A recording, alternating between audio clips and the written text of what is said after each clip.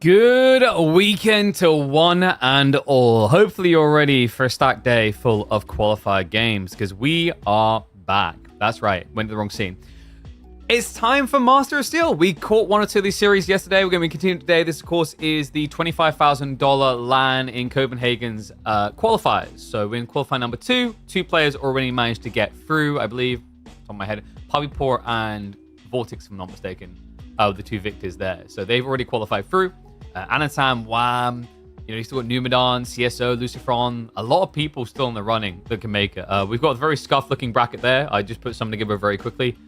So the way this works is that the winners of the matches today will go through to a double elimination format. So getting to the end there, where you can see like Lucifron and Vaudemal already waiting, doesn't secure you a placement in LAN or even close. It's going to all be diluted down to 2. And the crazy thing, folks, is after that, qualifying number 3 happening next weekend is 1 qualification slot. So it is merciless the way it's playing out.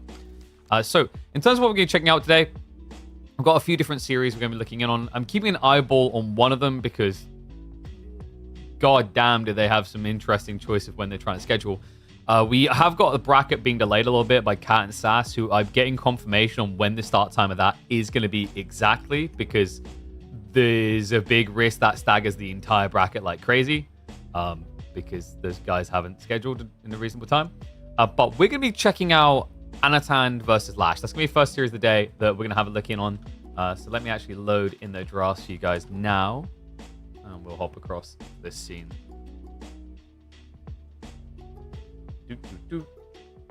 Boom. Okay, fully populated. Nice. So, Anatan versus Lash. Kind of an interesting one. I think Lash, it's not that he's not a decent player. It's just that obviously Anatan has been on another level. I think we can all agree what we've been seeing in the Midweek Masters, the Hims Cup as well.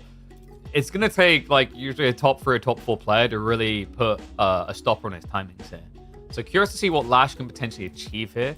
Definitely would think it's fair to say this is going to be an uphill battle. Game number 1, we are going to be heading into Relic River, though. And we're going to be seeing some House Lancaster. I noticed, I feel like this happens a lot. I think Anatan's quite a big fan of Relic River, House Lancaster. I haven't seen too many other people do it. I think we've occasionally caught someone like Kilyadi, but Kilyadi not really participating at the moment. Actually, I don't think I even saw him sign up for this one, so I guess he's just taking a little bit of an extended break away from competitive. But without further ado, let's get ready to hop into G number 1. Why does my Spotify keep disconnecting from my Stream Deck? Oh, the button does work. It just like wasn't acting like it was going to work. All right, I think we're good though.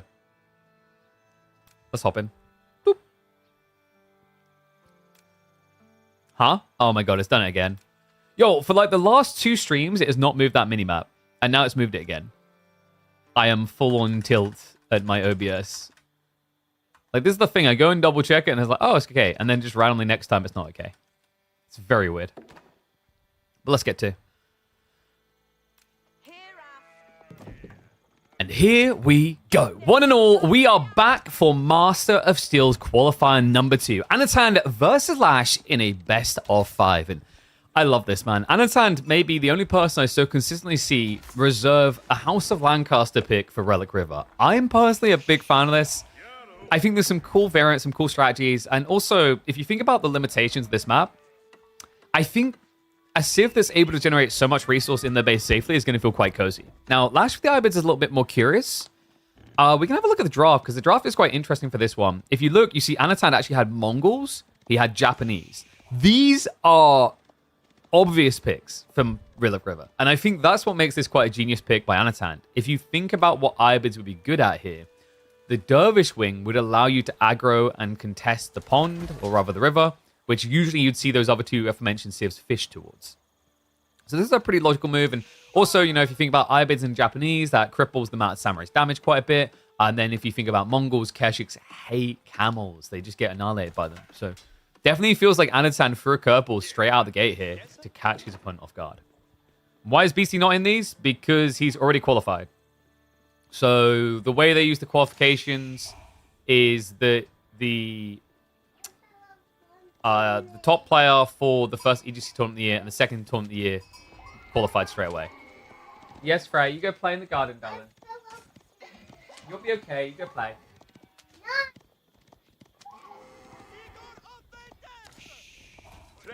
So I've got some deer laming going on. So Anatan was trying to get this deer shoved home as I get interrupted by a Freya.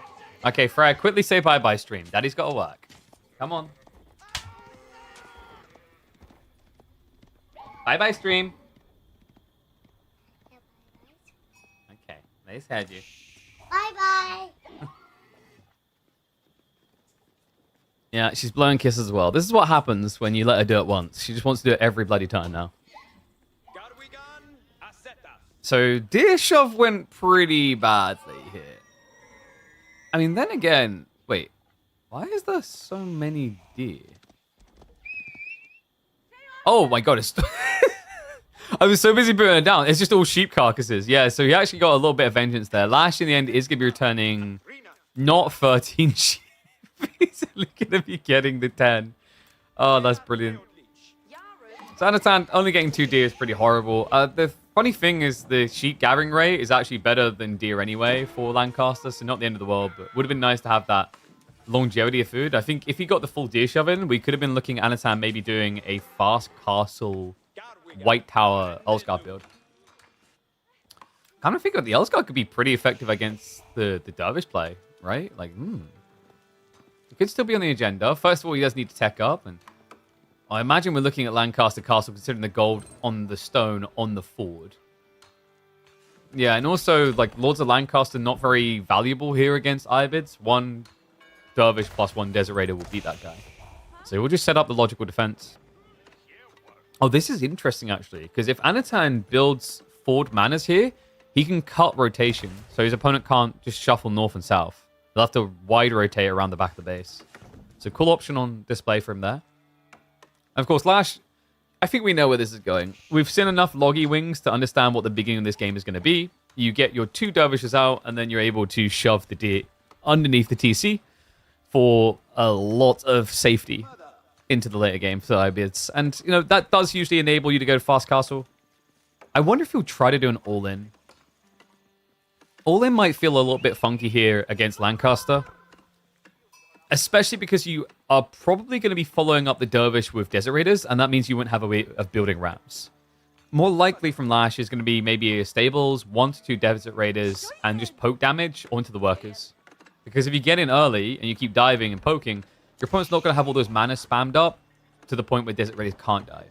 Right? So you'll be able to trickle kills. It's not a bad idea in theory. Wait, was Anno trying to shove these deer all the... Please. The interesting part to me is that Anatan didn't go across to the enemy side of the map and lame their deer. I guess it wouldn't matter much. Probably Anatan is thinking, I'm not going to really attack him early on, so allowing him to shove these deer in, like, or not, it doesn't matter. If he lamed the deer over there, Lash would probably just walk out for them.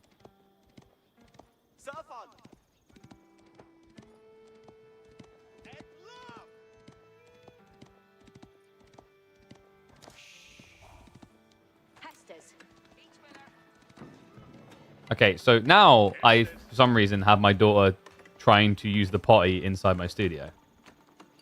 Let me just phone the parent that's meant to be responsible for this little girl.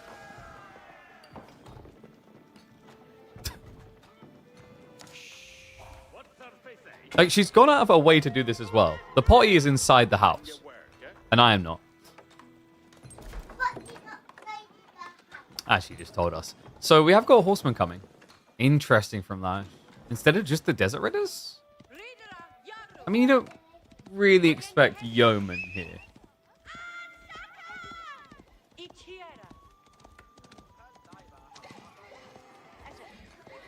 Looks like we are getting the Dervish intercepted on the shove-in, but I mean, at this point, Anatan can't really do much.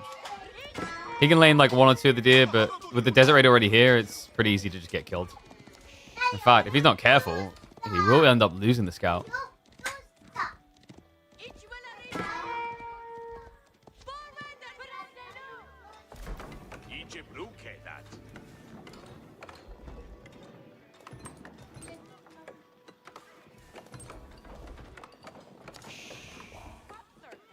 Okay, so it looks like we are going to be getting him lean into the manors more, so it's full spam. Okay, that does extend the window in which Lash can actually do some damage here. He can focus on like an all-in maybe. It does feel super unorthodox with Ayyubids to do this though. It's like we are going to be seeing maybe like what, spears only? Freya, you need to be quiet.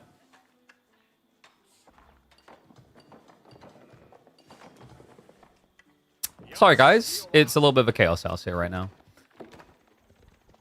Okay, so Horseman, Archer only. I mean, this is logical against what Anatan's likely to do, which would be spears gradually into Yeoman. And I like that he's got the camels in there just to kind of devalue the Demi-Lancers. Although, in fairness, the Demi-Lancers like, don't have much high base damage for you to mitigate anyway. And the poke begins. The interesting thing is that Anatan actually placed his manners further back intentionally. So it kind of crippled his ability to actually defend himself on the Forged Stone, which is why it's a little bit surprising that he went for level 2 mana. I guess he thought he had a little bit more time just to gather the stone on the front side before falling back. And his main focus is on protecting that tree line. All right, I finally have got rid of Freya. I've been locked in this house again. This is where I need to get appreciation subs coming in from chat, because this room is going to get so hot in about an hour. And we plan to be live for probably 4 or 5 hours today. Help! So you see why Lash had to go archers anyway? The problem with this stables only potential is that you just don't have a way of getting into rams. Like, that's why you might have been understandable the idea of military wing here. The problem is, because of the trickle damage from the ranged buildings, you need the dervishes. The man's YouTube comment's been integrated in chat for about like a week and a half now at least. And it looks like Anno is going to be summoning the Demi-Lancers. Okay, good timing as well. There's only one Desert Raider, so not overwhelming threat to his damage with the debuff. And also the Demi-Lancers are going to square up really well against the Horsemen and the Archers. The problem here for Lash is his true goal has been to get to Castle Age while feigning aggression. It has left this a little bit underwhelming for an all-in timing. Because it's not an all-in timing. And what is up, Faded Tiger? I see you, buddy. Smart lad right there. Appreciate the prime sub. Welcome to Swarm. On Ram to break a Lancaster castle. I mean, this is, I think, the subtle genius of it in the end. We talked about the fact that Anatan had been maybe a bit greedy, placing his manners behind and not protecting the stone. But this was the real goal. I think he maybe expected that either he would be able to gather the stone early because the opponent was greeding, or it was going to be an all-in, and if he puts all the manners behind the Lancaster castle, that leaves a 5,000 HP structure as your target, which is not feasible for an early Ram play. Yeah, we've seen like Barbicans shut down these attempts the same way. Kremlins as well. It's not the type of building you want to have to see this early. Demi-Lancers are just going to jump in. An absolute freebie here. The Desert Raider isn't even on top of them straight away. It's already half HP removed. Growth is coming in behind this from Lash. And Anatan is leading pretty hard into hobbies, surprisingly enough. Well, Hobilars are a great answer to a Ram all-in. So it's starting to make me wonder if Anatan didn't quite realize straight away that this was just feigned aggression. Now it should be kind of obvious. Like, he hasn't seen more troops arriving. His opponent's backing away. So I wonder if he'll actually stick to Hobilars or switch it up. They're going to be good against the Archers, but like against Camel Lancers, you're setting yourself up for decimation. Should infantry be able to repair siege? I think the problem with that concept is it will get a lot more cheesy than you'd ever expect. Maybe if it was like hyper slow repair rate, I could see that potentially working. It'd still be pretty tricky. What isn't going to be tricky is Anatan catching up on tech. So 20 seconds out from growth win complete for Ayyubids, and Anatan will be starting his tech in 20 seconds. So it's a window, and one that Lash can aim at the relics quite well. There's no way Demi-Lancers would beat Dervish, right? Okay, can we just agree this is silly? How often have you seen French knights, for example, struggle to kill a dervish? This is the value of bulk, man. Even just left with 7 of these, it's enough to actually pinch dervishes. Great timing there. Anatan not paying attention, though. He's going to dive in a bit too overzealously. Back away just in time. He does now have the hobbies let loose. And guys, it is not going to be the White Tower. No, he feels no pressure. It's going to be King's College, which means these Hobilars are going to become an insane threat as the game goes on. Yeah, a lot of potential here with the snipes.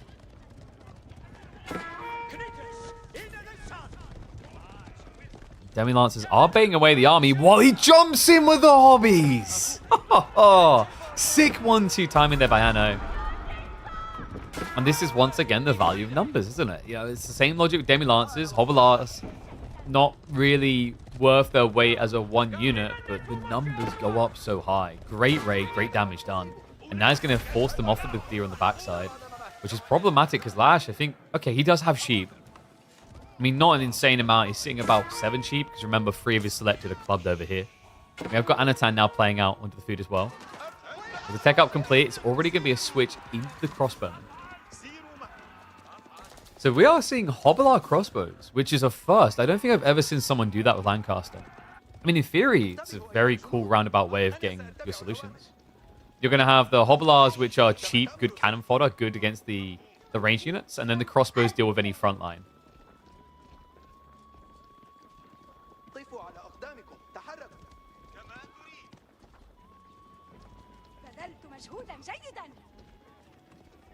Looks like we are going to have an ambitious Lash this game. Yeah, he commits the second mosque ahead of actually securing the other relics. Yeah, this is a little bit assumptive. I mean, I could see him getting 3 relics, but 2 could easily get blocked. Especially the way that he's lined up. Anatan's already in position watching. And Hobblear's still just buying critical time here. He did actually get the hill training, but not the veterancy. Now, that's surprising, but hill training is cheap with the veterancy. And remember what that does. That increases your charge damage in that initial hit. So, in a weird way, this actually does work out quite nicely. If you don't want to commit hard to Hobblears, you just get better value at a cheaper point than going full vet. Nice wall coming in. However, that does mean you're standing your ground against these hobbies. You'll end up losing another villager or 2. Eventually, we'll get cut down.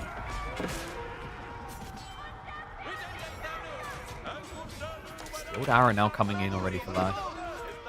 Problem is, he doesn't have these like great map control. It doesn't seem to have mattered though. He did actually find his timing onto this relic, so maybe not too assumptive at all.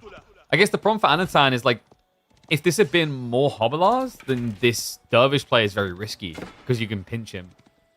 But as we can see, Anno just completely shied away from it. Things slowed down quite a bit in the last 2 minutes in terms of production ramp.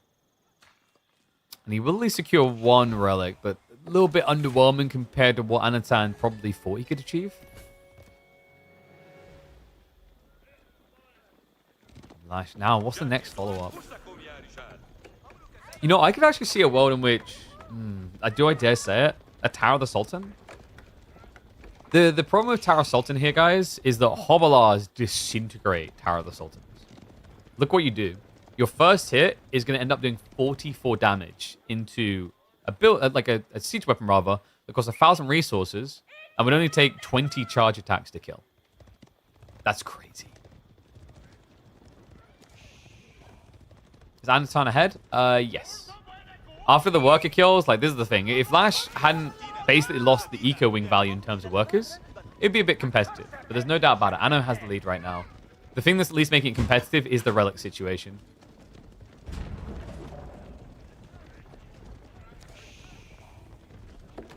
Lash now looks to leverage his position while it remains competitive. Doesn't want to get outnumbered.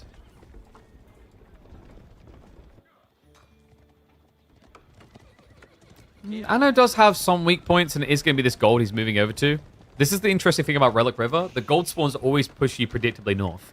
There is an option to the south, but it's so far in the middle of the map and hard to wall in. So rarely do we see people actually rush towards it. When we do see it happen, it's more of a gamble, but you're not going to be seen. Nice initial hit there. Manjanique's now in play, though. A little bit problematic for the crossbow line.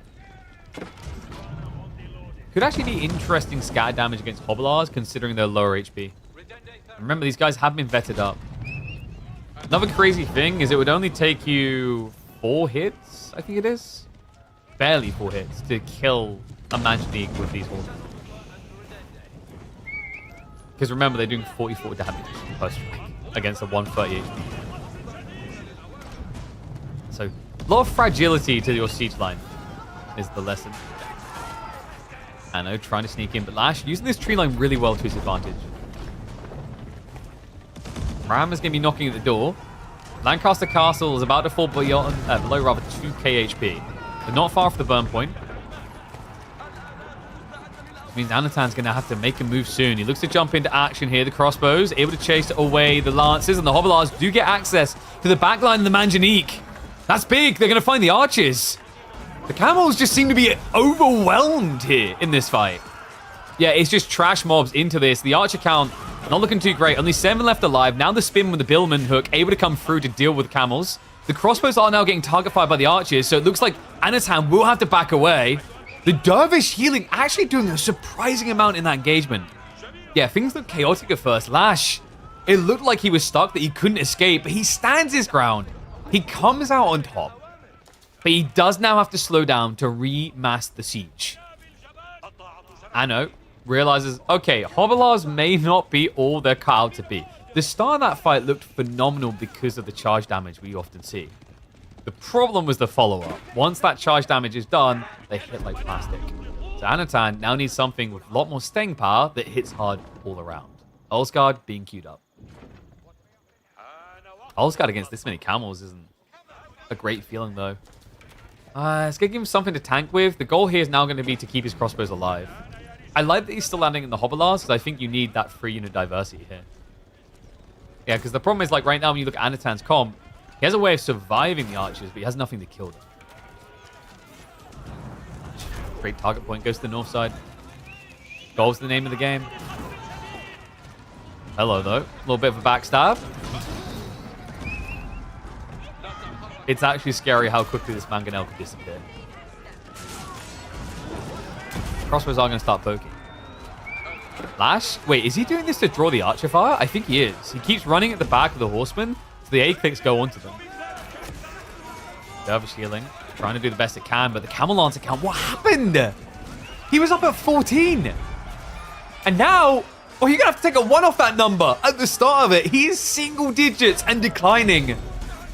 Not able to stand his ground. Anatan just on point with the patience there, reeling him in, and then hitting him from both sides to wipe out the Ford army.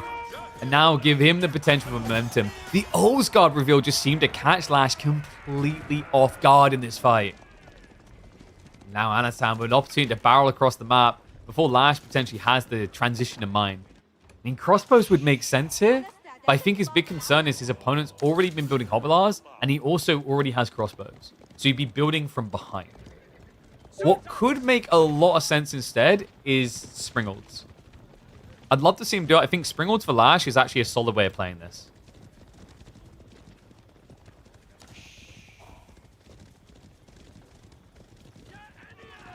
Hobbies once again into the little breach. This time they won't claim 4 lives. He didn't see that, right? I don't think so. I don't think Anatan saw the Manjanique rebuild.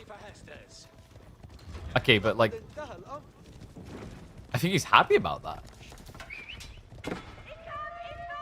You know, this would have been a problem if you got scouted switching Springles, then Anatan can pivot, but Ulsgaard looked primed to win this game right now. Like, why is Lash not switching crossbows? Is it a gold issue? He has got the 2.5 gold here, and he's building mangoes anyway. Not to mention 4 relics, so I guess Lash just wants to hunker down his base with mass Manjanique. I don't know, I always look at these type of situations and wonder, like, Springolds surely have to feel better. Because if you have all these funnel points, it sounds good for mangoes, but in reality, like, if you're against a big blob army, this Springles shot's going to hit 4, 5, 6 targets. A mango maybe hits the same, but you're not getting that bonus damage against the Ulsgaard. Also a little bit less in the way of mobility. Anno's in full cruise mode, though, folks. We've got the final level of Mana Tech coming in at 20 minutes. Yeah, this is the thing. Like, when Mana spam was just at its peak, when that's all Lancaster players done, their predictability was leading them to die to these kind of all-in ram pushes in Feudal Age. But we're seeing how people are adjusting quickly. And it's fast making the Lancastrians look ridiculous. Not a top 3 civ, but I'd say definitely a top 5, top 6. And when you consider the bans and how usually in any tournament game at least 2 civs are removed already, that leaves Lancaster as an insanely powerful pick. Hence why we've been seeing it first or second place in most people's drafts. What I think has been surprising, actually, is that as the weeks have gone on, we just keep seeing more and more strategies that convince you of the power of Lancaster. At first, it was the Yeoman, Then it became the Earl's Guard spam. We've been seeing Hobilars more frequently the last few weeks. What I don't think we're going to see is a last W in game number 1. The villager lead is now extending in favor of Anatan, even more so with the manners. And the military count is demoralizing. Yeah, Anno has a very respectable balance between his army as well. A 3-unit comp where he hasn't overleaned to one over the other. One way or another, he looks to get his win. Anatan able to spring into action here. The Manganiques, one already down. And this is the thing, the Horseman can just run to the back. Yeah, there's barely any spears here. I mean, Lash on the front line has 8 spearmen. This is not going to be enough. He's going to get overwhelmed. Manganiques to be brought down. And GG to get called. House of Lancaster needs to be called House of Wincaster? Yeah, because it doesn't sound right calling them the House of Elves when they keep winning games like this. Oof. Good start. Anatan, 1 point on the board already for the House of W's.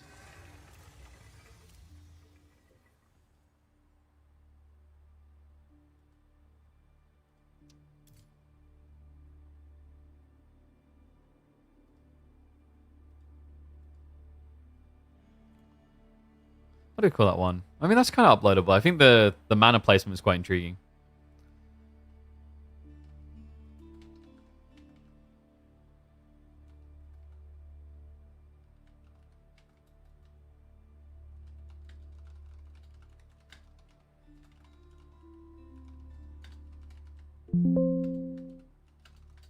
There we go.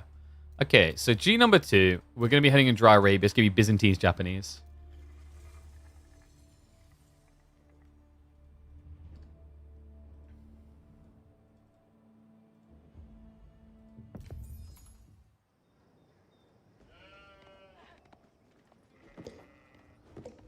There we go. All updated. You wondered why there's no EGG map for the first game, but realized it's a different tournament.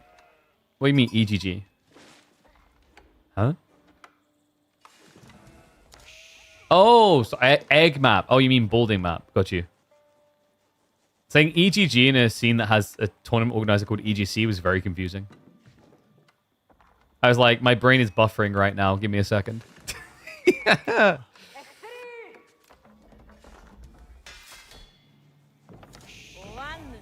There's just something about these Eastern European players. It's almost like they want to take a holiday over to Tokyo. We've got Anatan in game number 2 with Japanese. One and all, this is a powerful pick. It's crazy, actually. I think like Japan might be solid A tier now. Low A tier. It's crazy because just a few weeks ago, this Civ would have been rated maybe like C for a lot of players. Best case B. Byzantines, on the other hand, definitely not a B grade themselves. I think they've gone up in the runnings as well. Maybe high B, low A tier.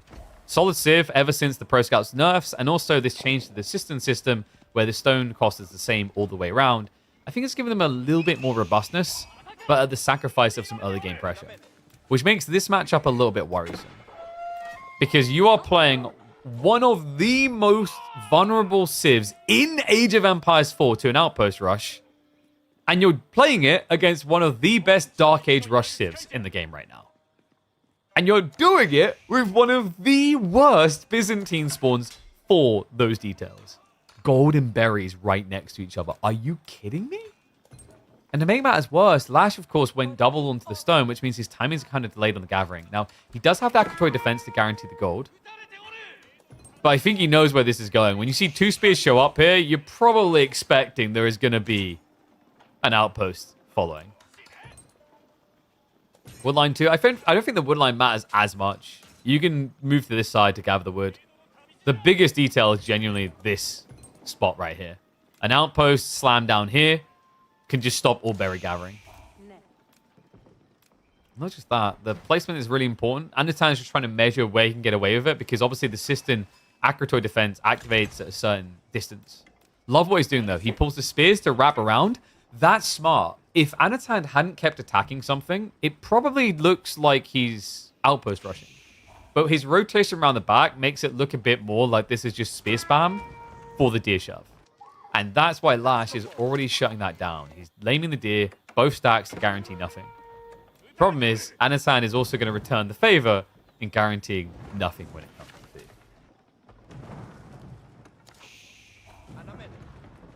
Damn, it's so actually elegantly executed by Anatan with that detail.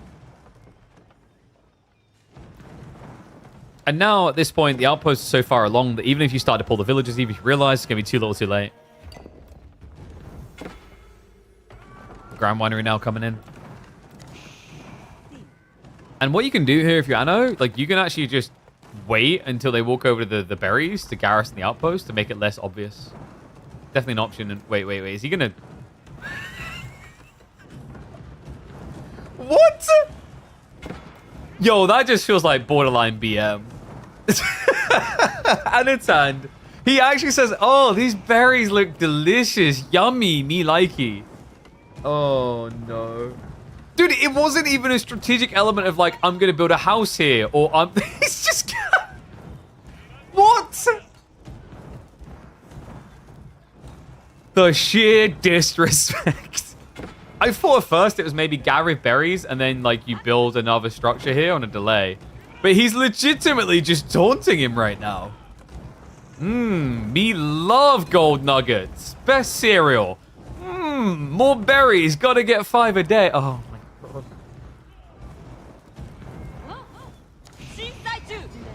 And finally he's gonna build a farmhouse. I think he was maybe lacking the resources, but bruh. Like, the gold gathering was not necessary. Now, mark my words, folks. That 10 gold will be the difference. What did surprise me a little is that he didn't build the farmhouse on the berries and just gather that. Because it's a better gathering rate than the sheep once you have Tawara. So, cool timing. We've seen a lot of people get better at this with their scouts. Like, if you have, you know, a hunting camp and you're building far away from the TC or whatever, on roofs, or you do something like this, just club a sheep over here. Drop one off. It's really smart with Japan because you need a house anyway. The risk is now if your opponent counterplays this outpost, you've also lost a house on top of that. But I think it's justified compared to the walk back with the villager. And it also means now, if Lash tries to pull a few people to burn this down, Finley, like, yes, I just have enough to kill this, it's likely to fail due to the repair crew.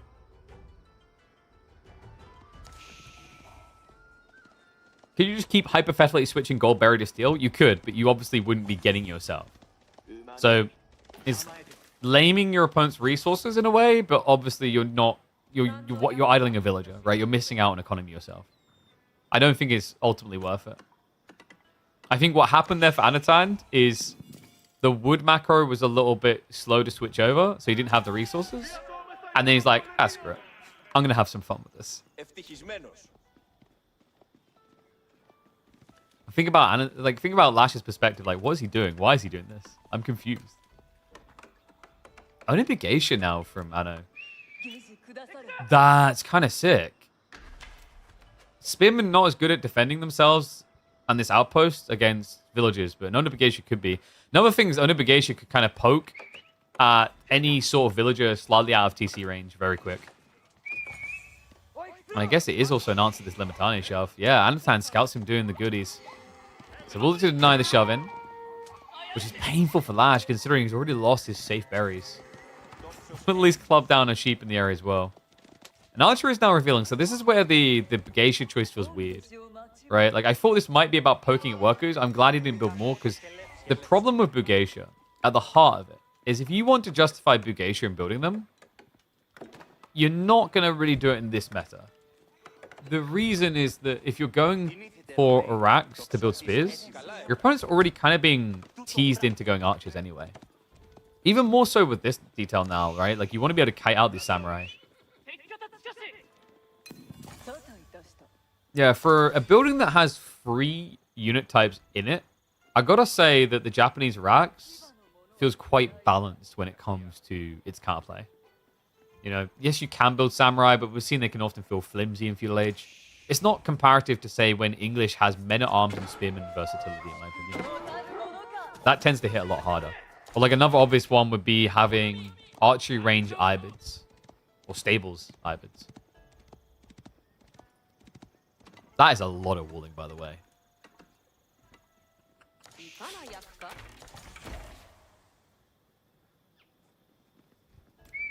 Lash, well, he is going to rush out for the gold. So that's a... Is that a fast castle?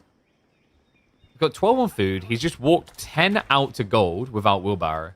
Okay, no, there we go. I was going to say, even for like a relatively quick castle timing, that many villages is nuts onto gold. Unless you're looking to get every single technology along the way. Now, we do have Western Contract on the way. Going to give him the longbows. Anno is already leaning hard into Yumi, though. I like this. I think Yumi can actually beat this longbow timing.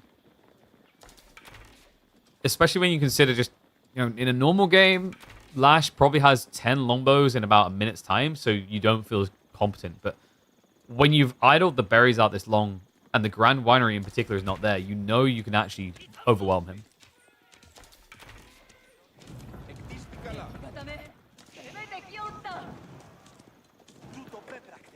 It looks like he doesn't want to waste any time at all. We do have additional samurai on the way. The burn power is going to be there. Berries half gathered, but Lash likely to have to just walk away soon. Archers are going to start poking, but that's the point of these hardened samurai, I think. That's why he wanted them. He could have went for a ram, but it's much more threatening outside of the burn fruit to have these boys.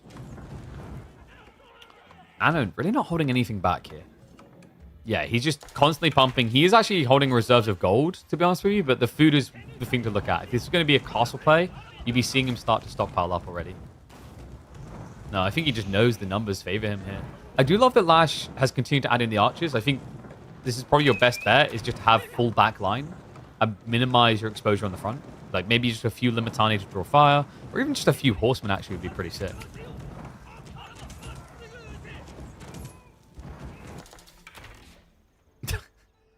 Okay, so we're not bringing more sheep. So Anatan decides he's actually going to move over to the deer and the berries now. This villager.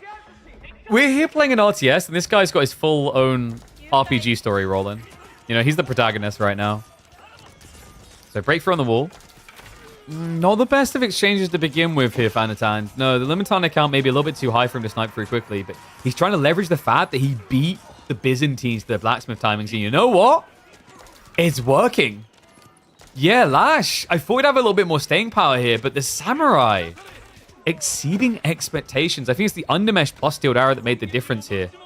And crazily enough, Lash, I mean, he did switch Dialecticus. It's just the Beastmiths was too late. And to make matters worse, the gold workers have been found in the corner. And this is where Yumi thrive as raiding units. They will eventually get sniped down by the longbows, but not before they take away all those gold workers. Great read by Anatan. Not even Undermesh good enough to protect them, so -5 there. And there's still a secondary wave coming in towards the tree line. This looks like bullying right now, man. That opening outpost just seemed to kind of frustrate everything. I love this read to play Yumi. It's so refreshing to see Japanese as a viable fuel sieve. After for so long, feeling impossible to do that with at the highest level.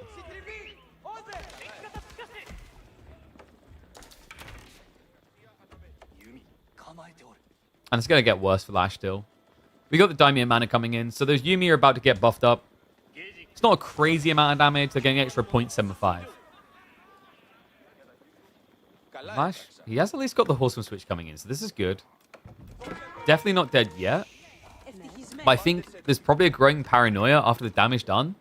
Maybe Anatan just thinks about castling. And if he does, those Yumi upgraded will destroy small groups of horsemen. So if this is what Lash wants to gamble his game on, he's going to need a lot of them fast. Yeah, and you can see Anno's prepping. How did Hymns Cup go yesterday? Oh, very, very, very stompy. I think maybe there's something interesting in the idea, but Anatan made a fair point that maybe this would be a cool way of leveraging, like, Empire Wars, was the thing he said. And I felt it as well. I felt where he's coming from. Like, those games, the problem is that the castle spam idea is cool conceptually, but your economy is way too small to really do anything defensively. Player who can only do things defensively is Lash in this game. Poor lad, still stuck in the base pinned, and Anatan about, what, half a minute away from triggering castle. The horsemen weren't revealed, if I'm not mistaken. Anno doesn't know they're starting to be spammed, but with him already triggering towards castle, it makes sense that he doesn't really want to dive in here. Feels rough as well for Lash, man. I mean, just think about the food quantity here. If he hadn't built any of these horsemen, he could have been going castle. But he couldn't take that risk. Because if he gets seen with no cav at all, it's a full dive. So this insurance policy maybe keeps him alive for now. Don't quote me on his heartbeat monitor 2 minutes from now. Yeah, there's a big risk of flatline. Remember, the floating gate, that means you're going to unlock the Yuumi veterancy in like half the time. Which is interesting because in this matchup, you usually favor Byzantines for tech timing unlocks. Not going to be the case at all here. And wait, is Lash actually going for the... He is. He's building a Kira Siphon. Okay, so I guess just feeling desperate to get those berries. I mean, makes sense. He's out of food in the corner. He's been pinned on the deer. And the other ones are behind the outpost. So, unfortunately, when his opponent goes castle, Lash has to make the hard choice to clear that frustrating outpost.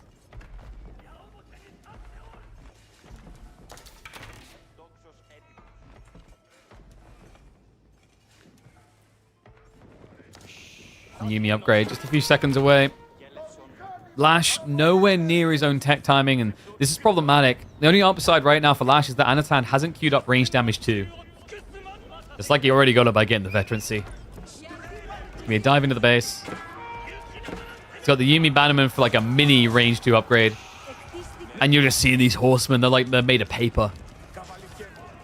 Villagers also getting sniped. This dive is going to reach to the backside olive groves. I don't think Lash has got enough army here to stand his ground. And the Samurai just makes matters worse. They're already vetted up. Even if you could somehow kill the Yuumi, you haven't got any golden solution to the heavily armor-cladded lads. Elegant execution, man. Anatan in May has actually looked like the boogeyman, if we're being real. The last 2 weeks has been impressive to me. We've seen his performances in KPMM, resounding. Currently, when I look at Hymns Cup, I'm wondering like, who the hell can actually beat this guy. And now, the Master still qualified. I mean, I was a little bit surprised he didn't make it in the first weekend. He definitely feels like the front runner for the second. Lash, now having to bow down to a second point on the board. He's back fully up against the wall. Nobody wants to have to go to that qualifier number 3 when there's only one slot on offer. Okay, so second point now. Resistance beginning to feel a little bit futile for the poor lad.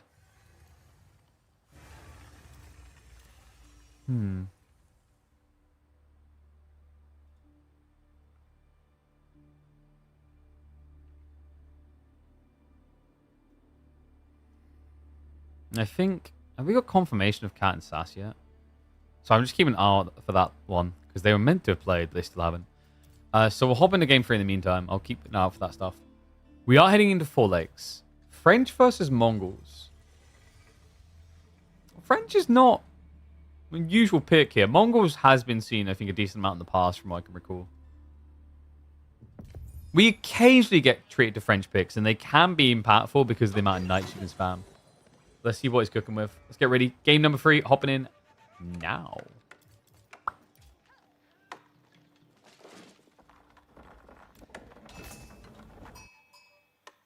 Woohoo! Blast from the past, one and all. We are on 4 lakes.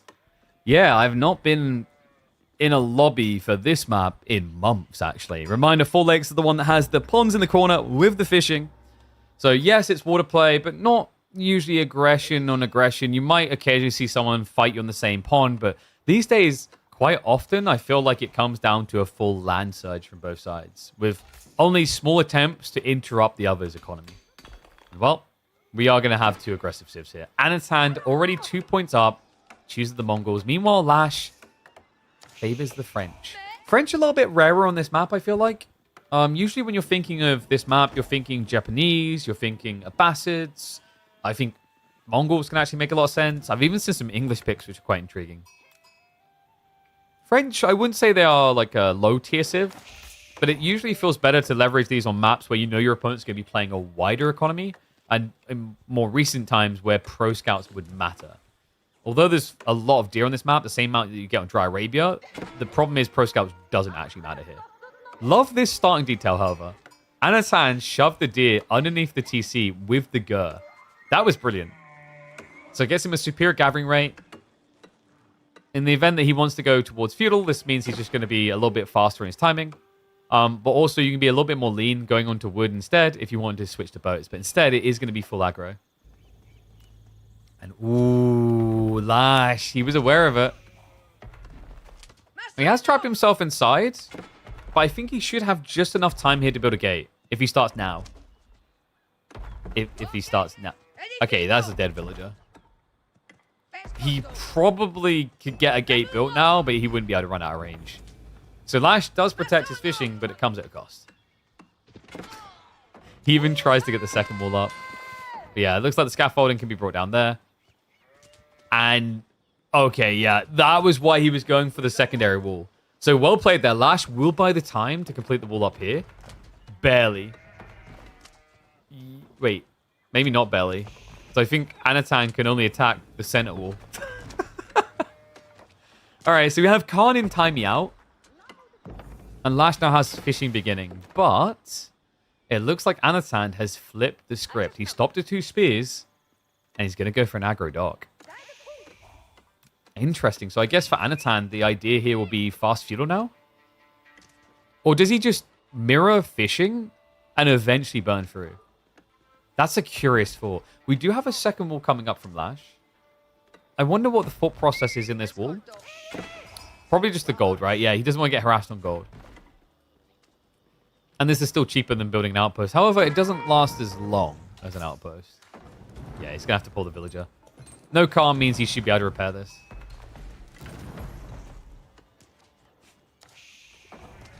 Alright, guys. The Khan only needs to serve 5 more years in his imprisonment, and then he's a free man. It's going to be a while. Wait, did Lash... Why did Lash cancel it? Huh? Did he cancel it, or did Anatan switch targets? I didn't catch that, because remember, for ages, he was hitting the center piece, which had 200 HP. Maybe Anatan realized and shot different. Because remember, the incomplete scaffolding just has 12 HP. So we'll start to burn through. We don't have any fishing. It is just going to be feudal. And this should be standard Deerstone play. There is the option for Silver Tree, but I think Silver Tree just lacks tempo. Which is dangerous against the French Civ. Like, for multiple reasons. For a start, you aren't going to be able to punish them for this greedy fishing.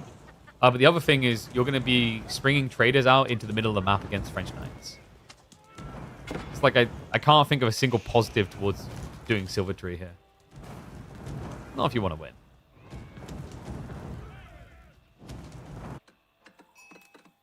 No, he's getting more spears, which just makes sense. You're expecting knights either way. I wonder, is there a world in which Lash sneaks to one of the enemy ponds? Seems unlikely. It would be very gambly because your opponent already has all these spears. And although you can see that they're kind of barreling towards your dock, for all you know, there could be ones patrolling the other ponds. It's just not worth the risk. One nice thing for French here is over time, you are going to be scaling more villages. So if this becomes a stalemate, you're still in a pretty good position. Problem is, in the meantime, though, Antan's going to start hitting pay dirt. If you can burn down the dock, that is going to give him the bounty. Yeah, and even if he doesn't get it, you're kind of in a position where you're eventually going to feel paranoid about bringing a villager out, because if this does turn into a back and forth siege war on water, you've got a weak dock that could get sniped. And looks like it's going to be galley beginning. Okay, so Anatan doesn't need to leave, guys. He can split these spearmen up evenly between them around it. And it's going to minimize the damage from the galley entirely. Anatan, already aware of how good his position is going for the Springald. Is B in Master of Steel? I believe B is not playing. I'm not sure why. A little bit surprised. I think that someone's been talking about an Age of Mythology tournament he's competing in, but there's a lot more money in this than there is in Age of Myth. Said you would not get a visa. Oh, that's rough. So how has Cat been able to get a visa is what I'm confused by. Maybe it's just like because Cat already had one for another European country. Yeah, Dock goes down. Fishing boats go for the final drop-off. Galley does actually get a good amount of kills here. Anatan was so paranoid about a second boat and wasting time. He sacked all the spearmen.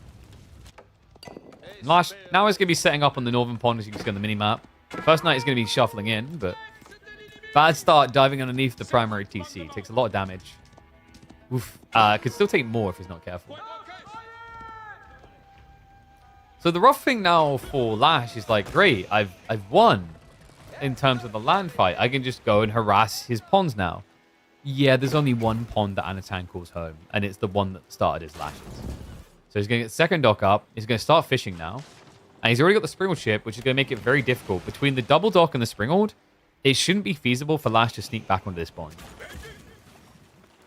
Not unless you're a crazy man who pulls 10 villages to build a dock so that the Springald ships can't take it. I wouldn't mind seeing that.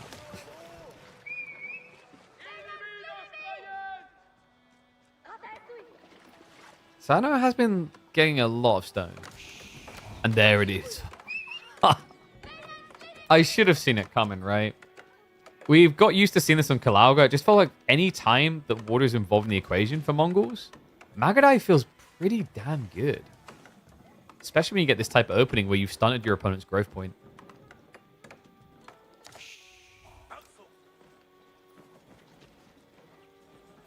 I wonder, does he know? And Lash is hanging around the backside. He's going to see an outpost on the gold. So that's telling him this is either, what, Keshik, Greed, or Magadai? Those should be the only options that make sense. Does get in and finds a worker kill. Costs him the scout, though. He's going to hang around to try and get a kill. The Magadai are going to be revealed to him. Okay, so Lash does get key info. So this tells him to just spam archers at the stage. A few knights is nice, just to frontline the Magadai shots, but the archers are going to be the backbone of the strategy. Because the problem with knights only is you're going to get kited a lot. You won't die quickly, but over time it'll add up. I think for Manatan, it would be pretty sick if he just finds his way into one or two Keshiks eventually. So you just give yourself kind of a damage absorption alongside the Magadai that are your damage.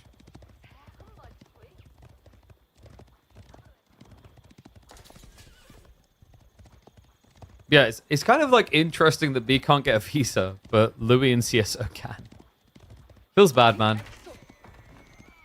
Not all visas are born equally, right? There is kind of this weird thing with visas and Russians right now where Serbia is meant to be quite an interesting gateway towards getting access to Europe for Russians. Because Serbia still keeps good diplomatic relationships with Russia. There was actually a very big theory about a year ago going around that Serbia was going to become an esports hub, like a very big esports hub. Because any like esports orgs looking out of Russia to do business in the West would look to use them. I think instead they lean towards places like Kazakhstan and Armenia. Like everyone kind of split to different locations. Magadai, able to sneak in there. Anatan a growing economy lead now. We'll lose the Khan Hunter, but that's fine. He keeps the Magadai alive. Because the Khan is a Chad who takes all arrows and then just counterattacks them like he's parrying a gradient attack in Clair Obscure. No visa needed to enter Serbia? It's more than that. It's more that there's... I'm not a legal expert. But there's a few loopholes where it can be very easy to facilitate moving then into a secondary country via Serbia. So you can use it as a leapfrog country. So you can go there, you can then get an improved visa to a different country, and then you've found your way around the modern Iron Curtain. The Steel Curtain, if you will. A lot of walling from Lash. I mean, it's the correct response into Magadai. But now we have the switch. It's going to be Keshik plus Spears. That's going to give him the burn power to get through. We do not have any additional pawns played by either player. It's just 1-1 split. The Lash is only on 3 fishing boats. Anatan is already up to an absurd 14. This does not bode well. Yeah, the crazy part is like Lash just feels so economically prime when you look at this charter, which is crazy for French.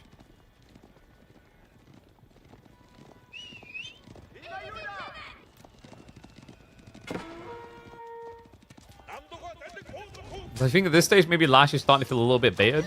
He hasn't seen any more Magadai with the Khan, which is usually a big red flag. If you're going to play Magadai in the opening, you always play them with Khan, because sometimes you are going to get caught out, and that movement speed is critical to get away. Lash maybe feeling the urgency. He's going to start approaching the base. The archers could get some easy hits here, but Anatan just so quick on the fingers. A tiny glimpse of that raid coming in, and he really pulls away. Dangerous for now for Lash, because he's pulling behind the enemy base. He's not sure what he's up against either. Remember, he's been riding pretty blind. I think Anatan is now ready to cut off that reinforcement route. Keshik's riding around the back now. Lash, none the wiser to it still. And this is a fight that Anno could just take head on now. He's already got Undermesh. It's almost like he's just giving more time for Lash to doom himself with the dive. And there it is. Reveals himself. Knows he's seen as well. Does see the scout. And we'll look to mirror. Lash pretty much just sends the scout around this way to guarantee which way his opponent's going. He's not going to be able to escape this. Keshiks are going to be able to dive in. The undermesh there means that the archers are doing barely any damage. And the heavy cav count is simply too high. So Lash will have to try again. There'll only be one more opportunity, one slot left for him to potentially make it through to the Master of Steel land. Anatan, he books himself a date in the round of 8 up against Voldemort.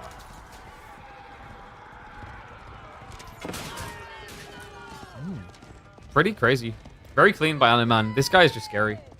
Voldemort versus Anatan's going to be interesting. I can see Voldemort taking a game. I would be surprised if he took the series just based on how Anatan's performing right now. It's not an offense to Voldemort. It's just Anno is, from what we've been casting on this channel this month, the boogeyman. Outside of the obvious ones like Beastie and Louis and Marine Lord, who all have already qualified for Master of Steel, I think this should anyway be that guy now to beat. Especially with Vortex and Poppy Paw already qualifying through. Step readout going to be coming in. And Lash, yeah, the only option he's left with is Castle. I think Lash's goal here, and he knows it's probably low percentile, is Guildhall into hopefully getting Imperial. Much easier said than done, though.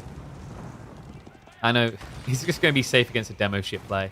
Step readout's already on the way for him.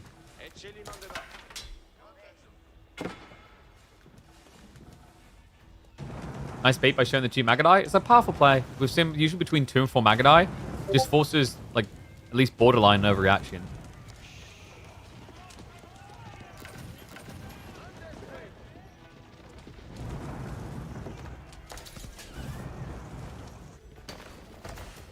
And there it is, confirmation of the Guildhall. Even with the pond, the ability to spam a lot of knights off of that food, he just knows he's so far behind on it. So Lash, survival mechanism for this like low percent chance being probably going to be arbitrary.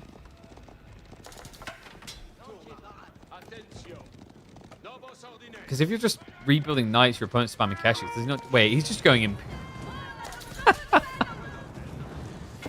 No matter what a Mongol player does, no matter how good it looks, no matter how sensible the alternative is, in the end, they always do the same thing.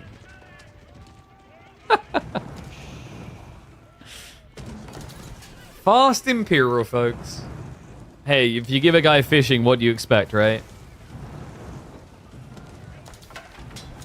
Doc's also getting denied, so Lash's ability to get more knights, harbors out is going to be crippled. Has at least got 1 dock remaining. It looks like Anatan... Did he see that? With the Khan there, he should have glimpsed it. So I think he knows. He just didn't want to risk it for the biscuit. Especially when he's going Karganet.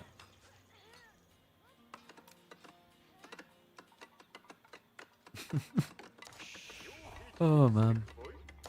Well, the good news is this should actually line up nicely for our next series. And let me just check if the drafts are beginning. Because I think they should be beginning soon. All right, we're safe for the second. Hasn't popped up just yet.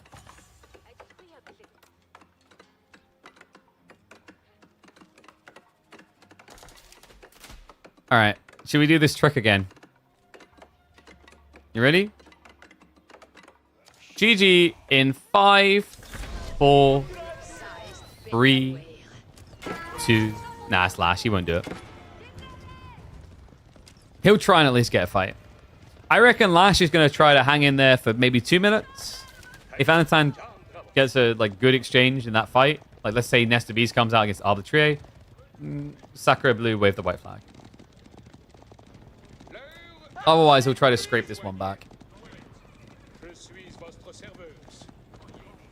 Then again, this approach is crazy. What? He's marching across the map. I mean, you kind of have to against Elite Techs, I guess, but you've got 40 seconds to work with. Your opponent can hide behind the TC. You haven't got that many knights. And he's already got the first elite units out. The Magadai arrived. The Palace Guard are 30 seconds away? Yeah, because you already got the Military Academy. And he actually dives underneath the town center. Okay. This is a hell of a Hail Mary.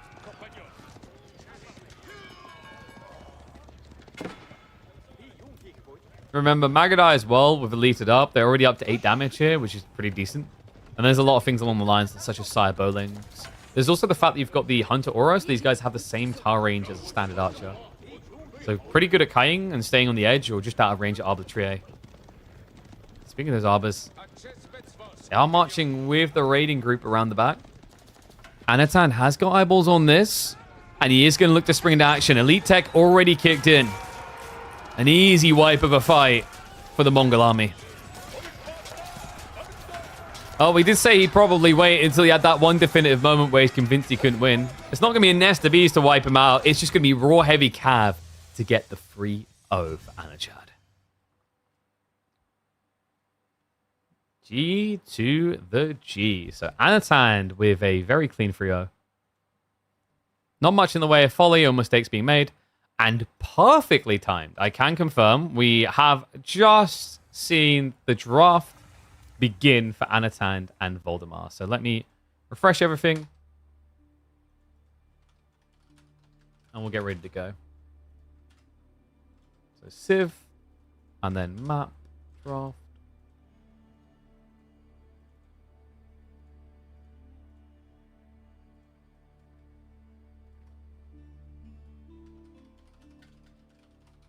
So guys, what we're probably looking to do is this series into, I think, Cat Sass is the idea. And then the winner of that will be going up against Starflock. Presumably. I still have not heard a single thing on when Cat and Sass are meant to be playing, which is getting a bit silly. Considering they are the previous round. But hopefully that gets sorted quick.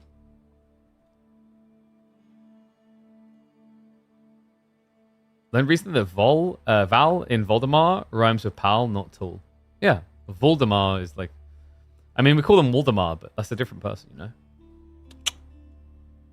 Okay.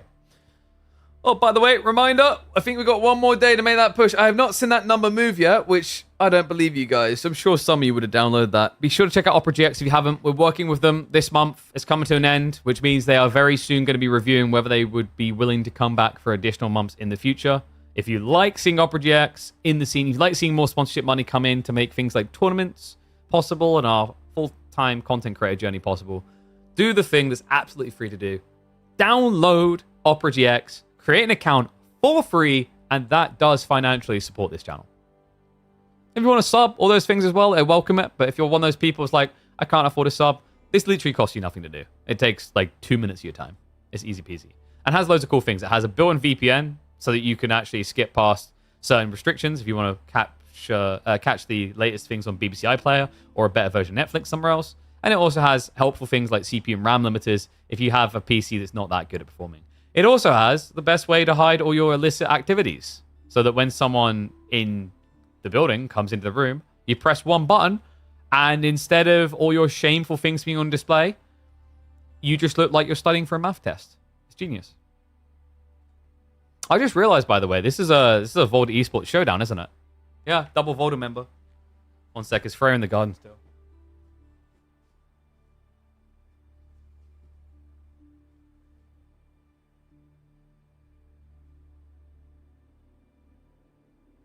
I think I might be safe to open the door.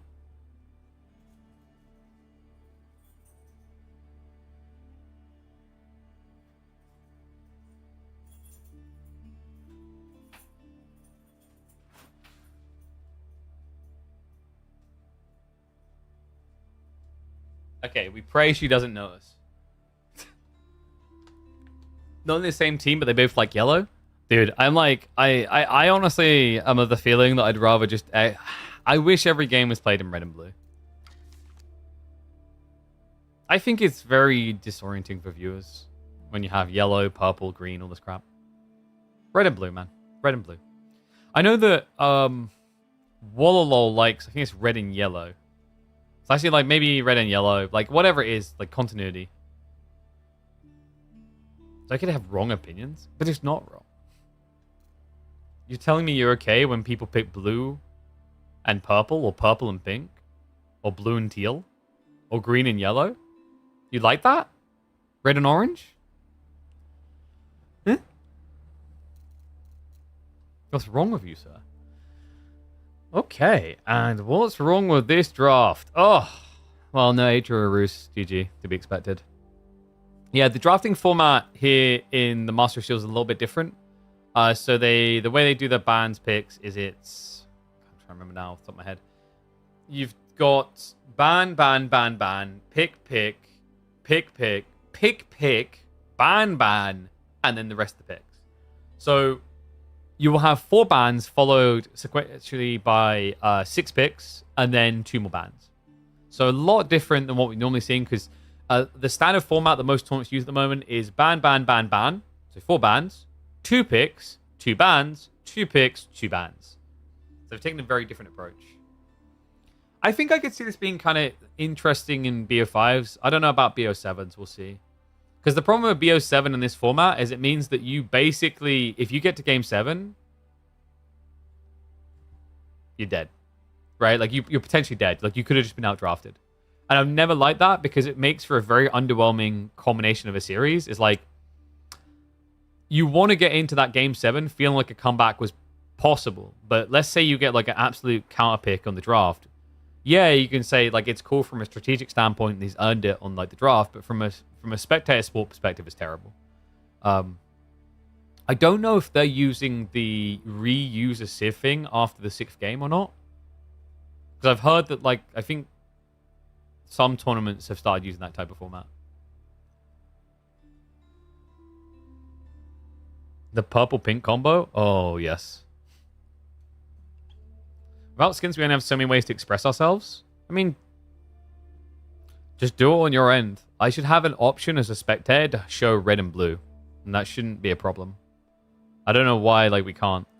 And before someone mentions there's a button, that button doesn't work as intended. If you use that button, like, the colors on screen and on the minimap will be different. So it doesn't work.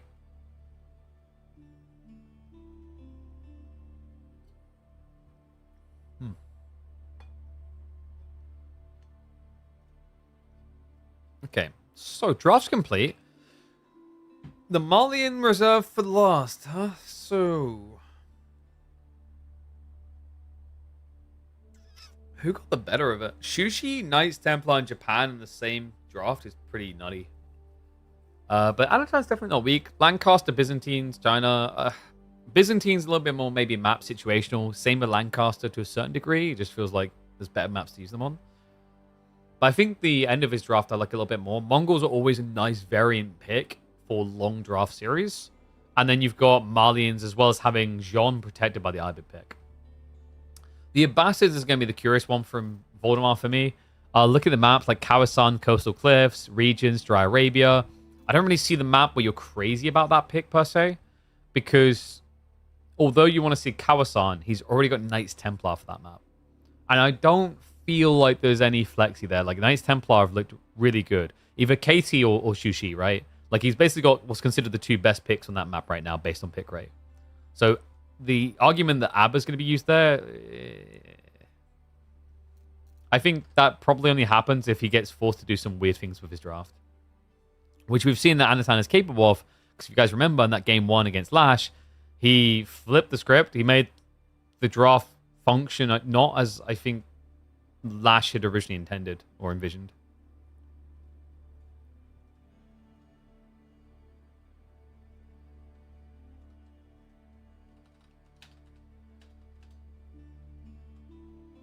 Okay. So I think the boys are getting the lobby set up now. What we can do, oh, I think it already ran the ads. So, safe, baby, like a bank.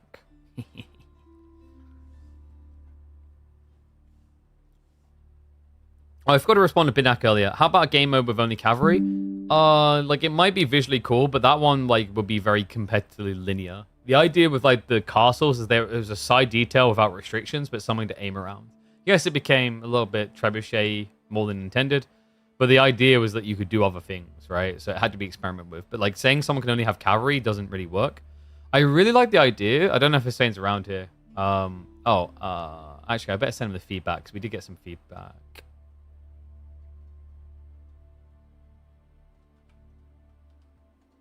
How possible would it be to have a game mode where you start off with a budget you use to select units you'd have access to? I kind of like that idea of, like, you start a game and then you choose the units you want to buy, and there's assigned values, like French Knights cost 10 points, and then, like, you know, Lombos cost 6 points and things like that.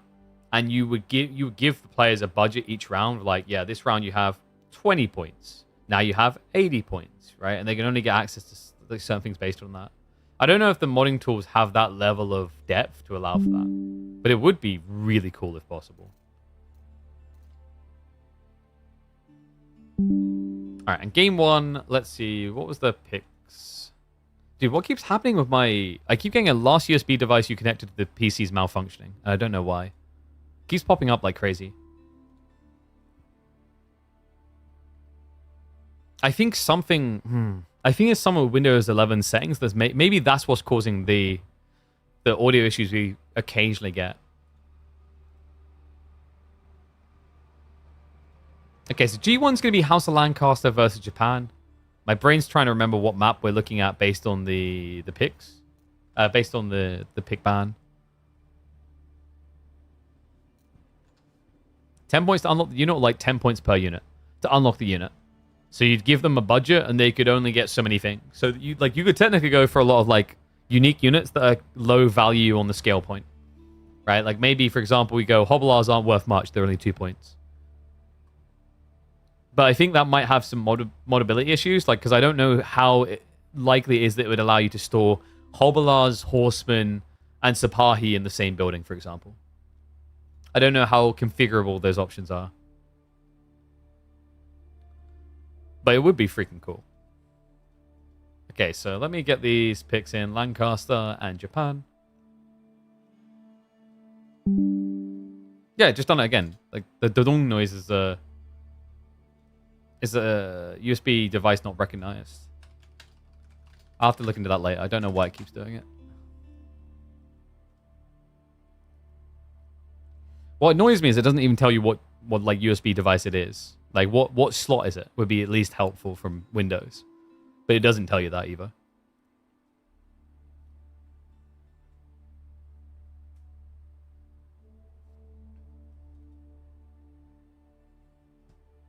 Unlock landmarks too? Yeah, like the deck building thing could be really cool. I think there's like a marketability to it, because there's already that card type mode. I can't remember what it's called, where you picked your units and upgraded them each round. But it's almost like a Mechabellum TFT type thing mixed into AoE4. Alright, looks like the boys are getting ready to roll. We have got a few minutes. I wondered if they were going to have delay. So we'll have delay getting into the first game, which could be on Gorge. But then after that, it should be smooth rolling, because remember, like, if we are on a delay now and we finish the first game, we go into the next one, they're already going to, like, account for that delay. So it's usually only the first one that does this.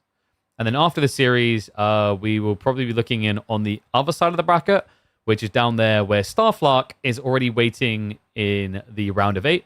But we don't know if his opponent's going to be Cat or Sass, because those lads have been a little bit late on the scheduling, to my understanding. There still hasn't been a time communicated? Or I think it's more the time they communicated was absurdly late. Like, we're talking, they communicated a time that would have meant that the round of 16 game was happening after all the round of 8s are complete. Huh? It's a little bit weird.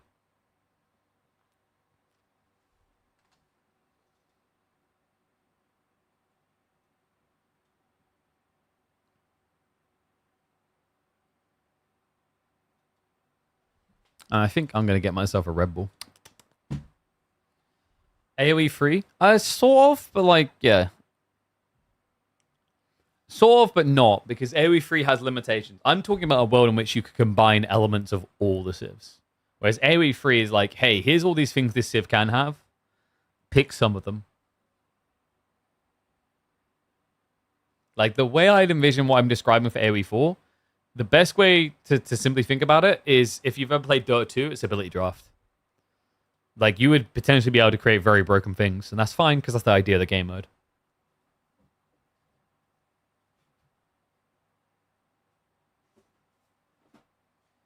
All right, it's gummy bear time. I'm down to like 7 Red Bulls. This is becoming a problem. My guy's like, yeah, you're up for the care packages. I'm like, I still have not had a care package. When is my thirsty throat getting the goodies? Gamba. Oh, we'll set up Gamba in a sec.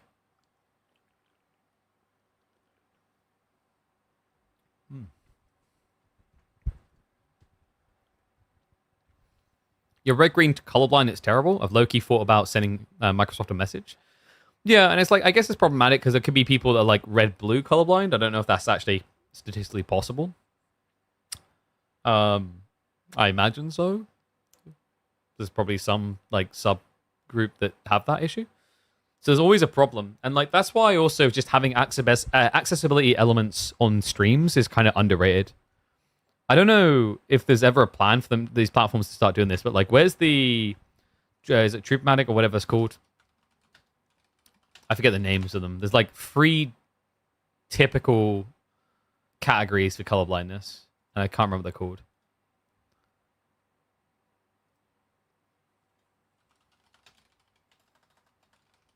Because like in Warzone, a lot of people would use a certain one of them because it was much better. It was like, yeah, Deuteranopia, I think it is one of them. So you got Deuteranopia, and then let's see if we can find the other ones.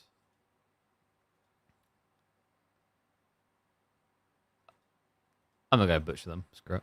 But the point is, like, basically, I don't know why these platforms, Tritonopia might be, like, why do they not have a way for people to just toggle that on a live stream? It's weird to me. Because, like, there is a subsector of viewers that you're just missing out on.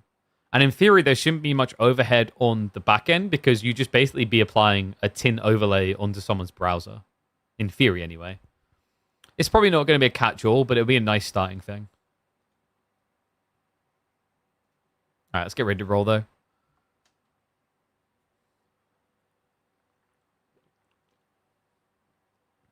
You're going to get, like, all the healer boys? Every Red Bull is one step closer from sponsorship? From or to?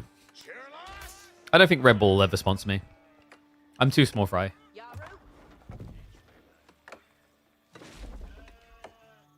Hype it up big. We've got an esports organization showdown. That's right, folks. In the round of 8 here in Master of Steels, it is Volta Esports X2. Anatan going up against his teammate Voldemar.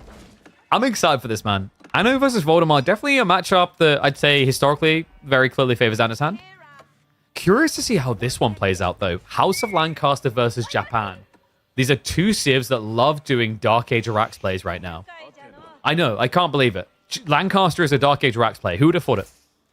The thing that makes them good for it, guys, is that they have got better gathering rate on sheep. It allows them to actually spam out spears quite nicely. And looks like Anatan's goal is going to be to secure his deer closest to his base. A goal mirrored by Voldemar. Your wife wants to see my kid? My kid is not here right now. She's hiding inside. Or rather, I'm hiding outside from her. Just check the VODs. That's what they're there for. Like, the VODs are literally there so you can have a look at my adorable kid. I think that's the reason why people click on the videos these days. I mean, you could watch these guys shove a bunch of deer around, or you could watch my daughter invade my stream and say bye stream. Okay, so Voldemort is about to scout what's happening here. Does he know about the racks opening for Mano? If he's reviewed the VODs, it's quite likely he's aware. I think Anatan does this, I want to say like 50% of the time we see Lancaster, and with an increasing percentage in the last week or two. So it's going to be a deer lane coming in.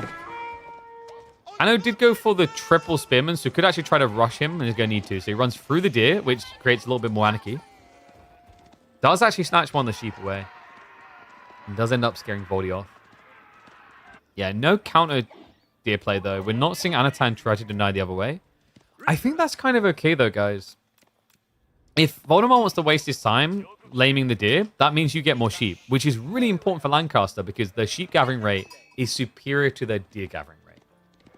So, yeah, a funny way to actually get a W in the trade.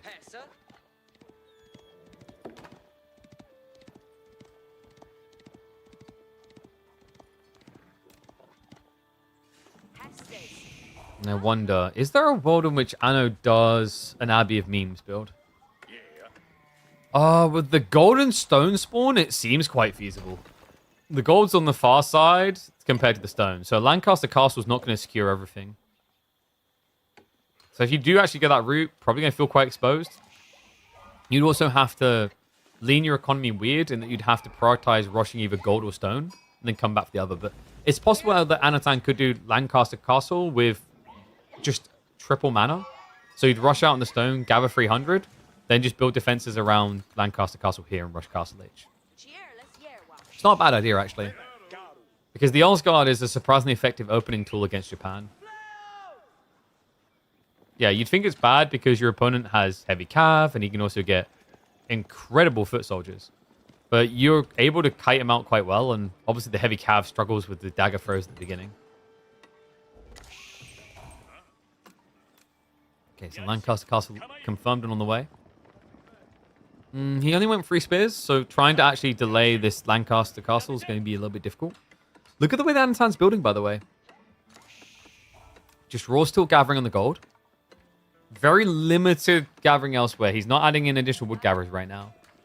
I am starting to wonder if this is going to be just an attempt to get to 3rd age as quickly as possible. I mean, if he wants to do that, does he have the food? 15 sheep definitely feels feasible for it. Now we'll be diving. Now, funnily enough, Anatan, if he drags this fight back a bit, the villagers can assist with their short bow fire. Voldemort. Probably aware of that is why he's a little bit paranoid about just diving in to idle the workers. Because, like, just achieving an idle on the workers and then losing the spears would feel pretty good, considering, do you really ever want to be building spears against Yeoman? Not really. So just trying to actually slow down your opponent's timings could have made it worth it if it wasn't for how good these guys are at defending themselves.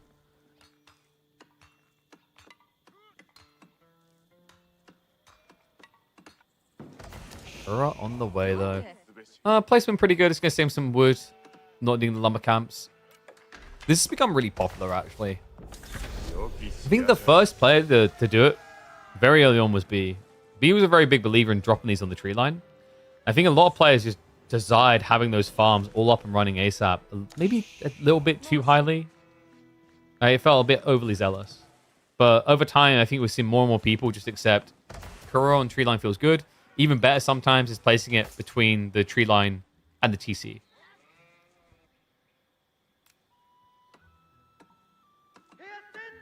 And the thing that I think also put it over the edge is we are talking about a day and age where Yumi are viable. So all of a sudden that lumber camp even more valuable, right? Whereas the old fast castle build for Japanese, usually you just felt like the 3 starting trees could have been good enough to get you there.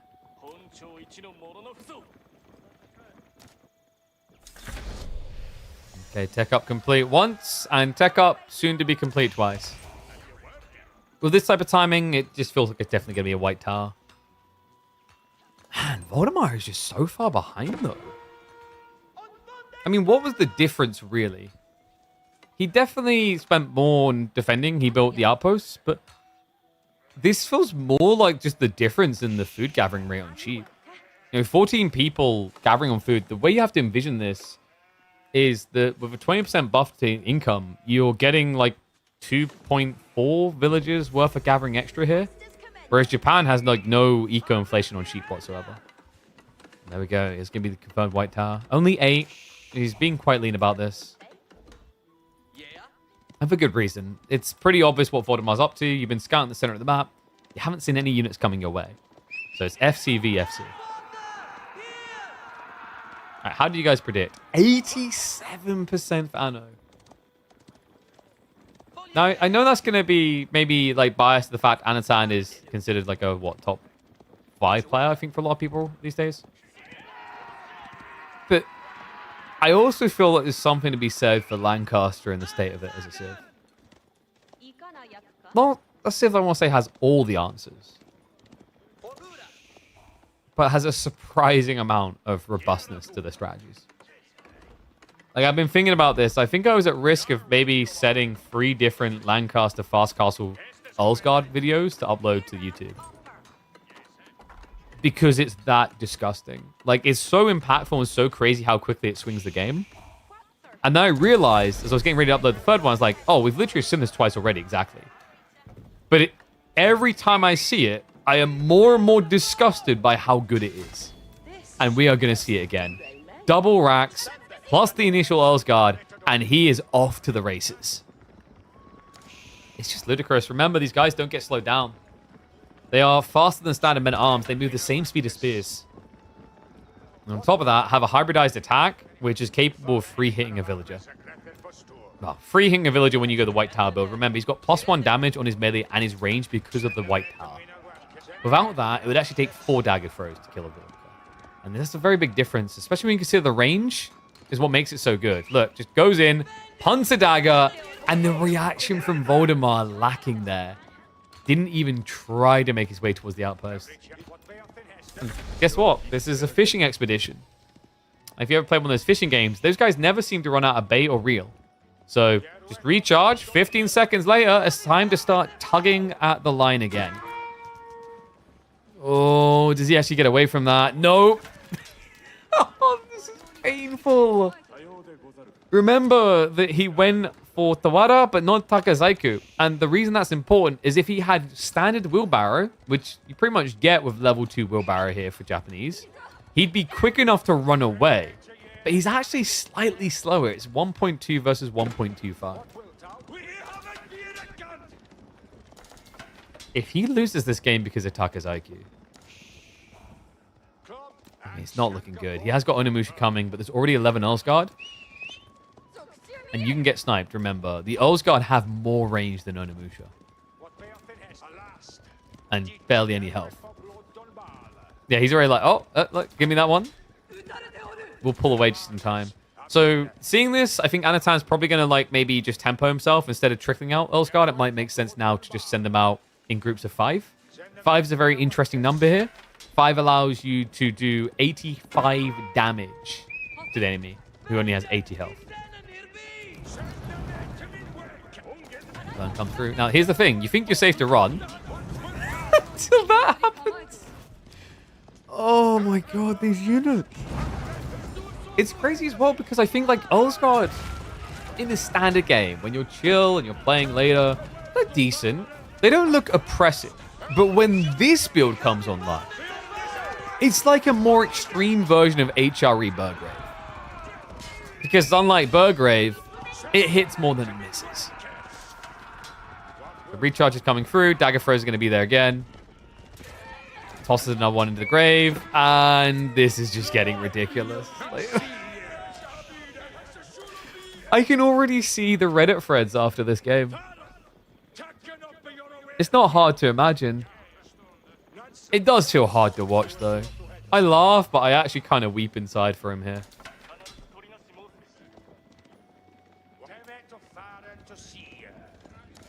I wonder if this will get changed to be something along the lines of Ulsgaard Dagger Throw does, 10 base damage, but then it has bonus against melee or something. Or maybe Cav. Cav will be an interesting... I like that idea. Like maybe 8 or 10 base damage, but then a lot of bonus against Cav would be a cool roll. Because right now, it's a jack of all trades, but a master of all.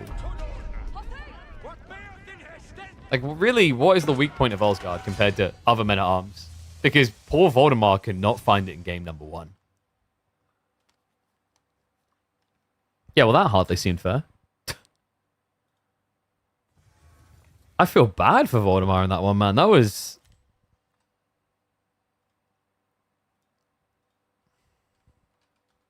This can't keep happening. This unit needs a rework. I don't know, are we at the point where it needs a rework? Like, maybe. It's absurdly powerful.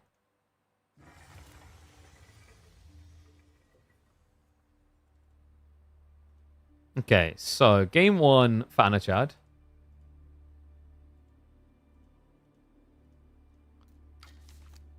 Where are we going for G2?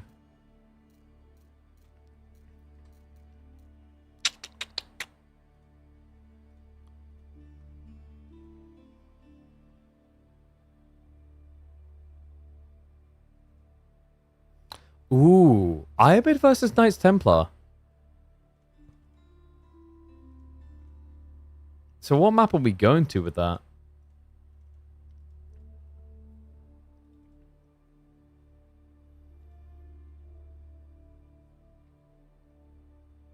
I think... Could this be Coastal?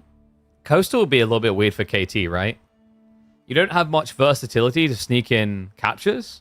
That also just feels like a counterplay, like, by picking Ayyubids there. Because you can just go Dervish, Desert Raiders, and counter block him.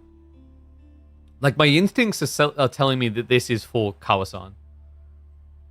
Which makes the Ayyubid pick in particular very interesting. But Ayyubids did have this gross timing around fast teching and then rushing the pawn your opponent's on. And yeah, I can confirm it is Kawasan.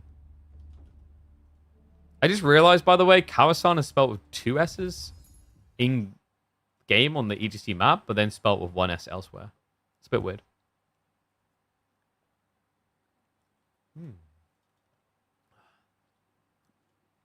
Oh, nice payout. So Anachad with the first win.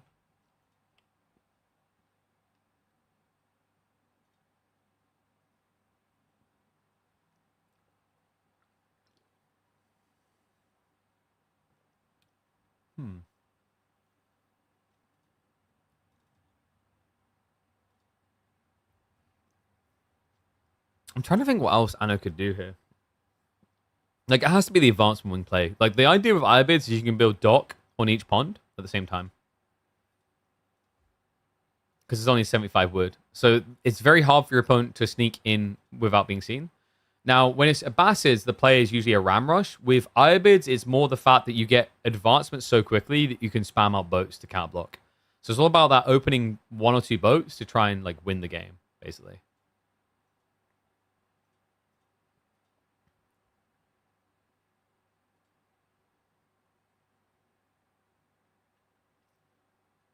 I'm just looking at the possibilities, by the way, from the bracket.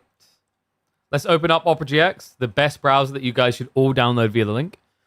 So, qualifier number 2. Got this one. Then we've got, what, Lucifron versus CSO, Wham versus Scatbrained, and Starflight versus either Cat or Sass. And I believe, usually these brackets flip you to the other side. So it could be, for example, Anatan versus Cat. And then, either way, like, yeah, I think the most likely outcomes here are probably... The front runners are going to be Lucifron and Anatan for the upper bracket finals here. And then... Actually, Wham, right? Like, Wham has struggled against Anatan. I don't think you'd match him on the other side of the bracket, so he'd be able to make it in the upper bracket, which means Wham would face off against either Lucifron or CSO. I think I maybe slightly favor, like, CS... and Lucifron to come out there. Like, CSO is probably front runner alongside Anno for this qualifier. So upper bracket's probably going to be those two. And the lower bracket's where it could get interesting. I could see Lucifron eking through here. Actually, sorry, no, I'm saying he won't make it there. My brain. I could see, like, so that in mind, if Lucifron's not there, that means you're left with... It's Probably going to be Anatan and Wham qualifying on this one. I think Wham will be for the lower bracket, and then Anno through the upper. But I do like to be proven wrong. If Voldemar can crack this cookie, I think I'm going to back that horse to ride all the way to Jerusalem. See what I done there? Because he's got a Knights Templar pick.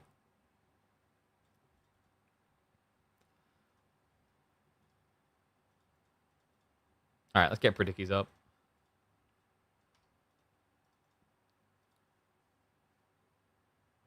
Wham is good, but he'll struggle. Yeah, it's just like we've seen him match up against Anatan recently, right? And Anno's just been a step ahead. We've seen it in KPMM, so it's not just been in like the funky all over the place Hims Cup things we do.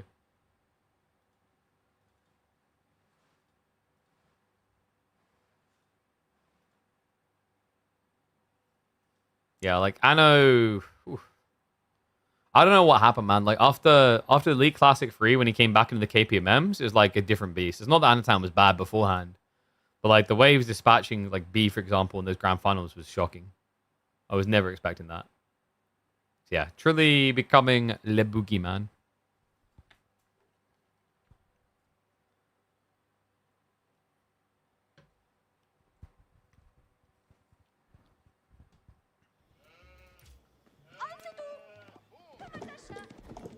Let's flip the score around.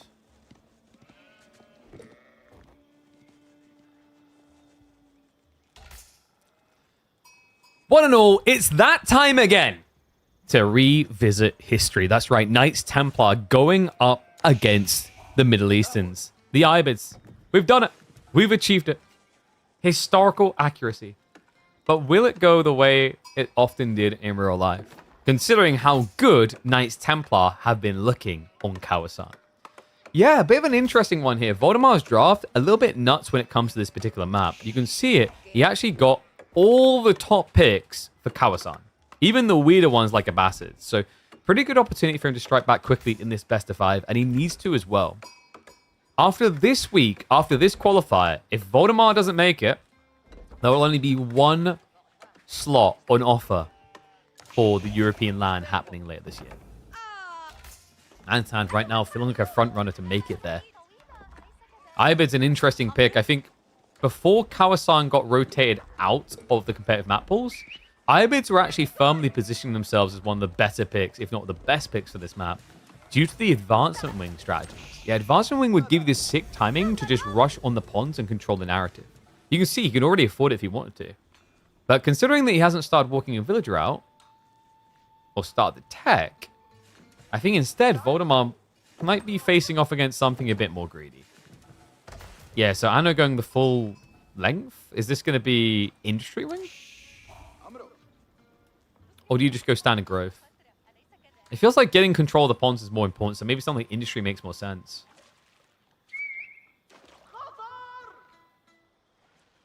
Will it be streamed here? What, the LAN? We'll see. If I don't get invited to cast it, like, we might just look to watch it from home. Yeah, so for those wondering, this is an official Microsoft tournament. So with Microsoft official tournaments, anyone is welcome to cast over these things. Like, the weird part is, even not Microsoft tournaments, anyone is welcome to cast over. Well, not welcome, but can cast over things. It's just quite often, if the hosting party requests it, it's usually good manners to just nod your head. But whenever it comes to Microsoft money being involved, like, there's no stopping people. And guys, it's happening. We are getting Eco-Wing Industry coming in. Yeah, but, I mean, the cost is timing, isn't it? There's a very real risk here that your tech timing is going to be mirrored by Voldemar. In Voldemar, with the current gathering rate, I think he's pretty cushy to almost hit the exact timing that you hit. Maybe out by 5-10 seconds? So there's your food gathering coming in. The fishing is stockpiling quite nicely. It's got about another 50 food here already. Yeah, I think Anatan's probably going to have a tech window advantage of about 20 seconds max.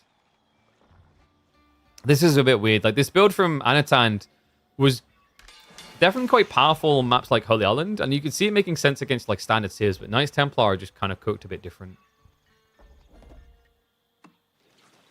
So fishing boats now stockpiled up. Big drop-off comes in, and that... Wait, did he not manually drop? Okay, no, he's going to play it a little bit longer. So it's going to be an even bigger window.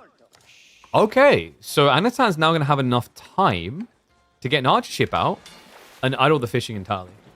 We've got the villager coming around, but unfortunately for Voldemar, is going to discover it's a little bit too late as Anno has beaten him to the punchline. And remember, Anno is going to be swift on his timing getting boats out because the Eco Wing gives you 350 wood upon completion. The faster construction speed is not going to be as important here. He's already set up the docks ahead of time. Yeah, there you go. Look at that. 40-second window. So Voldemar will still camp next to him. Villager's going to be pulled to shiv him away. But Voldemar will hang around for the build. I think this game is going to be decided by one pond. The way these two civs play, I don't think either can afford the awkwardness of, like, surrendering over this pond now.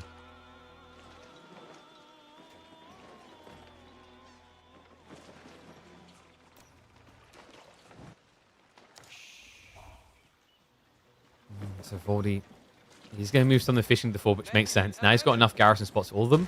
One of these guys is drunk right now and needs to stop doing that. Archer plus the Bagler's out, though. Voldemar, he's got a lot of resources, but he's just missing the efficiency of Age Up. Now he's ready to start pumping. It's going to be double Springald coming, but that's dangerous considering that Anatan already has a demo ship in play. Yeah, big growing risk. You could just get wiped to start the fight here. And remember, Voldemar has side invested into getting fishing here, which is now not operational. Which especially hurts when you consider that by teching as Knights Templar, you're sacrificing workers in the first place. Demo's just hiding. I love this. Anno's intentionally hiding off the side. He's got double demo! Oh, that's going to be pretty damning. He moves across. He only needs one to snipe this. It's overkill to go for the double kill, and he knows it. And look at the timing! He just swoops a circle around the pond to wave Voldemar farewell in game 2. That is brutal. Game definitely not completely over yet, but Anatan just a mile ahead. He's still got the archer ship in play. Demo might get the connection, though. No. It gets denied. Voldemar is now 2 steps behind. Approaching 3. And 3 is often unforgivable in Kawasan when you're playing single pond.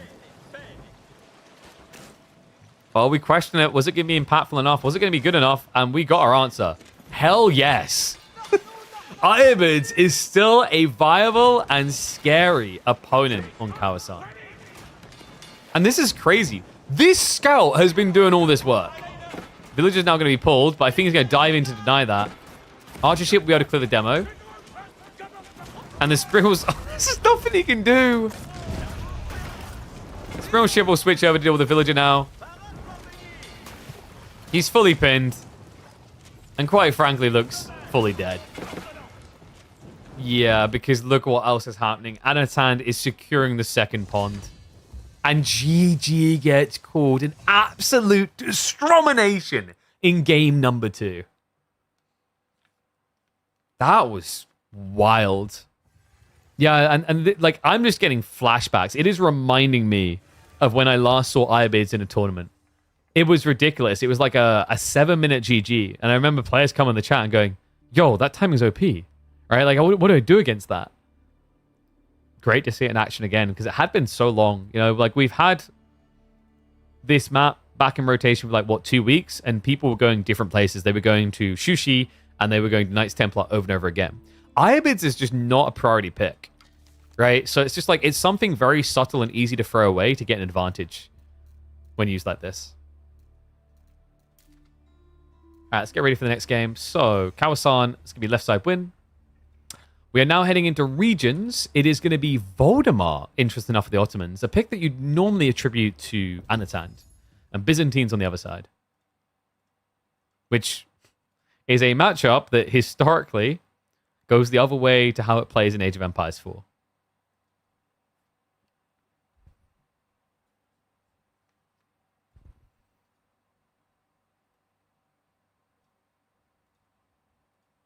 Is this replay? Nope. Which is why there's predictions and why you can see a live countdown. Ta-da! jazz hands.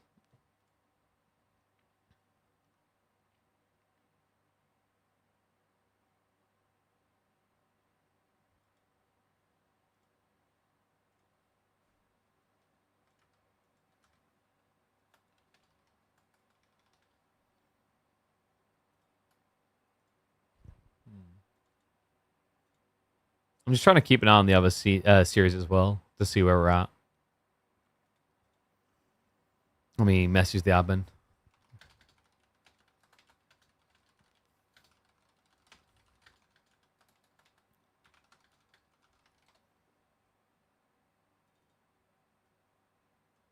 Man, am I the only one who thinks it would be quite nice for there to be some lobby music when you're loading into a game? It's kind of weird that there isn't.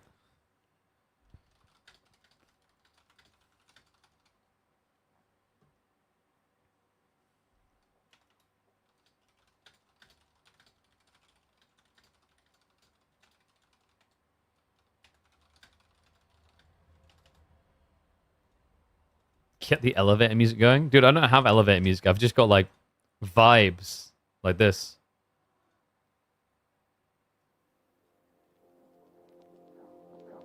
Oh, that is getting ready for the last stand music right there.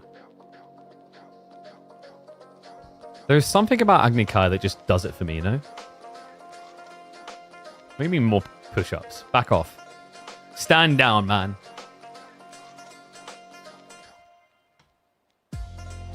Every time I see someone talk about why AoE is so much better than StarCraft, they say it's because crap like that doesn't happen. I've said about this before that I wouldn't mind AoE 4 having more of that type of stuff just later in the game. I think late game is like anti that, and I don't think it's good. Because it means that like instead of just getting a like, how to put this? It should feel like it's hard to just lose the game instantly at 5 minutes in, but it should feel like it's quite easy to lose the game instantly at like 40 minutes in, if that makes sense.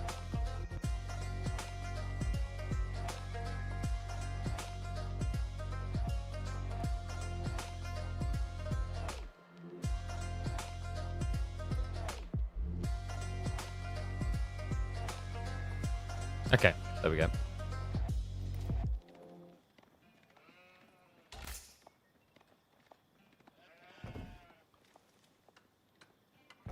Let's get ready to roll. Wait, we got predictions up? I'll sort that. G-free. Need to buy myself some more mods. By buy, I mean pay them absolutely nothing and have them work for free. Okay. And in we go. Game number 3, and Anachad rising on the Byzantines in a matchup which historically did not end well for them. That's right, Valdemar with the Ottomans. But Age of Empires 4 might be a game based on history, but it doesn't mean it follows history. No, this matchup has for a long time spanned the other way in favor of the Byzantine bad boys. Has enough changed? Has the Ottoman route been optimized? Is their feudal presence threatening enough that they can actually win this matchup now? That's what we're going to find out. It's going to kick off with a Rax opening the Dark Age from Valdemar. An interesting idea, actually, against Byzantines, because we have to remember that this is the singular most vulnerable civ to an outpost rush in Age of Empires 4. Why? Most civs are only susceptible to an outpost rush before they have the gold to go feudal age. The Byzantines, they're still vulnerable on an external resource when they're feudal age. The berries. But Anatan is freaking cooking. He's the chef in the kitchen, and he's looking to make it a masterful 3-course meal. It's going to be Hippodrome. Yeah, look at it. It's just the counterplay. He can ignore the spearman spam because he's just rushing into the olive oil. And Hippodrome follow-up, I guess that just opens the door potentially for Pro Scouts. This is a curious build. I mean, prioritizing likely Horsemen against Ottomans is interesting. He could still just play Lombos off the back of this. I think that's fine. Like, Lombo Horsemen can make a hell of a lot of sense into Gradual Limitane. Wonder if Rax opens the way for Byzantines? It feels pretty bad. The problem with Rax opening is, yes, your Limitane are more tanky, but they are more expensive. And on top of that, the other problem you run into is you want to get systems. That's really where your edge is. That's where Byzantines are strong. But if you're spending all this resource spamming Limitana, you can't really afford to build stone structures as well. Well, it looks like the Spearmen are going to get in nice, bright and early. We're going to force Anatan off the gold. He did gather enough to get the tech up. Wait, he's going back for more. What does he want here? Was that just a misclick? That might have been a misclick. I mean, there's nothing for 40 gold, right? I'm genuinely scratching my brain trying to figure out if there is. I don't think there is. Here we go. Hippodrome on the way. Maybe one of the unique techs. I think Trapezites might be 50 gold. And Expilatoris too. It could be possible it's actually 40. Anyway, the Hippodrome is going to give him access to the Horsemen to try to contest this. But normally what you do instead is just wait, build a few archers, follow up. Other side, Voldemort is going to be now going for the Deer Shove. So if there is a risk that this is pro scouts down the line, unlikely but could happen, that's at least going to remove some of the value of that play.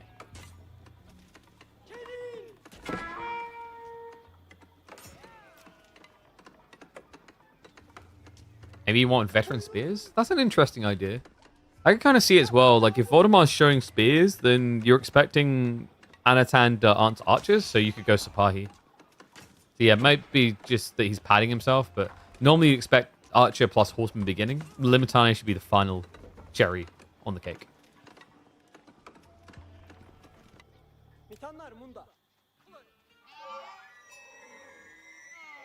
Alright, I always like to do a vibe check, because we've done this with Pro Scouts meta, and it's funny how opinions changed over time. How do people feel about the Deer Shove right now? Go on. Ooze your real feelings. Do we like it? Do we wish it was gone?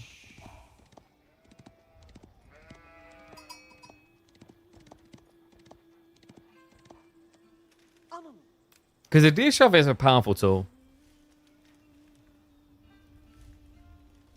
I think for me, I still would just rather see there be alternate options to take risk on the map for your economy that would be more worth it than shoving a deer home.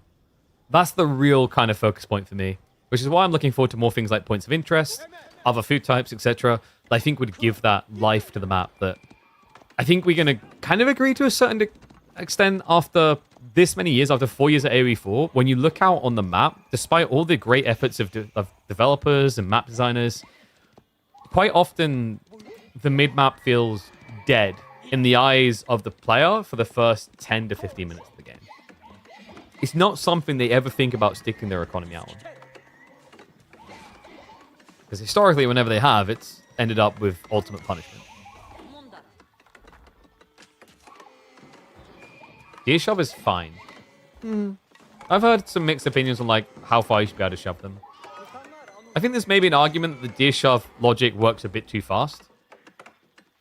Maybe if it was slower, then it would be more situational as a strategy. Because the problem is, for some civs right now, it becomes the be-all, end-all detour, right? Like, Ottomans does it a decent amount. Japanese is the biggest culprit. It's funny as well, because for a long time, we've said that Japan's biggest issue is their economy sucks. And the moment that the Deer Shove meta came in for them, they went up the rankings at Pro Play by quite a lot. Look at what we're getting. It's going to be the Longbow Horseman timing. So pretty much the expected. Olive grows really early on because when you don't have the Grand Winery, you're not going to have enough olive oil here for double Mercenary Pump. So the groves can potentially pad you towards that second group. Another thing is map control is critical here for Anatan. If he's able to get it, the regions map offers an absurd amount of berries all in one location, making for very efficient mid-game system placements.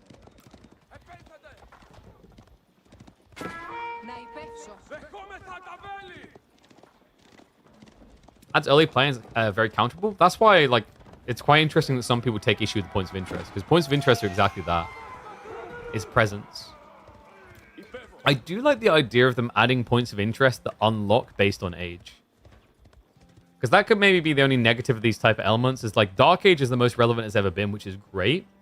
But that issue can amplify in the any civ that's strong in Dark Age could become overly oppressive, is maybe the risk. So yeah, I'd definitely like to see POIs that just unlock, you know, at minute points, right? It's like maybe there's certain point of interest that only start functioning when 5 minutes have passed in the game. You could even do that with like food types, maybe. Maybe there's a marker on the map of where a herd is going to appear, but they won't appear until later. It kind of reminds me of how Dota, you know, has the balancing issue of like creep camps do not spawn straight away. Because if they did, look at the problems they would cause, right? It'd be too easy to do certain things. I'm trying to remember if Warcraft has this with their camps or not. I think with Warcraft, it was just a thing of like the camps are hard enough that you can't rush them. So it balanced itself out. Voldemort now looking to balance the fight heavily in his favor. We've got Spy Spam on the way. Now, Anatan can compete for one fight with the Hippodrome, but it's not the type of thing you want to be rushing to use. Instead, what Anatan is doing is rushing the third age. Yeah, not just that, but also amplifying assistance. He puts 3 villagers on the stone, which is a little bit abnormal. Most players do 1 to 2 on stone to gradually scale. It's a bit more greedy, a bit more rushy. And I think the reason is Anatan's probably laying a lot of value on the Golden Horn Tower. I think something that's quite interesting about this matchup is actually how Byzantines functions as a mini Ottomans. Military school. The Golden Horn Tower, when you think about it, is basically a military school. A little RNG military school, but it's a military school.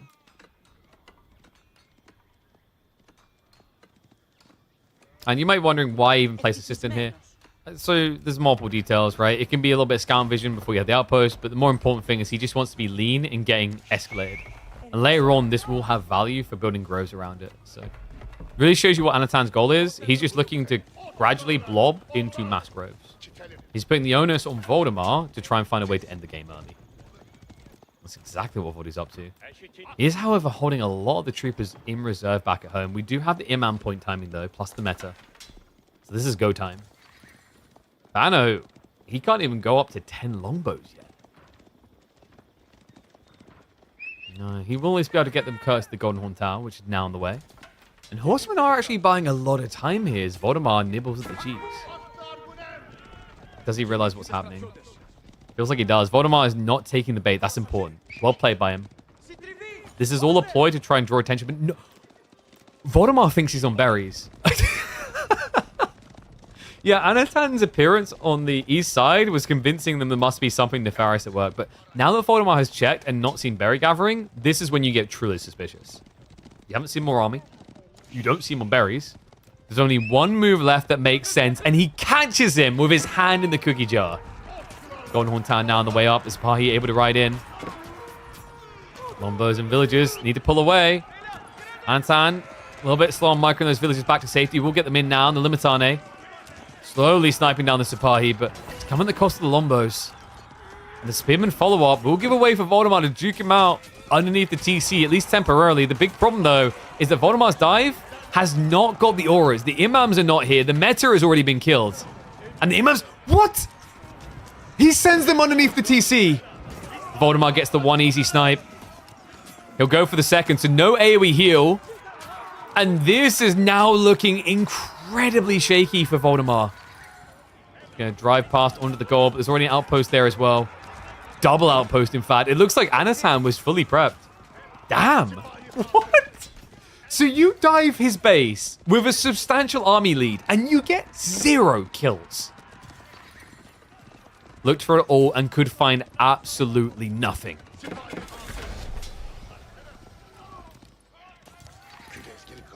Now you're kind of stuck with it.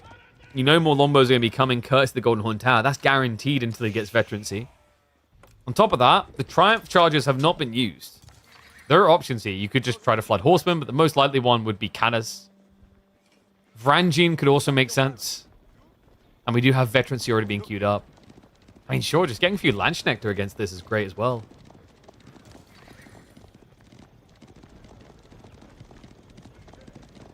Most Voldemar's out now. Like, his win condition. I mean, he has got Vizier points coming. He's got the additional military campus, so another military school. And eventually, you can find yourself towards the Advanced Academy. Usually lines up quite nicely for castle timing. But what's the tax on that going to be? What are you going to have to lose? We've got the first Cataphracts on the way. Anatan has not vetted the Limitana yet, which is a good detail for Voldemar. Means these guys are not impenetrable just yet. That was crazy. I still can't believe, like, the way Anatan microed as well. He pulled away, but didn't pull all the way back, because Anatan is a separate selection gamer. There's two ways you can set your like selection system up. You can do it like this, where I click drag and I select villages and the spearmen, or you can do it so that military takes priority. So if I went like this, but there's one spear in range, I select the spear instead. Anatan definitely uses that system. I've been noticing it recently with the way he pulls villages away, where what happened there is he pulled them back, but then obviously he had spearmen in there, so when he went to select again, he was just selecting spears. It's definitely something that can sometimes get you punished when there's a bit of a panic moment, but in the more orderly moments of the game, it's just superior. At least in my opinion. Alright, so we have got Flash in the choke point. Ranged armor has been activated. That means the melee is going to have a field day. Second group of longbow is going to be coming out soon, by the way. Golden Horn Tower is producing them just a minute from now. System level 4, pretty sturdy. And relics are coming home. Yeah, Anatan, he revealed one of the monks healing there. The other one is sneaking the goodies back. That's important. Remember, the big struggle for Anatan with this build has been, how do I get mercenaries? Really can't. Not until you've got mass groves. But with the relics... Oh, wait. No, I just remembered. He hasn't got Grand Winery. All right, ignore me. More Catters. My brain. I'm so used to Grand Winery. Because remember, when you have Grand Winery, you can get olive oil instead of gold. Avaldi has maintained decent map control. He's going to start stockpiling for his own tech up. Notice that Anatan didn't go hard into Cataphracts. That's intentional. Cataphracts doesn't really solve the problem because if your opponent does get to Castle Age, he's got anti-cav, the Janissaries. The longbow detail is actually the scariest one for Voldemort, though. If Anno can find a way to scale up to 2025, he has a slow-rolling army to move across the map. For now, though, Voldemort able to keep that pressure up.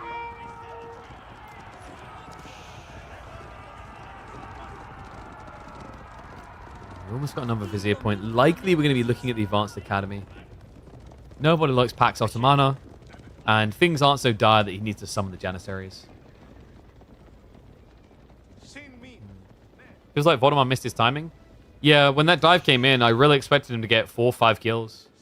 The fact that he's the one losing workers is absurd. Because remember that one Cataphract, when that fight was going on the dives, Anatan has just been reaping. It's been a single Cataphract just riding in and out. Pretty brutal. Now, Voldemort can afford a few worker losses here, courtesy of the passive production. And never forget that he is up against that system buff. 22% no joke at the stage, equating an extra 10 villages. Mevnin Imperial Armory is going to be on the way now for Voldemort.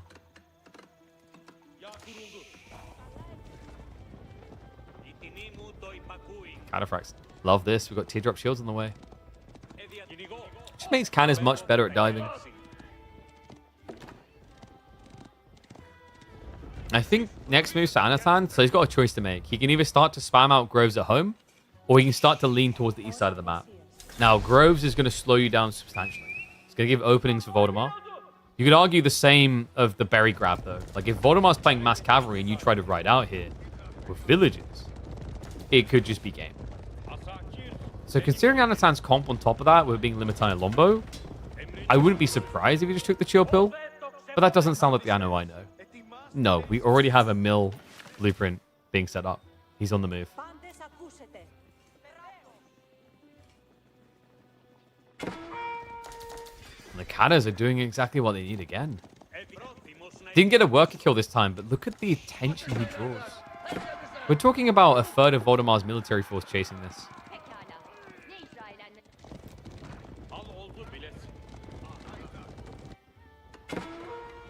Looks like he's going to be trying to set up an outpost. Timing unfortunate for him, though, as Voldemort is going to catch him right at the beginning. Great strike in.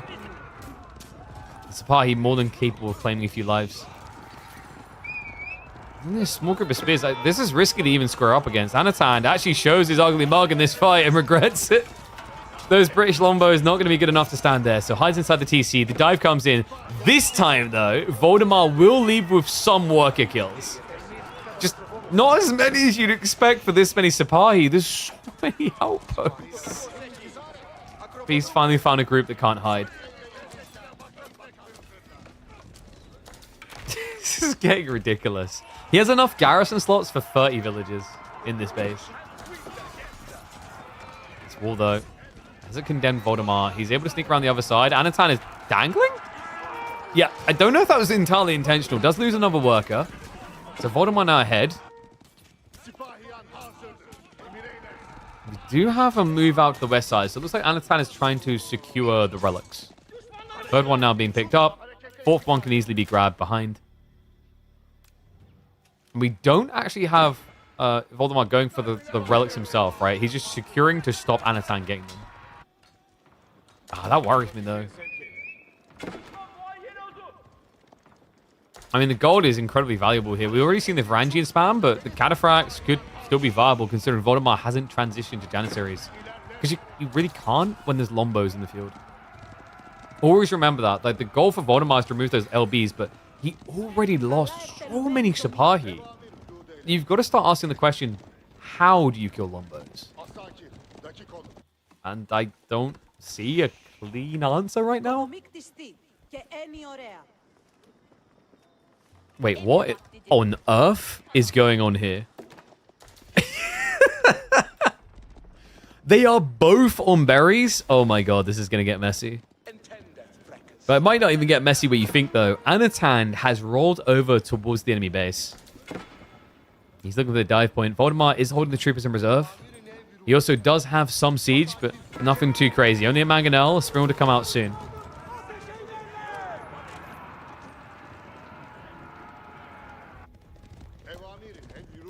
This is kind of weird the way they've played economically. I would have expected Byzantines on the berries, but not really Ottomans. You'd probably expect them to go for the deer, but maybe that's why Voldemort done it, is he wanted to do the unexpected so he doesn't have to defend it as hard. Instead, now he's going to have to put up the defenses, outposts coming in, not feeling safe anymore. Lancers are going to ride to the back of the economy. They'll scalp a few more of the Byzantine villages. But Anatan's lead is building, folks. It's getting scary. It's 68 now to 46 military.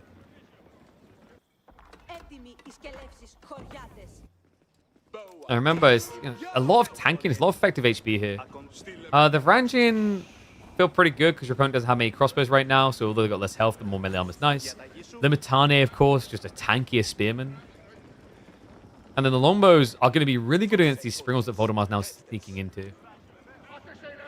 That's the interesting thing about the comp he's playing, is like he knows the counters that the Voldemort want to lean into is like Janissary Mass against this feel pretty nice.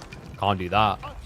Yeah, you also want to go into Springles. Can't feel great about that. Like, if it wasn't for the fact that they're built for free, I don't think Voldemort would even be entertaining them right now.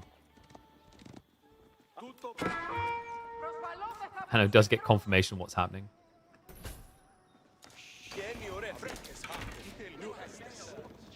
In fact, it's not just confirmation he wants. Voldemort is in trouble. Anatan wants a kill. He's marching across right now. Okay, this is actually kind of crazy. I know. With an army this big, if you wedge yourself between the reinforcement point and the berries, i.e. if you get yourself here, Voldemort will not survive this. The villagers will be dead. And that's a big deal considering it's almost half of Voldemort's economy. Anatan is going to look to force the fight. Longbows get an early warning of what's on the way. Mangonel Springle on placements. Whereas Springles are going to start sniping. And the garrison is forced. So idle out over there. Longbows now reaching in. They're looking to snipe that backline. They're going for the crossbows. This is all about enabling Varangian. That's the strategy that Anatan's leaning into now. And it's working. It breaks the front line. Voldemort, he'll start to retreat the cavalry, but the siege would have to be bailed, and that means GG. It's a 3-0 annihilation by Volda Esports Anatan. He'll make it deeper, but he had to crush one of his teammates to do it. Yeesh. Clean 3-0. Well played to Mr. Anachad. That means that he's going to be going through to the double elimination bracket. So you can have a look at what that's going to be looking like on the screen. So yes, he's going to make it through to the semifinals BF5s, where it's double elim, so you can actually finally afford to lose. Voldemort, on the other hand, is going to have to reload one more time. There's going to be a final qualifier next weekend, but only one qualification slot up for grabs. So absolutely brutal to find yourself in that position, as many other people are, such as Mirror before him, MSN, Alyona, Scarlet Devil, Numadon, Dumu if he wants to come in, and either Cat or Sass. I think Cat and Sass, by the way, are scheduled to play in a matter of moments. So let me check and see where we're at with that one.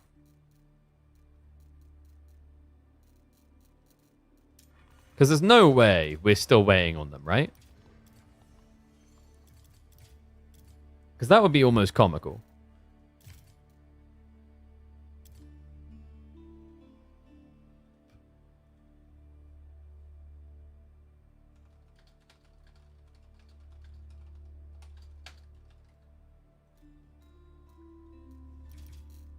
And by almost comical, I mean kind of taking the pesh. Because they still haven't started. 4-hour stream reduced to 2? No, dude, I don't need flashbacks to yesterday. That was painful.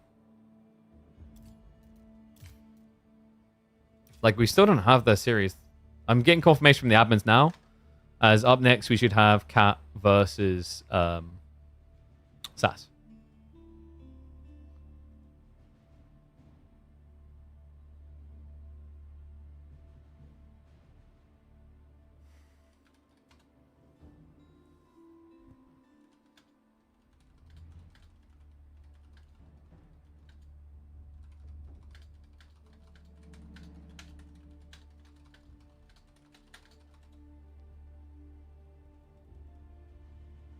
Possibly lose from CSO? Possibly. We're checking in on what's happening in the schedule. Because the plan was we were going to do Cat Sass. But, like, if that isn't happening, like, we don't really have much of an alternative option.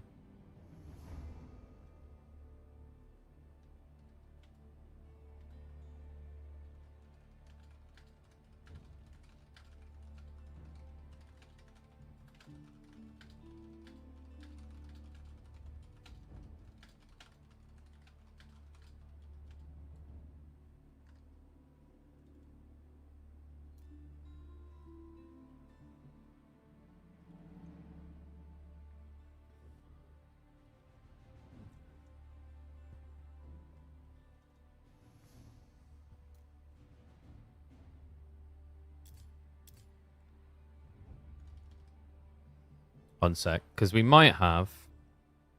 What was the other series?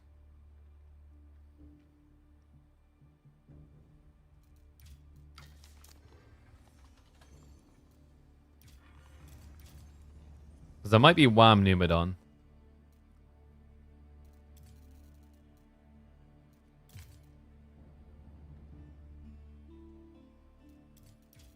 Maybe.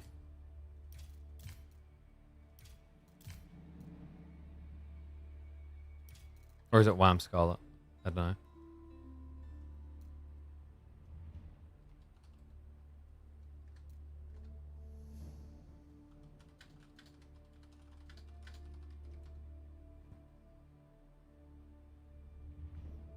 Sorry, guys. Just remember me a sec. The scheduling on this is a bit of a mess. What about Puppy Paw? Puppy Paw is already qualified. So Vortex and Puppy Paw qualified last weekend.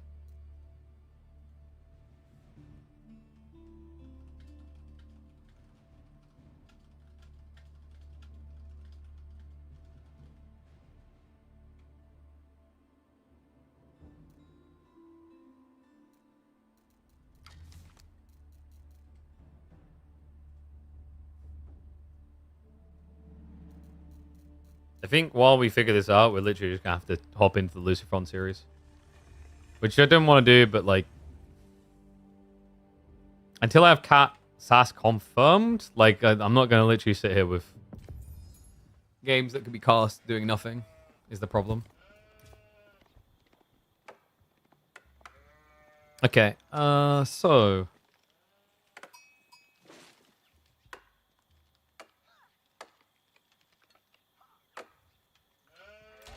In fact, bear with me a second. This isn't game 1, is it? One sec. Let me check the score.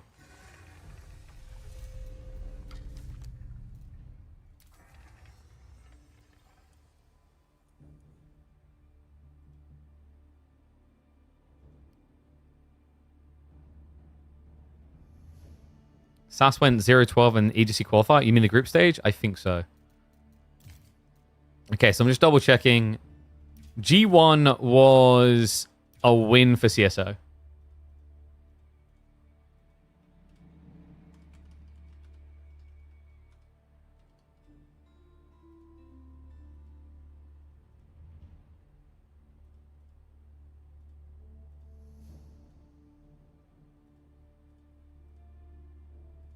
All right, let's hop in.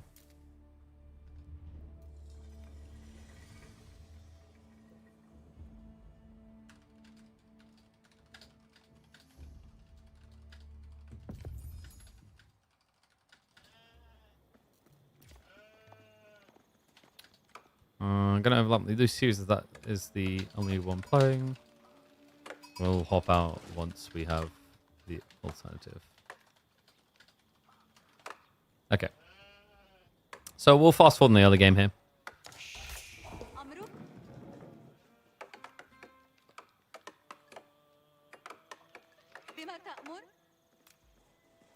All right, in we go, one and all, to game number 2 in this series between CSO and Luciferon. It is, of course, Master of Seals qualifier number 2.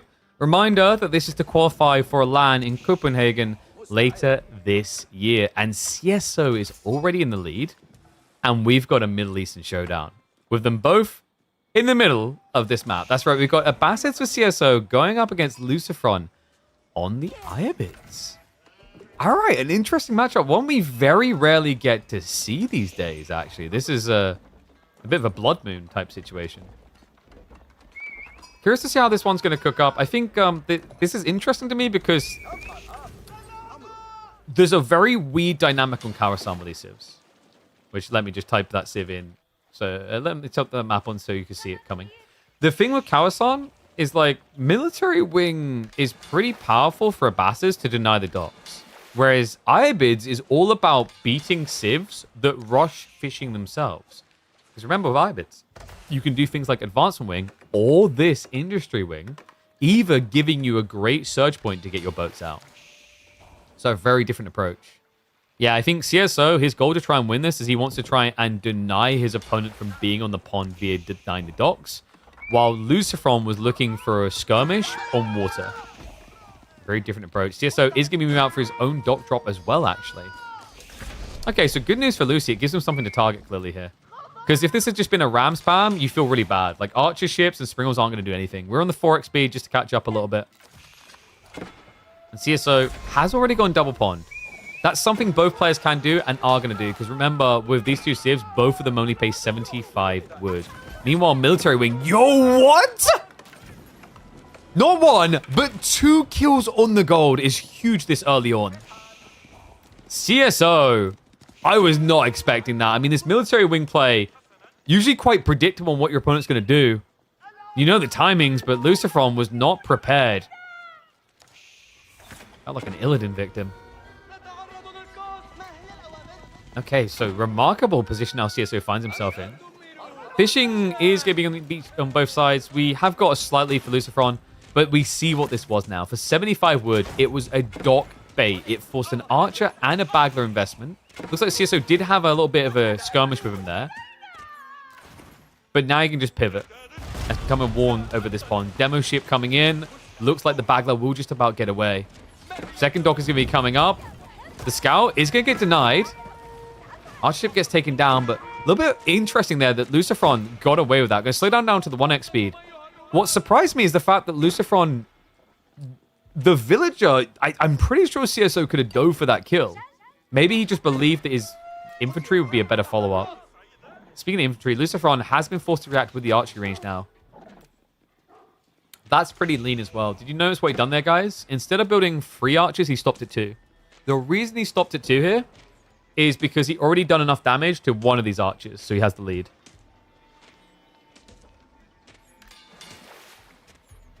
The ram now. So we'll better secure this.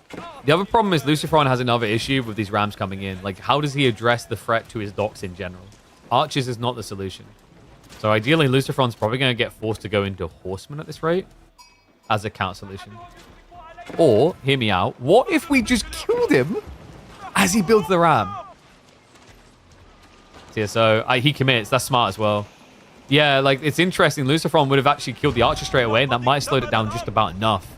Instead, with 2 units left alive, he gets the ram complete.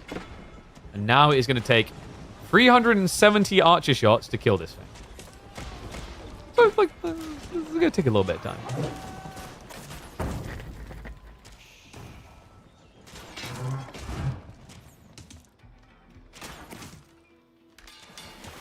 Docks aren't that important now for Lucy with the pawns being set up here, though. So we're going to hit the 2x speed. Just catch up some more. As I don't think Lucifron really wants to compete right now. No, maybe he's just trying to play full macro, which would make sense for Ayyubids normally. They tend to be a little bit quicker, a little bit more savvy on the tech timings compared to Bassets. The ram, love the efficiency. CSO doesn't even hang around until it's finished. He moves to the next one now that's burning. We'll go for the... What? Alright, CSO has been scrimming way too much with Louis. What the hell are these wolves? Looks like the Horseman reveal is going to be powerful for CSO. Forces a switch now into Desert Raiders, but remember, Horsemen actually can contest Desert Raiders. It's not just a big thumbs up here, because although these units have bonus damage against cavalry, they also take bonus damage. We'll stick on the 2x speed, just because we have got a little bit of catching up to do. And we'll slow down for the pivotal fights. Desert Raider defense should be good enough, especially with the villager pool. Yeah, because if you run villagers in with the Desert Raiders, you can muddy it so that the horsemen attack villagers instead. CSO, he doesn't even want this fight, really. You can see what's actually happening behind this. Culture Wing is on the way ahead of the Ayyubid timing. Which is pretty impressive when you consider that Lucifron was ahead on the fishing timing. CSO has since caught up. It's now 13 fishing boats to 15, so Lucifron's still slightly ahead. The tech difference is kind of mind-boggling. Looks like he's going to be able to give chase. So back to the 2x speed. Oh my god, look at the speed of these Desert Raiders. It's uber camel handling. And that's intriguing. I guess Lucifron is feeling that he's behind. Like, why else would CSO retreat if he's not investing in the age? So he goes advancement wing so he doesn't fall behind. Feels painful to have to do this, of course. He would prefer to actually have some clear scaling edge, such as Growth Wing would have been pretty sick here. Maybe even the Desert Raiders. Just has to bite the bullet.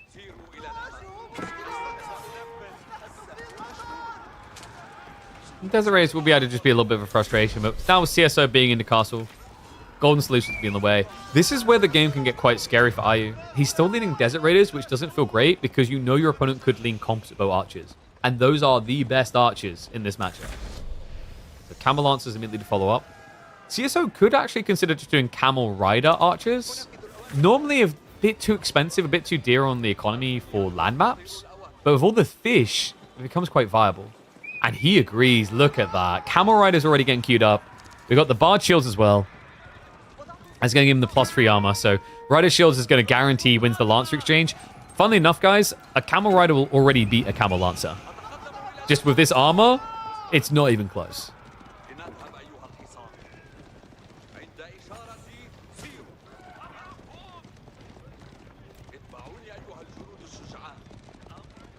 Lancers are at least going to get a bit of space, a bit of breathing room. So I guess Lucifron could look for relics, and that seems to be the case. He's got dervishes coming out now.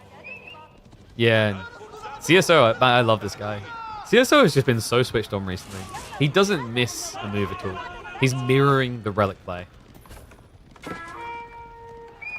Good news for Lucy, he did at least get information about the Camel Rider switch by pushing into the enemy base. The current question I have is, like, what's your trajectory here? Because it feels like Lucifron is expecting Desert Raiders to beat Camel Riders. Which I'm pretty sure mathematically doesn't work. No, because although your DPS is similar, your health is far apart. Camel Riders have 270 and Desert Raiders only have 145. And also with the Camel Armor, you're only sitting with 3 extra melee armor on these Desert Raiders. But you can at least hybridize the raid. Goes for a dive into the base. Camel Lancers get a good fight into the archers. They can hide inside the ram. Well, that's one way to keep your squishy boys alive. That allows time for the reinforcements to arrive. Veteran Horsemen up against Desert Raiders is going to be a good exchange. The Camel Riders, in the meantime, are going to dispatch the Camel Lancers. Great positioning of CSO from this fight. able to guarantee he gets the counter unit up against the relative unit he needs to. Just cuts the army into two in such an elegant fashion, and Lucifron now forced to retreat. Damn, that was actually sick. The micro was so on point there from CSO. And now it's a full switch into just camel riders and crossbows. Gives him the whole answer he needs. Funnily enough, like, these two units together should both be capable of beating both the unit types that Lucifron's building.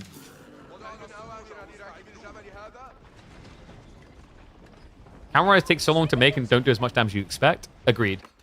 Where it can get interesting is later on when you're able to scale into things like Golden Age 5, but that's a million miles down the line, right? You need 75 structure to get that attack speed buffer. But for those wondering, Desert Raiders, they take 30 seconds to produce. Meanwhile, Camel Rider is only 35, but I'd say much better. And in terms of cost, Desert Raiders 180, Camel Rider is going to be a little bit more pricey at 220, but it's totally worth that extra 40 resources. Even more so with the text to scale around it. We mentioned the melee armor already. The other thing that CSO could get would be the handling, which gives movement speed. The reason he hasn't gone for camel handling yet is because he's gone crossbows. So if CSO was focused on raiding, the camel handling makes sense, but for now, he's guarding his base. Speaking of that base, nice sneak in the back. Lucifron, able to kill a worker and deny the wall. And Lucifron is actually going to be the one going archers. Yeah, it's quite funny the way this is playing, because if you ask me which player was going to build crossbows and which was going to build archers, I feel like it would be the other way around. Because if both of these sides build archers, Ayyubids are just substantially worse. The Mamluk's Bravery does not compete with boot camp plus the attack speed buff for Assassins. You're just double behind. So I'm going to go to the 2x speed here. I think we're going to get hunkered down. We already see CSO with the second TC, and Lucifron stockpiling stone as well. So I think we are going to get a boom.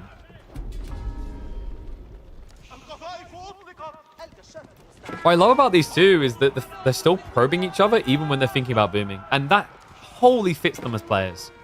They are like a mirror being held up. I've called CSO the Chinese Lucifron for a reason.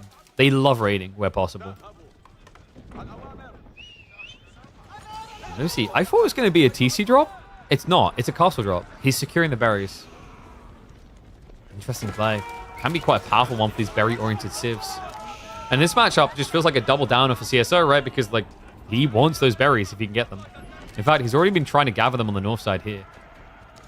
Final relic split, by the way, does favor Lucifron 3-2. And we'll still keep leveraging the 2x speed between fights, because I think we are 2 or 3 minutes out from live.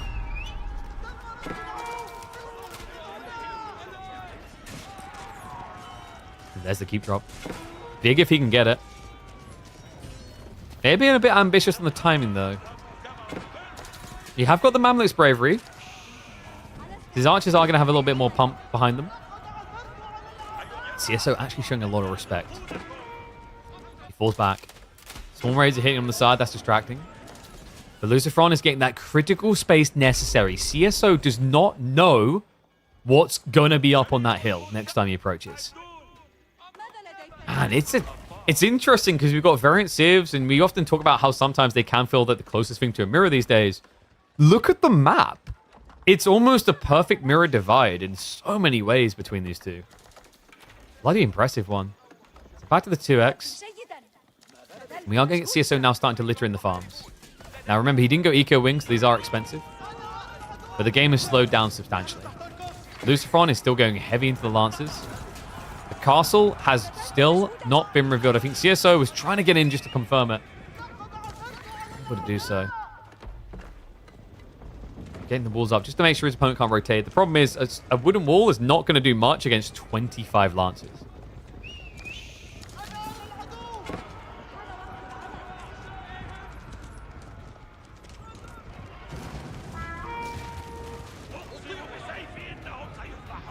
Lucy now with a double mango. Quite a good leverage here against mass crossbows. TC on the front line is not going to last long against this burn. And look at what Lucy's doing. He's not using that mango to seize the building. He wants those crossbow kills. CSO doesn't quite react in time, so loses one. Gets injured on some others. The reload's coming through, though. Choke point fights are good for the siege. The camel lancers have to protect. Horsemen or camel riders both easily capable of taking out those siege weapons, but for now, the siege is insulated. The crossbows in trouble, and trading out against archers. And look at that back line. Just able to hold on. He's actually sacrificing the archers to keep that siege alive. You are pushing into CSO's production is the one big issue here, though. And it feels inevitable that over time, you're going to fizzle out on this push. Did he get a good enough trade, though? The Mango's finally going down. He cut that crossbow count in half. Behind this, Lucifron is the one with berry control. But he's still now playing 1 TC versus 2. He was not able to take out CSO's scale point. And there's the confirmation. CSO now knows what's up in his face. There is a risk to him. Like, Lucifron is going to be a lot more lean economically for the next 3 or 4 minutes. After that, however, when you've started to bloat the farm count, is where CSO gets quite scary here. He's already up to 16 farms in a game where he's got 16 fishing boats. Food-wise, he's not running out. Remember, these are deep waters. There's 4 of them that will refresh on the fish. I love that from Lucy. Not happy to just let it lie. He's going to start poking. Did need to be a little bit respectful of the archer ships, because archer ships can actually outrange these archers. We'll go for the torch in. Lucy. This is sick. Back to the 2x speed. He's going for a dog drop. So he's going to actually join him on the pond. Okay, this is actually elegantly executed by Lucy. We're in a very even game. The fact that he's able to get back on like this would be crazy. He already got one of the docks down. He's got demo ships coming out, but it is going to be triple down. So shouldn't be capable of getting snipes. What? CSO, he griefed him there. He put the ship in a position that rallied the pathing away from the kill. Another demo coming out. Not even going to get close. It will eventually kill these archer ships. Might not be a dock left by the time it does, though. I guess Lucifron's using this as a distraction, saying, okay, now that you're baited into this and potentially building more on the water, I'm going to now focus on my real objective, which is land.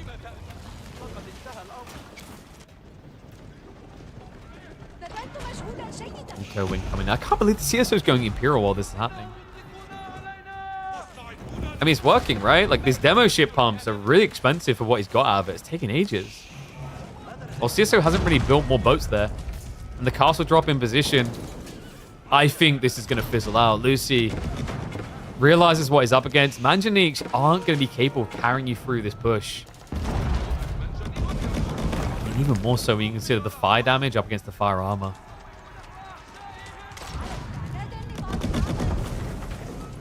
Krebs.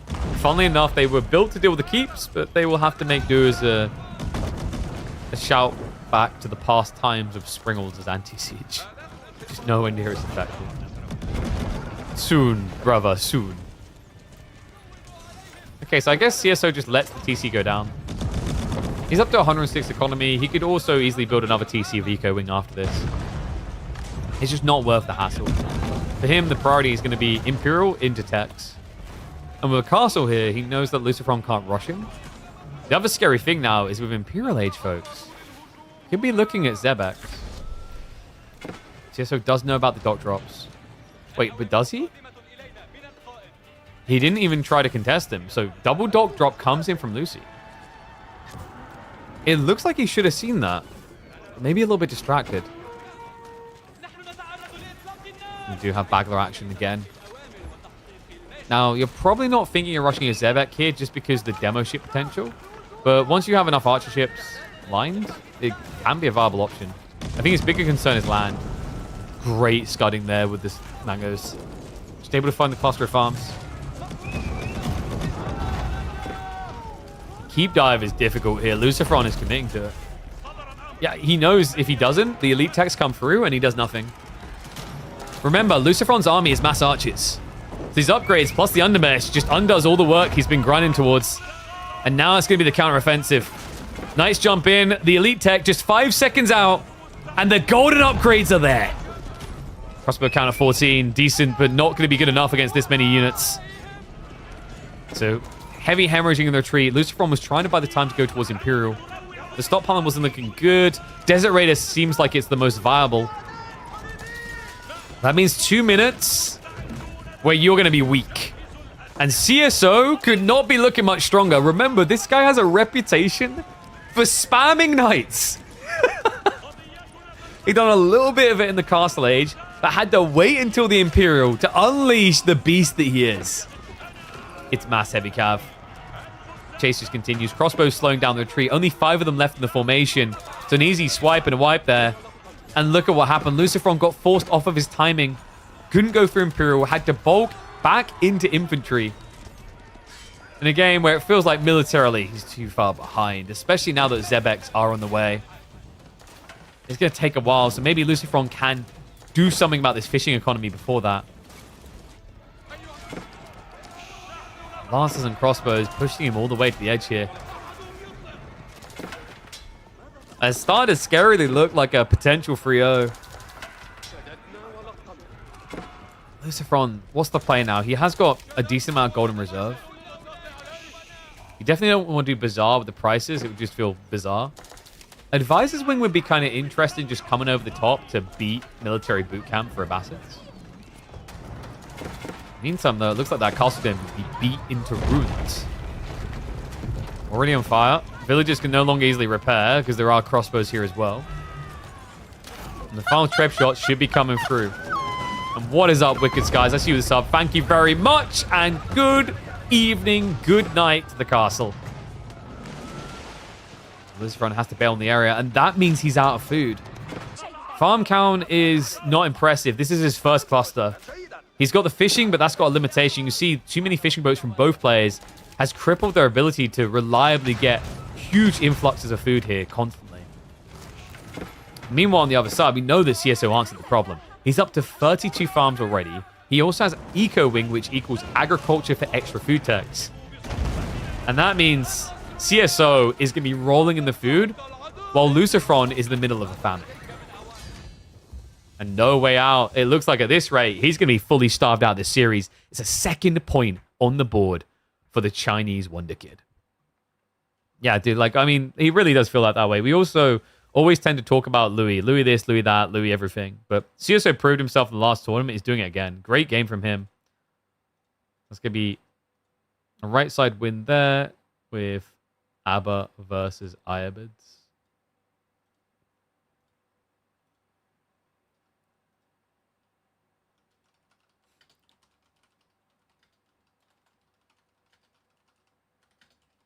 Western Lucifron meets Eastern Lucifron, I guess you could call that.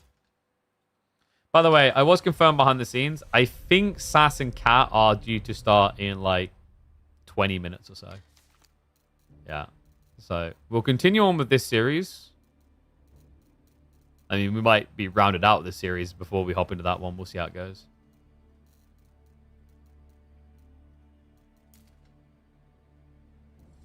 So G3, we're going to Borderland.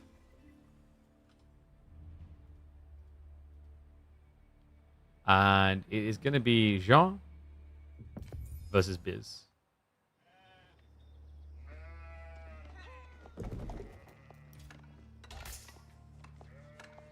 Let's get into it.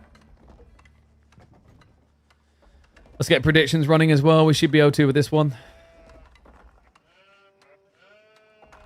Oh, yo, we get one of the south-north spawns. I like those. And I need to flip the score, don't I? Yup.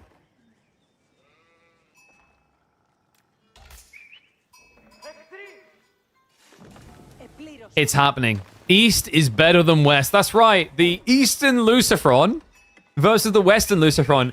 And at this rate, we're going to start calling Lucifron the Western CSO. Game number 3. And Lucy is already back up against the wall before the double elimination bracket. CSO is looking to wipe him out here. Jeanne d'Arc up against the Spaniards, Byzantines. And we are going to be on Borderland. 2x speed to start us off. Just the early game to get through to the Dark Age and into the Feudal. And this Dark Age is already going to be an active one. CSO is going to go for the Rax Rush because he is against the easiest Civ in the game to find value with Dark Age play. Yeah, it doesn't matter how late you are in that outpost timing. It's always going to have somewhere to lean because of the fact that Byzantines not only desire, usually often require berry gathering to compete. Smart read by him. So he's going to start off by idling the gold.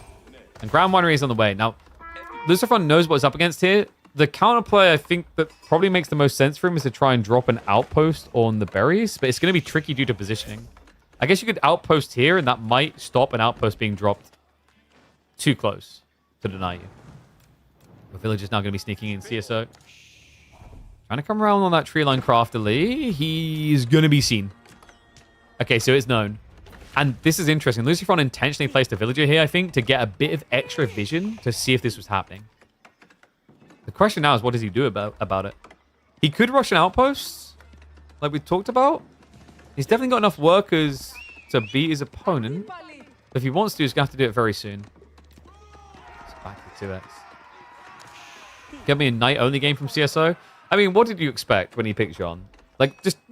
I don't even need to see a CSO's draft. I know he probably has, like, Japan in there as well, and maybe there's French. For those that haven't seen CSO before, he has a reputation for playing knights only. He loves any game where he can spam only knights. It's like what me and Mike had done in that series against Dimu, but CSO does it more elegantly, I think me and Mike won't mind me saying. It's not just, I will only build knights. It's, I want to build knights, but how can I justify only building knights? It looks like it's Miyakuro defense, so this is Lucifron's answer. Ooh, is he going to lose a villager?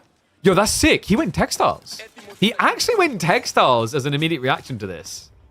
We often see people just like open Limitana and use them to tank while diving. So Shiv's out. Is going to be able to get through the outpost. Good counterplay by Lucy. Spearman are going to walk it off. Akratoy defense is about to run out though. And Lucifron, because of that pull, the idle time means he actually doesn't have any archers coming. Spearman can still be a bit of a nuisance. I like what Lucy does, though. He just gathers everyone around one bush, so he has a better chance of reacting with full shivs out. And, I mean, it's already so hard to get a kill due to textiles. Honestly, this might be one of the best value uses of textiles I've seen in competitive AoE4 pre-10 minutes in a long, long time. Because his game looked pretty grim without it. Like, trying to rush that outpost wouldn't have worked well. And Lucifron, he's going to be going into the javelins. Anticipating likely a Knight Archer comp, but even if it's not, the cool thing about the Javelin contract is it gives you camels down the line.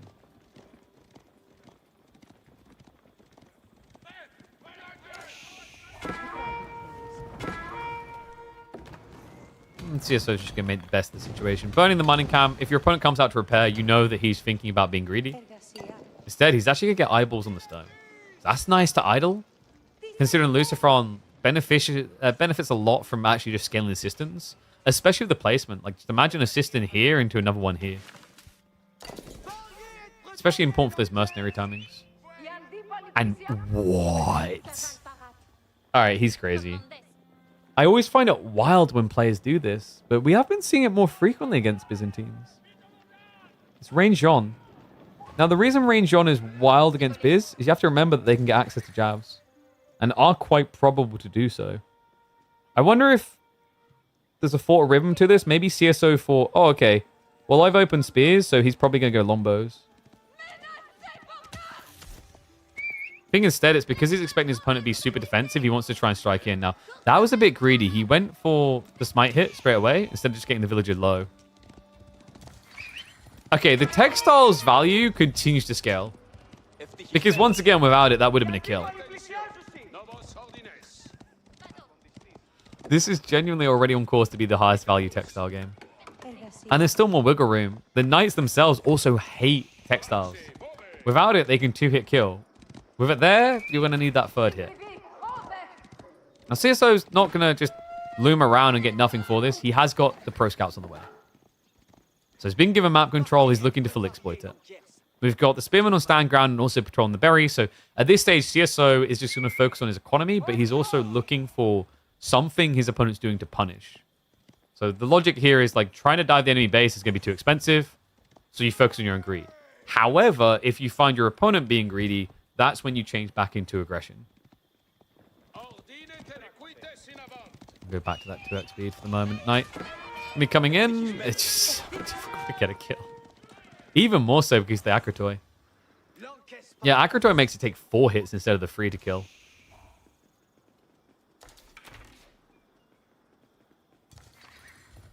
Arc means bow. Does that mean Jeanne d'Arc has to be ranged? We figured it out. You know what we need? We actually need a third form of Jean that is just an imperial official from China, so that she can supervise buildings to make them research faster. And we'll call her Jean Dork. There we go. Yeah, I remember that being talked about, like a third arc for her. I think some people suggested an economy Jean. Not sure what that would like look like. I guess like an engineer Jean would be kind of interesting. Maybe one that had the ability to build some unique form of siege. You couldn't really give her access to like squirrels, mangoes, etc. in feudal right. Maybe there'll be something there though. She just walks around with like a wrench, clubbing people over the head.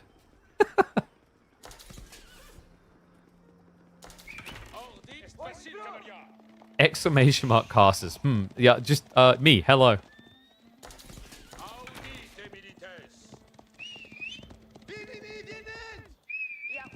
Okay, so I think we can... We're about to reach live in a minute. We'll probably reach live by the time Luciferon's hitting castle. Because I think they were only a few minutes in when we joined this. Blacksmith as well. I like this.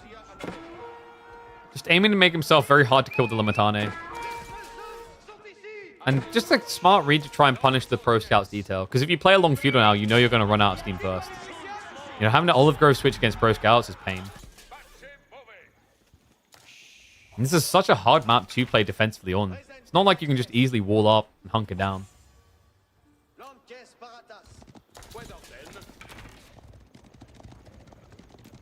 CSO? Is there a world in which you just like goes one ram to get rid of systems? I guess you don't need it. You could just burn them down. You just see how underwhelming the Jav count is when you don't have free reign into berries. We're 12 minutes in. He only has the first group. Normally, you'd expect 2 groups by about 9 minutes, uncontested, but this is the value of rushing Byzantines. It's crazy. That's adding like an extra 33% onto their timing, as in delaying it that much.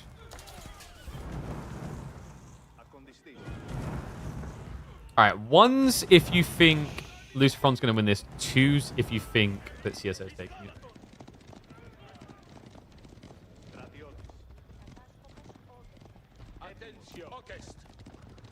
Because my worry right now is that Luciferon is having to blob a lot of Limitane, and CSO might just skip out on the age.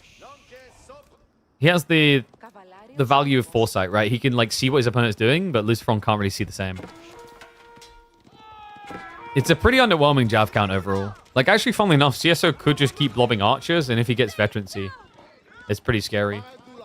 Because, like, if both of them play for castle, then Luciferon has an out against knights with camels. Potentially, it's very hard to do because it's slow, so slow to scale. But archers is a lot more lean. You know, instead of getting 1 knight, you get 3 archers against Limitane. And oh my god. It's actually happening. Castle from CSO, and Luciferon is going to look to crack 40 Limitane. So why is he going this hardcore into it? I think part of it is the image that CSO has crafted. When you play against CSO, you expect knights. Knights. Are you ready for this? More knights. Crazy, I know. Innovative gameplay. Never seen it before. So from Luciferon's POV, he's probably anticipating, oh, there's like 20 knights already. He might be going castle. So I need to be ready. Now, he is going to be in castle, but he stopped at the 12. Outposts are at least up, so Luciferon will get an early warning of the incoming pain. The problem here is going to be kiting. If CSO just drags a fight out slowly, he can slowly accrue XP with minimal losses. That's why the outpost defense is important. If Luciferon can now find a way to age up, maybe you can get a Mango Now tower or 2. It's just tricky due to the stone placement, though. He hasn't got active gathering. You've still got a blocker on the back berries as well. And now, well, I'm sorry. I will hold my hands up. I thought maybe, just maybe it was about the archers, but it had to be, didn't it? It's a CSO game. We've got Bloodlines plus the Elite Tech on the way from John.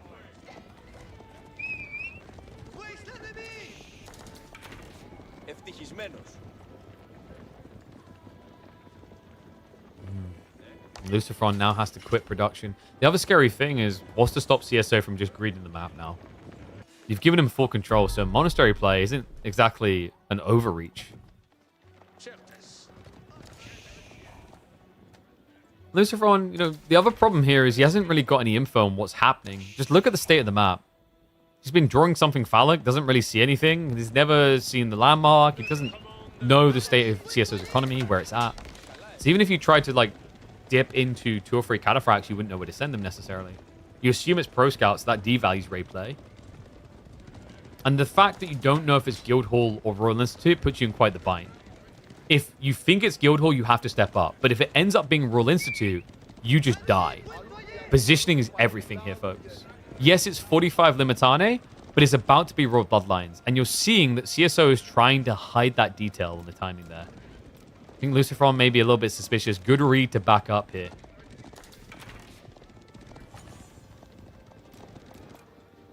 Did he click it? I think he glimpsed it. Okay, so he gets confirmation. Jean is still not level 3. But these knights are absurdly tanky. And Jav count. In this fight, it's only 12, so it's not going to be an instant kill on Jean. She pulls back just in time. Only 120 XP away from that level 3. Arch is now a veterancy, easily able to get the kills. And guys, wait, what? Luciferon doesn't have veterancy. Oh, sorry, he's not even aged up still. My brain. The fact that he still hasn't gone castle is crazy. My brain just, like, assumed it. I took my head off for a second and thought I hadn't heard a age up. This is brutal, and it's going to get a lot worse than that. Knights are now rotating around. He may have killed the spears, but the knights are going to kill him. Jean, just a fraction away. And that's it. We won't even get to see it. It's going to be a GG 3-0 wipe. CSO is an absolute monster, and discount CSO cannot beat him. This guy. This freaking guy. That is crazy. 3-0 over Luciferon.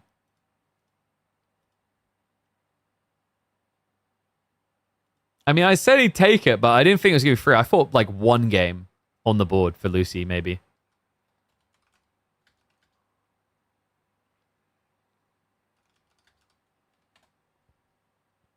Okay, so I'm just getting confirmation now on which series we're doing next. Because the goal should be to go into Cat versus Sass. I'm hoping that is ready. As we've been waiting 3 hours for that series. It's been taking some time. So fingers crossed, we're going to have it in a sec. Did Byzantines win? They most definitely did not.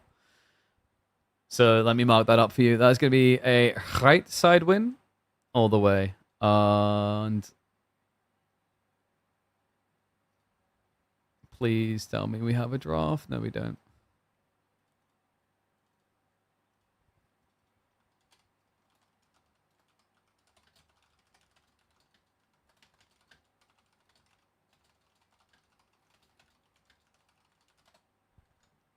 Of match who? We're looking for Cat versus Sass next. So you can have a look at the bracket here. So what we want to be doing is Cat versus Sass into Starfluck. I haven't been able to update this bracket every time. It's a screenshot from the start of the day. Because, you know, I didn't have enough time to piece it all together. Oops.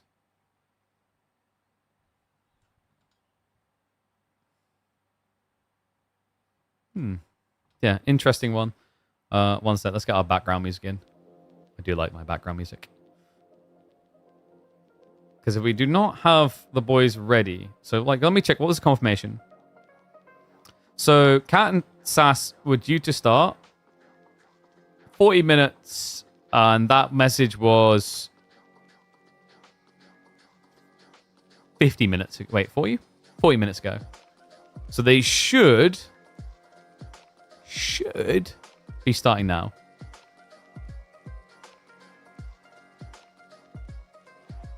I'll get the boys' names in as well. I think Cat versus Sass could be a quite close one. Cat might have the edge in, like, creativity. It's part of that, like, 3D Clan brainchild, right? Where they do some very different things. And look at that. 3-letter names, all caps, from both. Wow. Too fast of a GG from this front? It really wasn't. He was in Feudal Age. His opponent just got level 3 Jean. He's getting hit on the back berries. He still can't tech up. Like, it is beyond grim how bad his position is in that game at that stage. It's so hard to borrow your way out of that hole.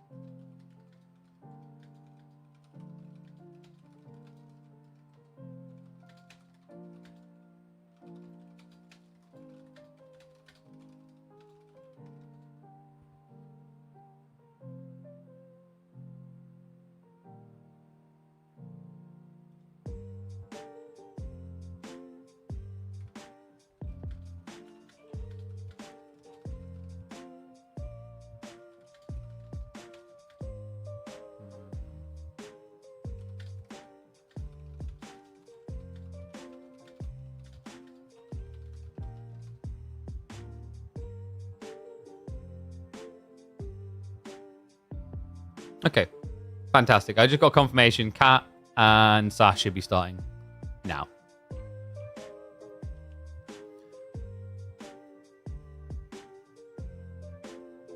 Dragon Roost remix? Wait, is that one here? Oh, yeah, I am. Yeah.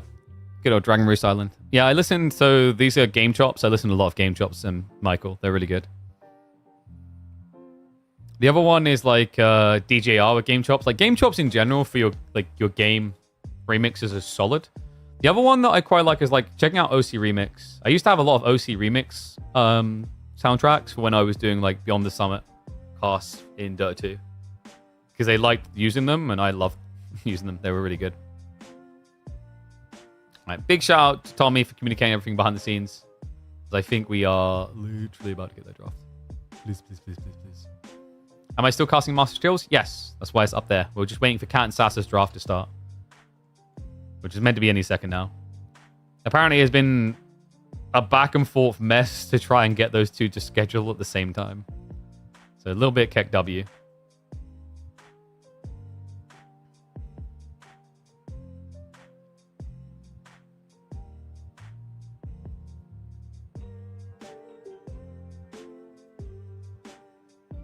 Who do I favor? I think Cat has a slight edge here. It's a bit tricky because I don't feel like either of these guys have been that active in the public eyes at the moment. But Cat has some interesting creativity. The thing is, I'd say these guys are both quite aggressive from what I've been seeing in tournament play. Like Sass, the issue there is like sometimes you get very aggressive plays, but then if it doesn't work, you've then over-exhausted yourself and have to reset, which is why I've noticed like Sass's games, at least from what we've cast, tend to like be capable of being over very fast or going very, very long. It's like I think he envisions himself as a very aggressive player, but then when it falls flat, you have to fall back to safety, right? And greed. Whereas Cat, I think, is more focused on these 15, 20 minute like lean timings. We've seen he's actually got some phenomenally aggressive builds, which can be impactful. And being part of that 3D clan trust definitely pays off in terms of like innovation and ability to come up with creative strategies. The question is going to be whether with the map pool we've got, he can be that creative. So the thing you got to remember is like with this qualifier, like if you look at the maps, there's not really anything unexplored here. You've got Relic River, Carmel, which are newer, but I think people have played them enough now. They've kind of figured them out. Kalauga might be interesting just because we haven't really seen it in comp play since the new civs got added. And then Holy Island is familiar historically. Outside that, we've got, 4 lakes, which haven't been seen in a while. Kawasan, which I think people quickly figured out. And then Regent's Gorge, Coastal, Borderlands, and Dry Rave are all familiar.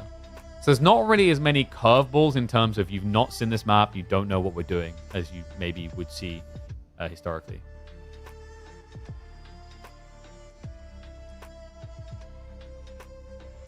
Holy crap, can these boys actually start drafting already?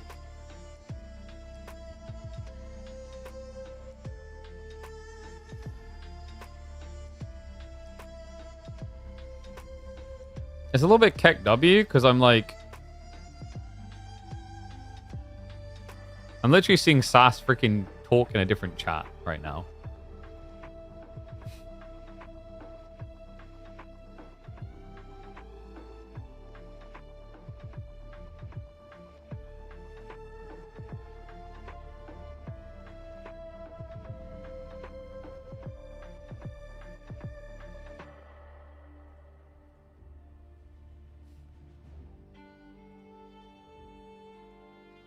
One sec. I'm just going to message admin again because I'm like, where are we?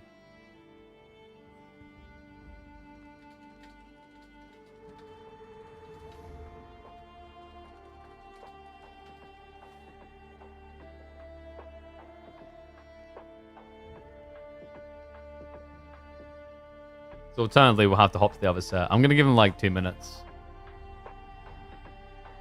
Because I feel like the story of the day so far has been 3 hours of me waiting for Cat and Sass.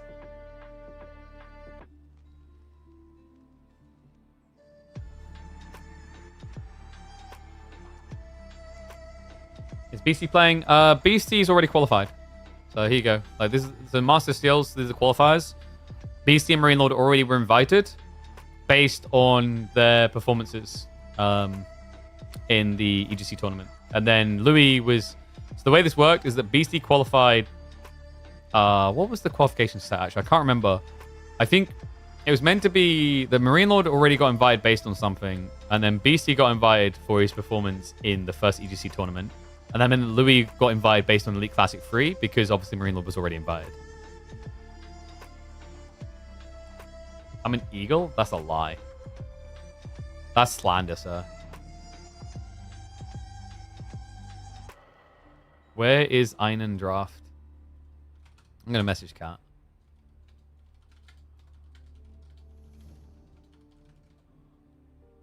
He's usually quick to respond if he's online. If I don't get a response in like a minute, I'm just going to pop into the other set. As some people say they like my hairline, but I imagine most people want to watch the players play.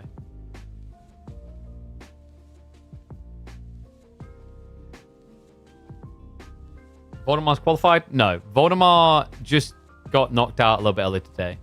So Anatan took him down. You can see the bracket here. So, they haven't updated it yet. Anatan took out Voldemar 3-0.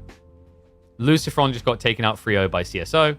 And we're down here with this one, where Starflark is, bless him, waiting for his opponent to turn up.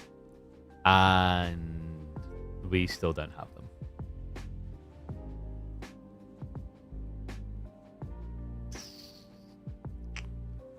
I guess we are going to be switching into the other set.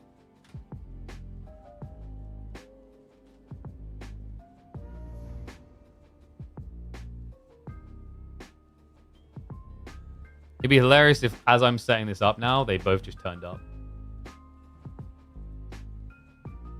It's annoying as well, because like I really do want to cast that one, because I think it's a 5-game series. What product do I use in my hair? Just copious amounts of mousse. Just get like nice easy mousse hair. Look. Canadian mousse. It's actually kind of funny how often I get asked what I use in my hair.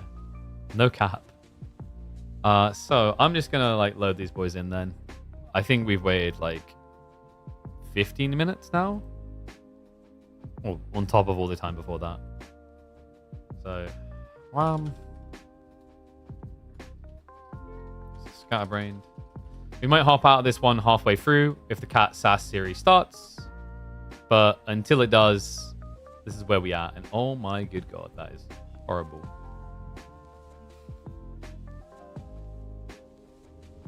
I guess, like, yeah, that'll have to do on a name side.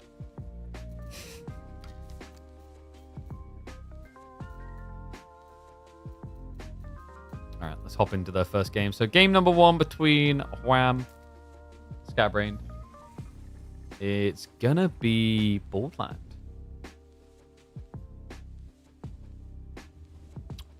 Roos versus Jean. Roos getting through? Nani? In tournament games? That's illegal.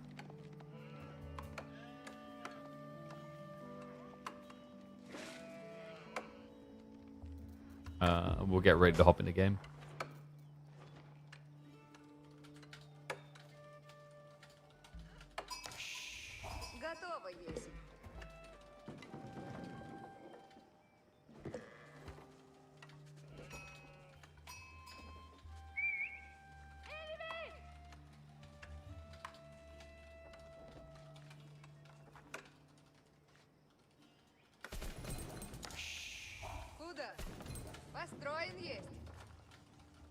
Right, just had to give some feedback to my YouTube guy.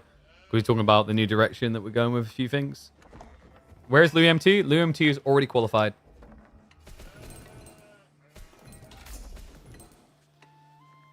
And in we go. One and all, welcome back to the Master of Steel qualifiers. We've got Wham versus Scatterbrain to see who's going to make it through to the double elimination format, featuring the 4 top players of this qualifier. That's right.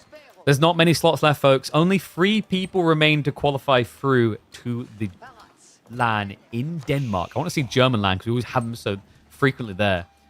Scatterbrain, well, he's going to look to try and join his brother Anasand in the final 4. He opens this series with Jean d'Arc going up against Wham on the Rus. Interesting matchup, actually. Rus versus Jean. Not one we see often, mainly because of Rus being banned in most cases. Especially feels good to get it on the map like this. We're going to be Borderland to open up. I'm curious to see how SB wants to try and approach this. Do you just play it as a Pro Scout and Pro Scout? Or do you lean aggressively? Because I think you could actually do that quite well against Rus, just scaling like Knights plus Archers. Tech ups are going to begin. And Scatterbrain may need Pro Scouts after all. Oh my god. Well, he just got ravaged on the sheep, didn't he? We're on 2x speed just to catch up to live, but we're looking at 6 sheep compared to 22.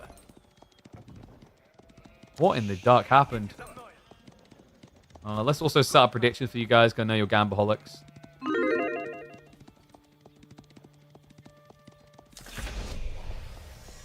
I'm baffled, man. I can't believe just how lopsided that was. And with 2 scouts as well. It's not like it's a free scout starter. Love this follow-up. I think with this much deer, Wham could potentially just not bother with Pro Scouts. Just like deer shove in and then play either aggro or greed. I mean, it would make a hell of a lot of sense. And this is the thing that usually makes Reese feel so good. It's not just the fact they will play Pro Scouts, it's by the time they do, they could have already shoved 1 deer stack into their base. Absolutely frustrating to deal with. Gets the goodies home. We are going to get a wooden fortress up on the tree line. And Scatterbrain, I actually respect this. We talked about him being likely to have to go towards Pro Scouts. He resists the temptation of that dark side. Instead, he goes out onto the map, all risky, to start gathering on the deer. Damn, hard choice to make, but I think a smart and necessary one here. Like, Pro Scouts just puts a dampener on it, especially with Wham rushing castle. The Scatterbrain is just going to look for the aggression. But that wooden fortress is always a sticking point we find with Rus. It's so hard to dive them early because of the amount of safety it offers. It's insanely tanky, has slots for 8 villages. And also, castle turrets can actually be surprisingly effective on this thing.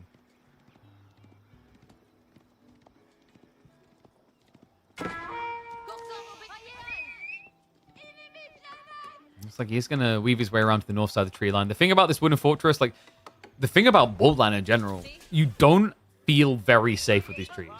It's such a small tree line, and you're seeing how Wham's trying to be elegant about his placement to make it safe. But the tricky part is this scout will see. So Scatterbrain can tickle away at you. I think he's just trying to wait for a moment where Wham might not be paying attention, because he's going to need 3 hits to get a kill. 2 normal, and then a divine arrow. High trade house all in the way, folks. Get your numbers in. I love that sneaky hunting cabin just embedded in that little tree. Like, right now, he's getting 35 gold gem plus all the food gathering.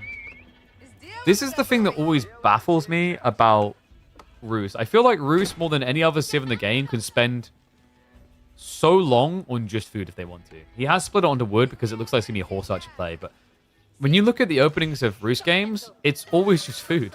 They never touch the gold. They don't have much need for wood early on. Because food gets them gold anyway. So I'm going to do the 2x speed just to catch up.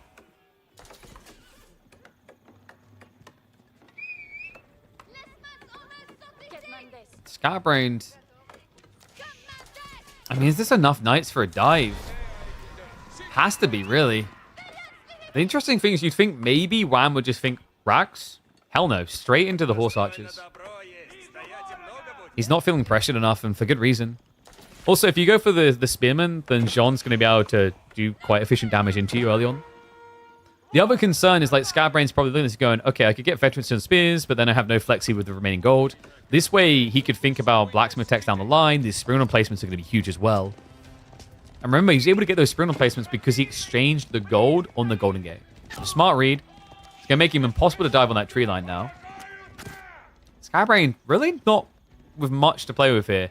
And finally, we've done it. It's a sucky high trade house.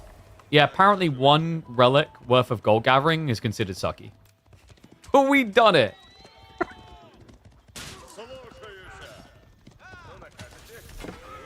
Nice snipe there. Long way to go to get to that level 3, though, and very difficult to keep Jean alive now with these high base damage horse archers. 12 per strike and an easy ability to run you down. Love the snipe. He takes them out. Scatterbrain on very shaky ground here. He has got the Divine Arrows, so it's a little bit scary. That Spirit placement, always a threat.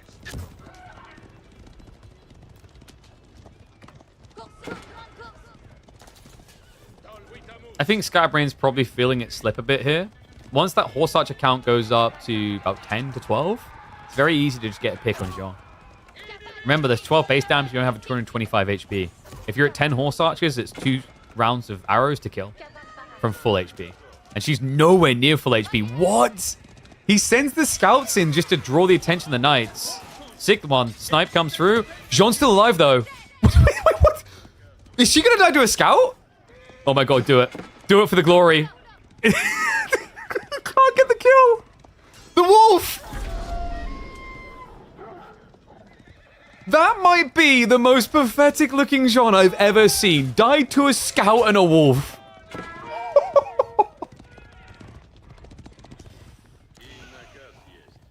How woo doggy. We may have just let this little hound out of the pen. 9 horse archers. No threat of feeding XP over. It's time for Wham to roll out on the map like a plague. Yeah, I've got knights still sneaking around the back looking for opportunities, but that wooden fortress sprint placement is just so difficult. The horse archers are going to look to cut reinforcements, the ideal situation. Scatterbrain is just so scattered on the map. Less scattered brain, more scattered knight. We might be scattering Jean's ashes at this rate. Warrior Monk's now also on the way. Wham's feeling greedy. Good backstab. Scatterbrained. Able to find him from behind. But the difficulty is the fact that these are feudal knights still. Yeah, they're feeling the pain of it. Like, if you're exchanging 1-to-1, that's a terrible exchange rate. 240 resources compared to just 120.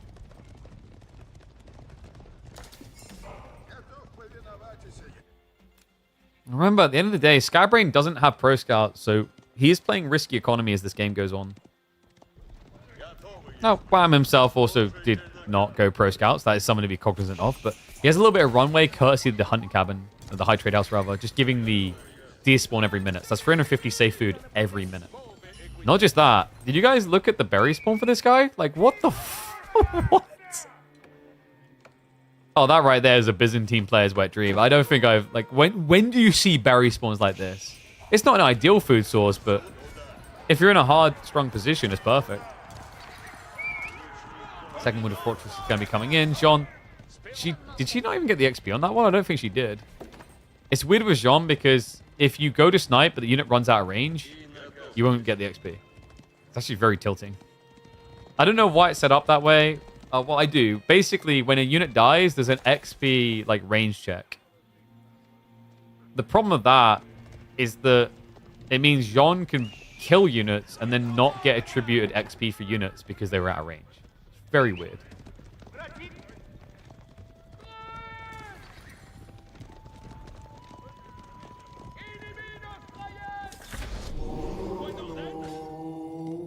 Warrior Monk. He's gonna go for the wall law. That's gonna buy some time, but knights are on the way. I gotta give it to him, actually. Scatterbrained, it looked like quite a condemning situation, but 80 knights? It's pretty crazy. It's come at the cost of him not going for an age up, and there is definitely a growing risk as the horse archer count goes up here. Yeah, do not write Scatterbrained off. I know it looks bad from the fact he's an age behind, but as the economy scales, if you just get a little bit of wiggle room for that tech up, just think about the impact of Royal Institute here. On a map that even someone as miraculous at walling as Wham might struggle to wall on. I mean, just imagine this army diving in at 40 villages here. Ooh. Imagine this timing on the raid. Horse archers are riding north. The outpost did at least go up, so Scatterbrain will get the early warning, so he'll be kept alive here, as it's only horse archers.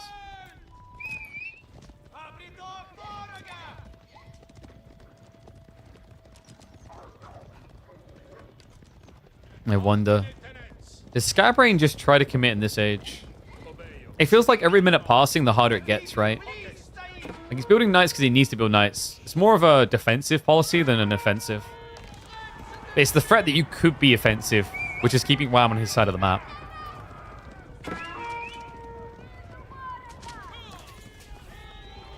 No suches. A little bit of risk here. Knights are going to chase them down. Jean at this point just wants to keep running so she stays in range for XP. Nice peel there. So pulls the knight away. Warrior Monk is going to make his way in. It's already 2 relics, soon to be 3 now for Wham. Scatterbrain. Like, I respect the fact that more knights can be good, but like at some point there needs to be a way off this knight train. At least a way of out of feudal age. He's starting to stockpile the gold. The food is a little bit of a conundrum though. Wow. Name of the game continues to just be kite, kite, kite. Horse archers now coming in on the double outpost build. What? Sick timing there. He's able to chase the extra workers away. Scatterbrain now hemorrhaging economy, and you see the desperation here. He's down to 400 food income a minute. Having to work insanely hard just to secure 1 deer stack at a time. Now, this does cripple Wham's Pro Scout play, because remember, he went Pro Scouts heavily delayed. Although, I say it does, it's meant to cripple it. Not when Wham just does this. Okay, yep, we're just going to walk away with that one, huh?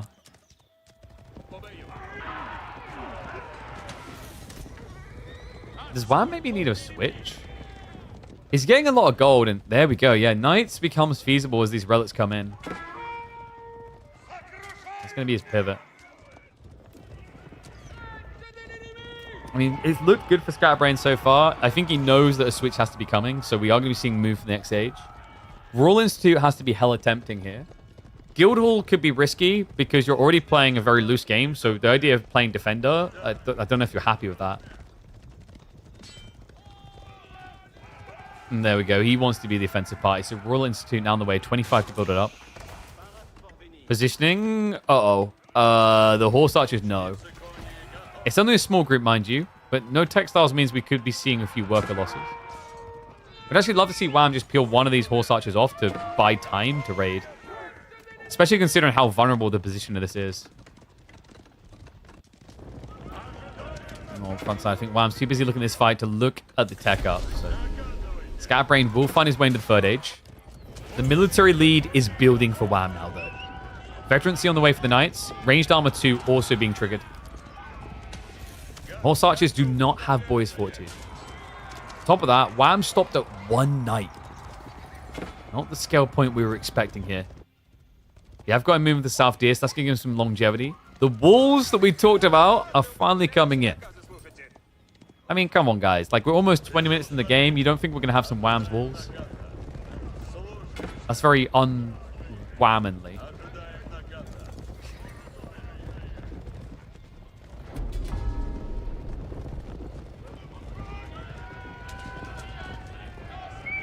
Okay, I think we're now in, like, the scariest point in the game for Scatterbrain. Royal Bloodlines is big, but it's a minute 50 now, and it's expensive. You spent 700 resources on that. And we're getting more mini Royal Bloodlines coming in on the other side. It's going to be Boy's Fortitude. So 500 resources. Quite a lot of health you add in here, actually. You'll be adding in, I think, close to 1,000 HP to your army.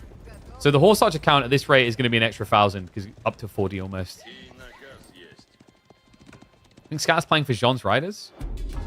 Could be interesting. Jean's Riders has always been a little bit of a weird one when I've watched it play. It feels like it should be really good, but then it's very reminiscent of things like Fire Lancers, where it somehow just ends up feeling too expensive. And it's a pretty food-heavy unit in a game where Scatterbrain doesn't have long-term reliable food. Even more so now that he didn't go Guildhall.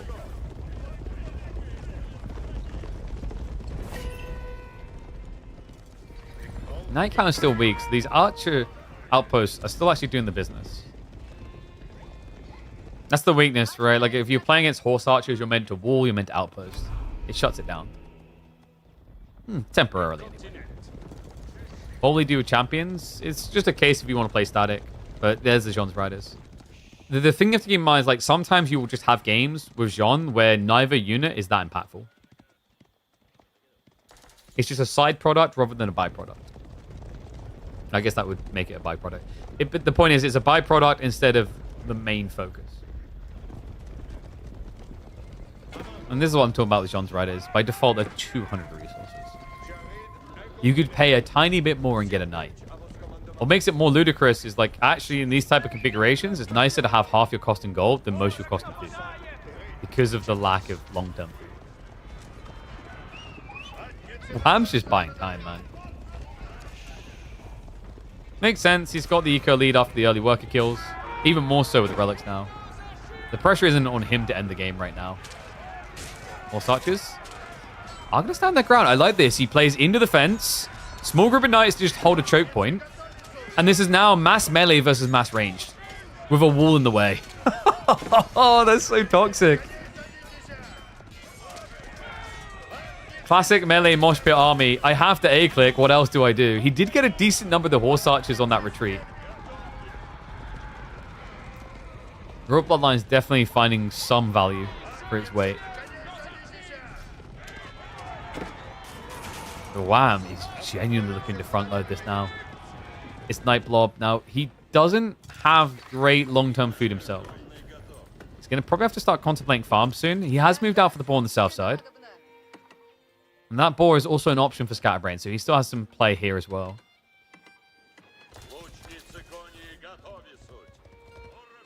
An interesting game this is becoming. A bit of a big-ass stare down, but it does feel like Scatterbrain needs a way in.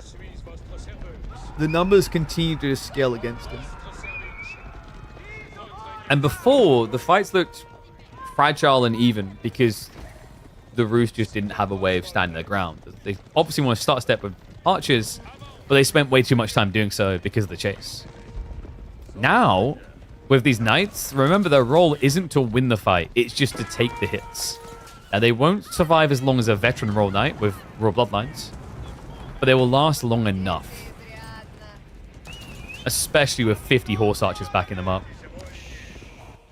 Speaking of which, we do have some of those horse archers sneaking around. So Scatterbrain is going to get found out on the berries. Only takes 5 hits to kill. He's got the Jean Rider on the way, but 2 horse archers for 2 worker kills, I'd take that every day of the week. The other thing, by the way, is this matchup kind of scams you on Jean's Riders. You notice what's happening here? It's 13 base. The bonus is against crossbows, and horse archers are not crossbows. Your damage is not that impressive. It's more your tankiness against them, because remember, Jean's Riders have 8 ranged armor. 6 by default. Look at the move from the knights. He goes up north and... Wait, what? He consecrated the north side. However, look what's happening. Scatterbrain, he sees the knights aren't here. He runs into the base. Wham with the wall, though. Gets through to the other side. Scatterbrain can now go for a dive, however. Wham's going to have to make sure he's premature on the pull away with these workers. Dive now coming in. Does spot a few workers walking north side, but the knights are now sallying forth to defend their base. The workers, not many of them going down. He just gets an extra pop there. That's it. And now we have a problem. Wait a second. Look at the positioning. The walls are already up. Scatterbrain, there's no way to run. He has to take the fight. Pinned in the back of Wham's base. That is going to be an overwhelm and a kill. And game 1 to the Canadian. I mean, I'm impressed Scatterbrain stayed alive this long, but this felt inevitable. The horse archer Zerg is out of control. Another reminder about why Roos so often is banned in these competitive formats. I mean, it's a tough thing, right? You're playing a raiding civ that usually looks for pressure point all-ins against one of the best civs at resisting pressure point all-ins. Roos, a civ that doesn't need to touch gold, that gets extra value outside of their food gathering, that has very powerful outposts that buff their economy and give extra safety. There's just so many details that work against you with these all-ins. And crazy read by Wham to do such a delayed pro scout, by the way. Like, the opening sheep rotation hurts so much for Scatterbrain, but the fact that Wham, after exhausting those sheep, went, okay, pro scouts it is, even though he had to know Scatterbrain was playing deer himself, was crazy. I think at this point, we're just having a process of the L. Like, with 500 food income, you're not really going to be able to remax. He's only got his farms being set up now, and no wolves to protect against horse archers.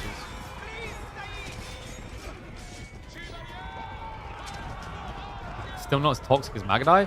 I mean, the problem is Roos just has a lot toxic about the early game. Like, Magadai Mongols have weaknesses. They're not very good at defending themselves. Roos are, weirdly enough, one of the best defensive civs. At least for early mid-game.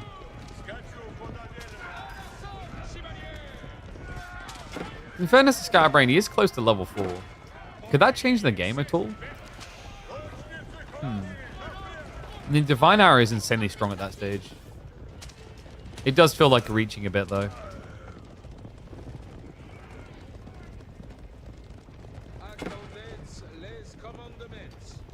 We do have double outpost on the sacred site, right? So, like, that's still ticking. But now the horse archers are leaking over. Villagers get found. There's a lot of outposts, man. I mean, credit to Scatterbrain for being logical about his defenses. He's been spamming outposts to try and avoid this problem. Now, I don't know where he gets gold. So 14 knights to reclaim the gold, or you're out. That's the stake. And that stake is about to be driven straight through Scatterbrain's heart. Not even able to get away cleanly. More knights being hemorrhaged. There's going to be 18 knights making the last stand. He can trickle a few extra in, courtesy of the relics and the sacred sites. It feels like the numbers are just truly against him now. Shows you how good Raw Bloodlines is, though. You know, we always knew it as a tech, but and this many horse archers and they're still not capable of one-hitting a knight is pretty wild. Still, the key with these things isn't about immediately killing. It's about the kite potential. Squishy units that are just so hard to reach. I mean, Sean has range reduction, and she just got 2 hit, basically.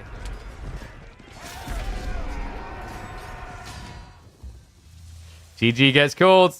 Roos on top again. Against the Belarus. Okay. Do we have... we finally... Oh my god, it took so long. We finally have a draft for the series we've been waiting for, guys. So... I think this... Like, that one's not going to be that close. No offense to Scatterbrain. I think Wham is just quite far ahead. This one, however, I think could be a tight 5-game series. We've got Cat versus Sass.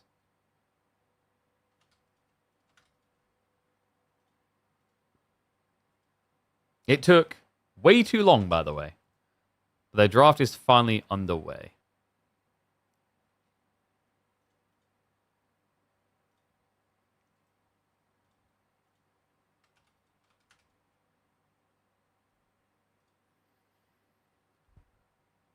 Okay.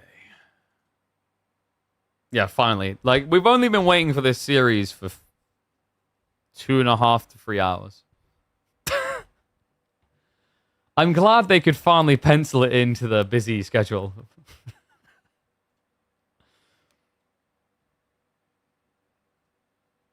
Oh dear, oh dear. Okay, so boys are in the middle of draft right now. We're getting Roos through again? Wait, hold on a sec, I gotta talk to Kat about this. Why is there a Mongol first pick in the draft? Has this guy still not got over his obsession with Mongols? Mongol first pick. Why? I don't think there's any map in Master of Steels that would dictate a Mongol first pick. Like, there's just other picks that should feel a bit better, right? Then again, just overall, this draft is wild. He banned Shushi, HRE, and Japanese. But do you guys see what else happened here? I am just as mind blown by this. Sass didn't ban HRE. No, he prioritized KT over it. Well, he prioritized Japan, right? I guess he's like leveraging Four Lakes and Kawasan being drafted, because Four Lakes Kawasan draft means that Japanese are like highly credible Civ, and they also have robustness onto land maps with the Dark Age Rush. There's Cat with his infamous Byzantines. What a wild one.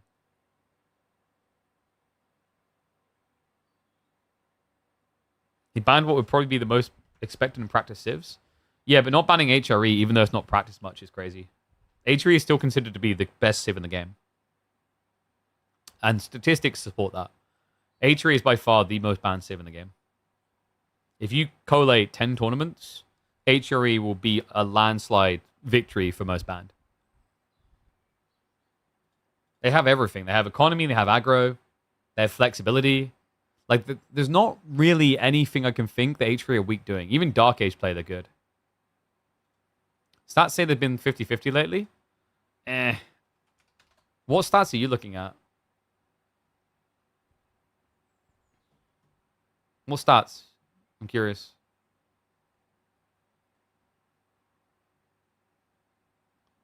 Made a week muster, qualifier 1.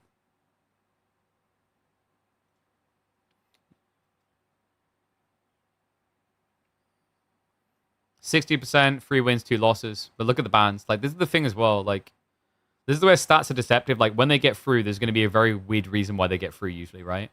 3 wins, 3 losses in KPMM, but banned 46 times on a weekly tournament.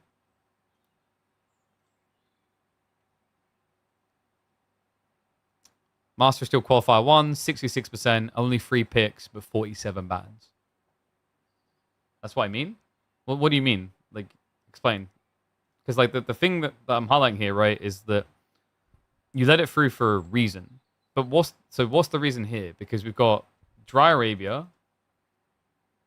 and Carmel. I don't know about Carmel for HRE, but like you could just save it for Dry Arabia, right? And then opening map, trying to think which one was missing. Like, I get where you're coming from. Sure, there's some maps here where they're going to be discredited a bit. Like, I don't think you really want to use them on Kawasan or Four Lakes. Can I add some background music in my casting? I mean, I'm going to add it in my casting, but fair point about lobby. We should have background for lobby. I would never add music while we're casting. That's kind of silly. I still remember in the very early days when I'd done Dota 2, there was like a community channel where they would legit have music playing while they casted. And I was like, this is the most dog crap I've ever heard in esports. It's like, if I wanted this, I could just turn on the radio. Like, it was especially bad because their voices you could not hear. It was muffled out by the music. No cap. Freaking wild. Okay. So the boyos, I think I'm picking the first map now. Subway Surfer. Do I even want to know? A mobile game? I've never even heard of this. Oh, it's one of those ones. It's like cajillions of those, right?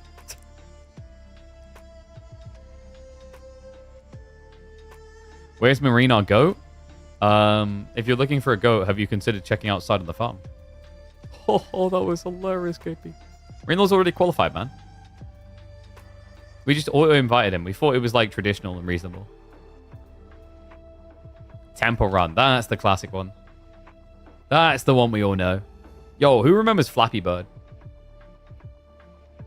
Who remembers how that game ended as well? Where the guy was like, I don't like that I've created like an addictive game. It's like, so just to clarify, you don't like that everyone wants to play your game. Huh? That was wild. I still can't believe like he pulled it down with that reasoning. That blew my mind. I've got too much money. Exactly. It's pretty much what it was like. Whoa. You're saying I can make how much a year? Nah, that doesn't seem fair. Let's stop doing that.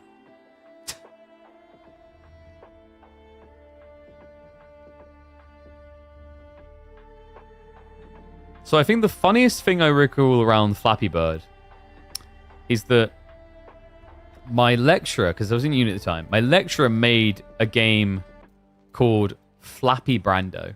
He didn't release it it was just like a little meaningful project. But it was Opera GX, by the way. You guys should get your hands on this. So he took Marlon Brando. What photo was it? I think it was the Godfather one. I think he just grabbed the Godfather one. And what he'd done is you had the head and then you had a cigar coming out of the mouth. So you can kind of see where this is going. He would like open his mouth and then the cigar would flap up and down. And that it just stuck with me. I was like, this is much better than Flappy Brando. Flappy Brando, man. I think he whiffed, man. He took a big fat L, my lecturer. He should have released that to the public. You'd eventually get sued by Marlon Brando, but make off with the money.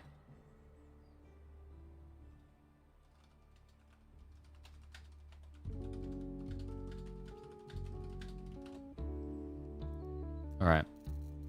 Yeah. Admin's just like, oh yes, Kat and Sass have finally begun their draft. They're like, I noticed. It took a long, long time. Remember people selling phones with this game installed after it got... Yeah, like it actually had a lot of value, right? You know, that's kind of a scary one when you're a game collector, by the way, is like when you have something old that's valuable, but then there's like, finally it gets remastered and you lose all value, right? So there's some games that like there's very big risk of that. There are other ones where they'll hold middle ground value because they'll probably always be in IP limbo. A perfect example being Simpsons Hit and Run. Another one being Lord of the Rings, the Battlefront ripoff one, right? I think Lord of the Rings games in particular, you have a lot of safety with the older ones as collectibles. Because no one but Warner Brothers getting those IPs, and no one's going to sell Warner Brothers the rights to the previous versions of like those games made.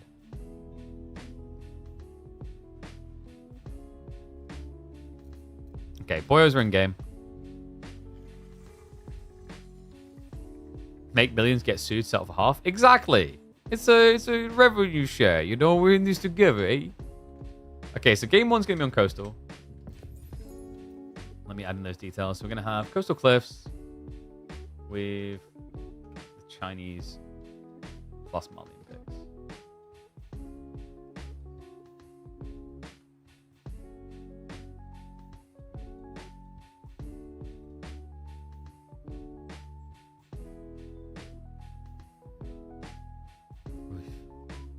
Yeah, I'm wondering like what this is going to do to the schedule now. Because it's meant to be Starflock versus the winner of this. And then like... eventually, the winner of that versus winner of Wham Scatterbrained.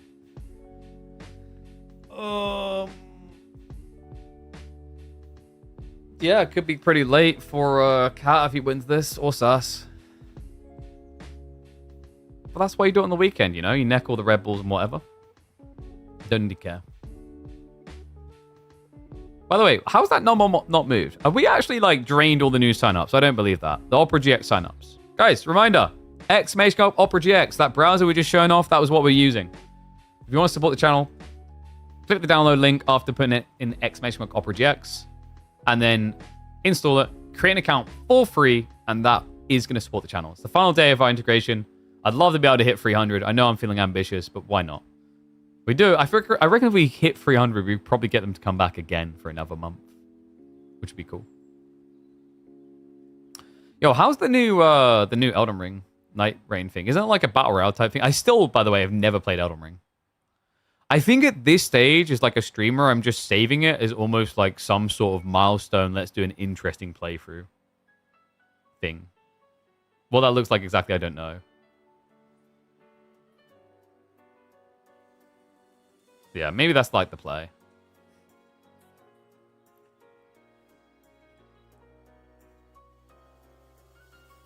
PvE roguelike, only Battle Realm has closing circles. Okay, got you. So yeah, so it's you and your party versus the map then, instead of other players. Is that right? That's interesting. So there's no PvP at all? Need 2 friends to play it, so count us out. GG. Is that why you all like? Is that why we all secretly play 1v1s because we don't have friends? Pepper hands. I swear him okay just looks to conflict on everything. One's about AMD, even though they're the uncontested kings now for gaming. Comes in with his browser that doesn't even sponsor gaming content creators. Is adversely against subbing to the channel. Calls everything GG when it's still in flux. Have I missed anything from okay? He's proud of himself. He's like, I'm building a reputation around these parts. Tips the hat. Yo, Jake, what do you mean? Wait. Where can I get free beef for Wallo? I still remember. I still remember that back then. The amount of memes on that.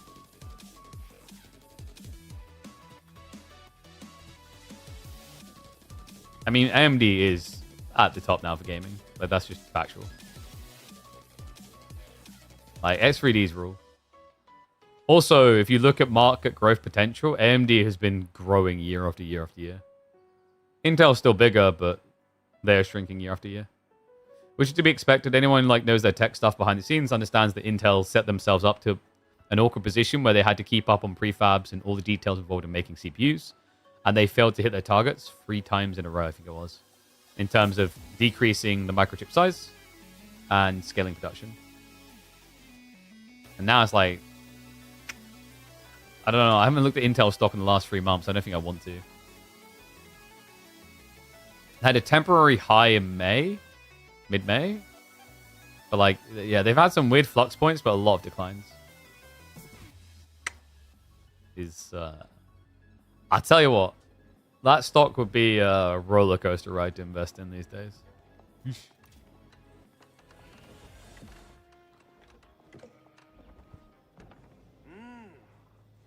Nvidia is a bomb waiting to explode.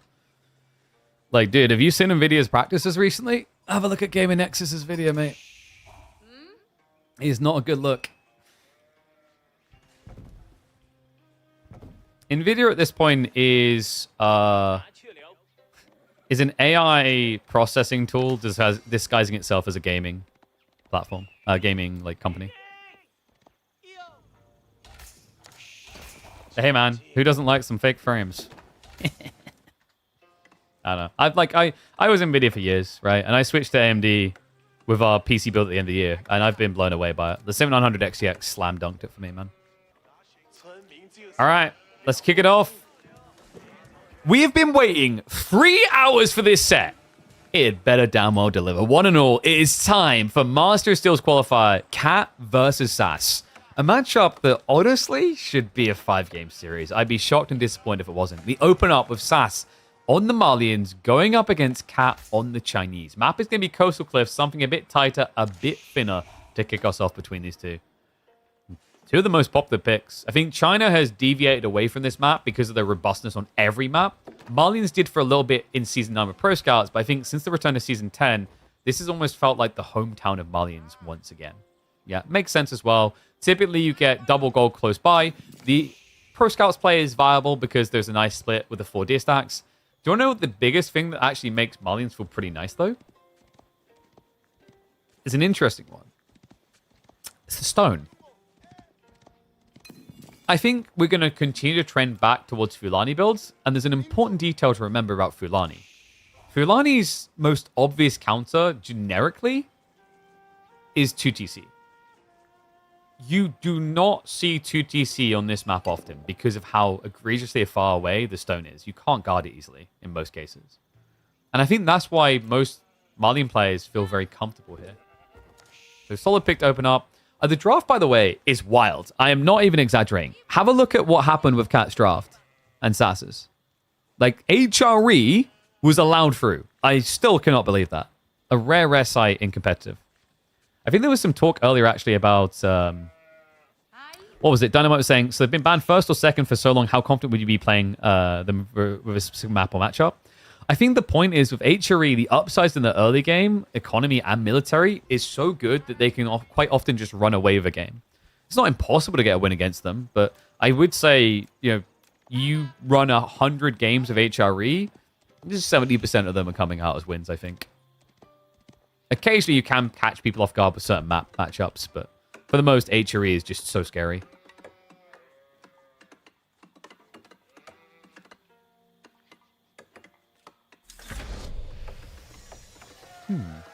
So Mansa on the way. Deer already being shoved in.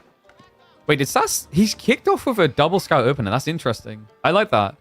So the double scout opener is cool because it only takes 14 seconds to deploy one of these scouts. It's much more expensive for other civs to go double scout because the scout is normally 23 seconds to produce. And also, it means when your opponent comes to lame your deer, you've now got double scout to contest the one. Yeah, so Cat just trying to deny the value, but with the scout already heavily injured, it's going to be difficult to continue. Like this. Just Sass keeps chasing with one a little bit longer to make sure he leaves. Then returns to the deer shelf. It's still going to be 5 to push in.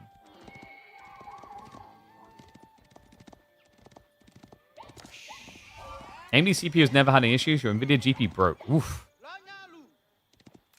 I mean, I never had a like break issue with NVIDIA ones, but there's definitely like AMD for a long time has angled themselves as bang for buck. And I think if you are not looking for the enthusiast level graphics cards, AMD just makes so much sense for the newest gen.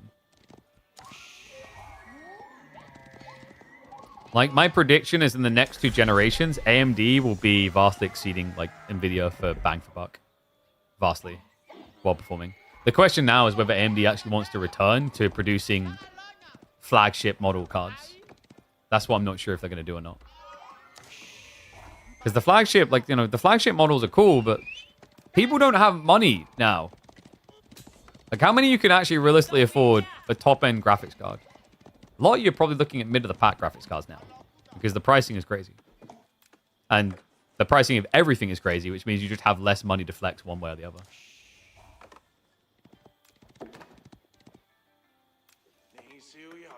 So Pro Scouts coming in from Cat is to be expected here. I guess for Sass, is this meant to be Pro Scouts 2? Because he did go for the stables. He has upgraded into Warrior Scouts. And it makes a lot of sense to play Marlins this way. They're ideally a anti-Pro Scout civ into a Pro Scout civ.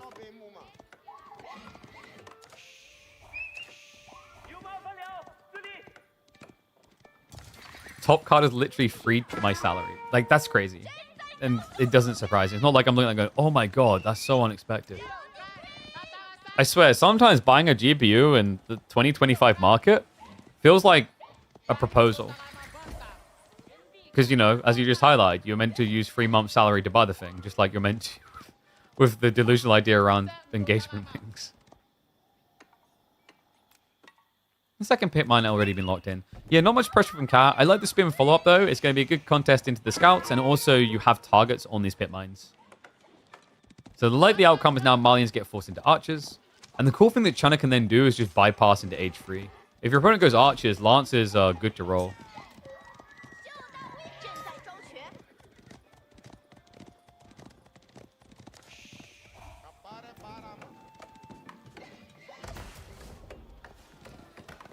Alright, how do you guys predict? Wait, did we do predictions? Crap, we forgot to do predictions.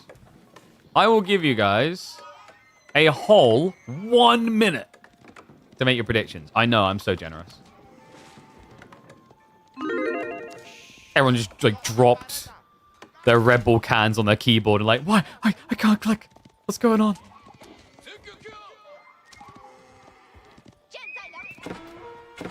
Okay, so Cat, was he actually worried about his deer being snatched? Sass is just going full Fulani. I like this. I think the Farimba day is like, you're going to see it still sometimes, but I don't think it's as important anymore. In this matchup in particular.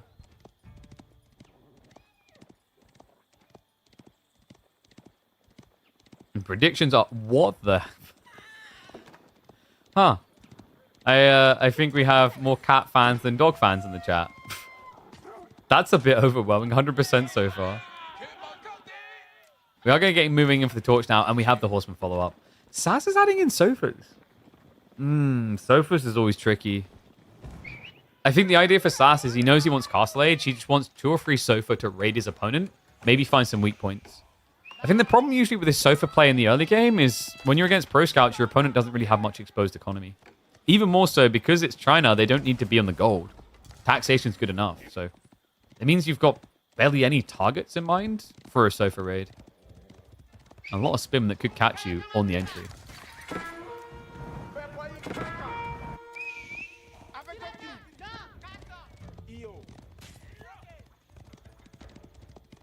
Ran AMD for years over 4 machines. I don't know how long ago you were running them. I ran AMD CPUs now for 7 or 8 years. And they work for me. And I switched to their GPUs for the first time last year. AMD definitely had some very big issues with the software in the early days. But those have been alleviated. Like, I get, like, the restraint on AMD years ago. I think even the top people at AMD would admit, like, tip their hat. It's like, yeah, years ago, like, you guys remember, like, the 2012 architecture? I can't remember, it's like some hexacore type thing with a weird name. That stuff was rough.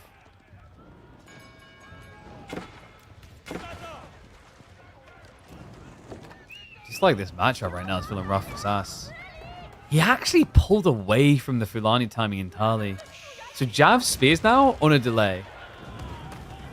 Yeekers by my sneakers. Meanwhile, Cat, I mean, you've got the type of military lead where you could just lean now into castle instead.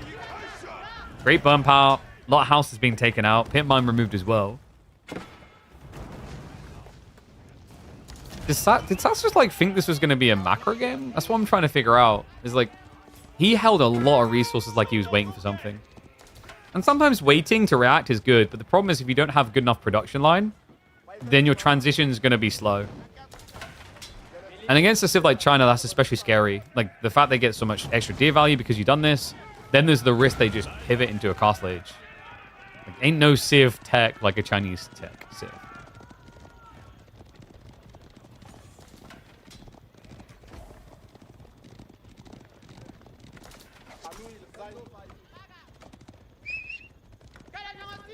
Is there a world in which Sass now goes for Imba? Furimba would be interesting now that he's scaling javelins like this, for sure. Cat is still bulking a lot of archers. I think he just wants to suffocate Sass in while he takes all the deer away. But the transition's coming. Castle to be hit in about a minute. Probably see him look to do, what, 8 to 10 on the tech up?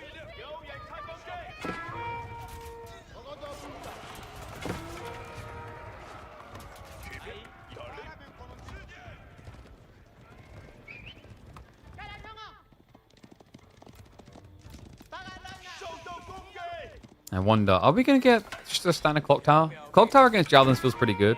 You could think about Imperial Pass if you're worried about raiding, but I don't think you've got much concern there. This is the thing about coastal cliffs. It's so linear, not linear, but thinner compared to like your standard dry Arabia. Makes it a lot harder for your opponent to sneak by without you knowing anyway. Another thing is you typically spawn with tree lines that are quite wallable, about 50-60% of the time. So it's very hard for your opponent to just cross-rotate behind you. Yeah, clock tower coming in. I mean, Sass, he's got a lot of javelins so you can find the upgrade now. He hasn't continued to scale Sofa. I think if you were maybe thinking about towards Fulani, you'd look to add in 4 or 5 Sofa. Just so you have a strong army when you rush tech. So it's starting to feel more and more like Furimba. It's just a very unorthodox way to do Furimba. Normally when we see it, it's off the back of Pro Scouts. Remember, in this game, he didn't do it whatsoever. So I think we are getting Fulani.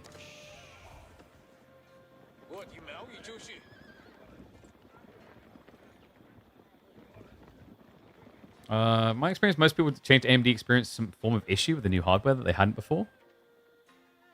I mean, like I said, older gens, I get that. But I'd say CPU's not been a problem for me, and I've had like 4 Ryzen CPUs now. And my first GPU experience has been fine.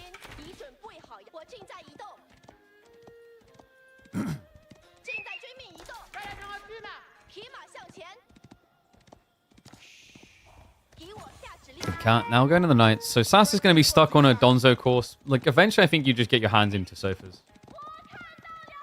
Are mine donated? No.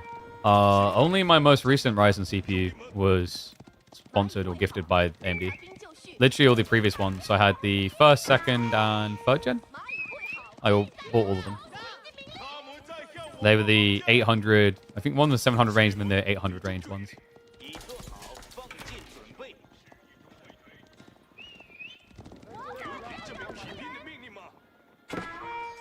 And I also built them all myself. Not sure if that makes a difference comparatively. Okay, so Cat, we have got Lancers on the way. Looks like Sass has the information. He knows it's going to be vet archers, no veterans on the horsemen. Lancers seems like kind of a given. not great if you go past guard here, right? So like normally you're expecting Lancers just because PG can get rolled by Musafadi from an age behind. Whereas Lancers, although Donzos can be an answer, it's very hard to actually capture your target. Hashtag free the deer. He's going all the way deep with this. Wall's being attempted by Sass. He still needs to buy some time, but Cat, timing is clear. Their archers can contest feudal javelins easy peasy. Even got a few horsemen spin into forward. In fact, I think like vetting the spears could be a pretty sick play by Cat now. Just the most effective body unit. Just to front line against this. To make matters worse, Sass, he wasn't quite ready for the age up. Getting pushed right back to where he want to build it. This is the tricky part about Fulani timings as well. Like other landmarks, if you get pressured like this, you can build them somewhere else. It's a deal breaker with Fulani. It has to be here.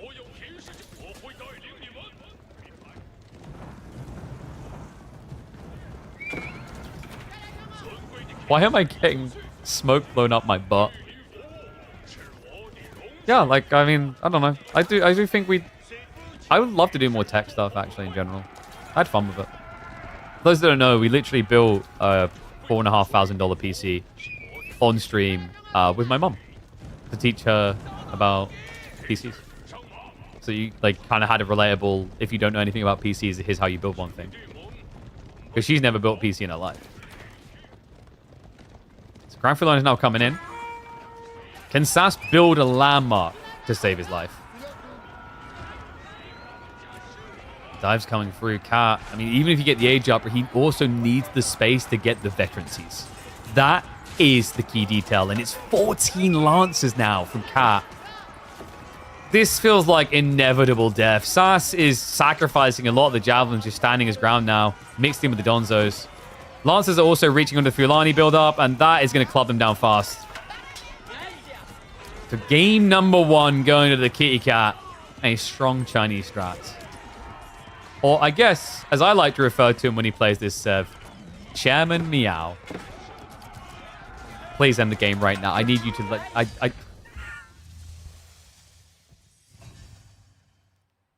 hate myself for that one.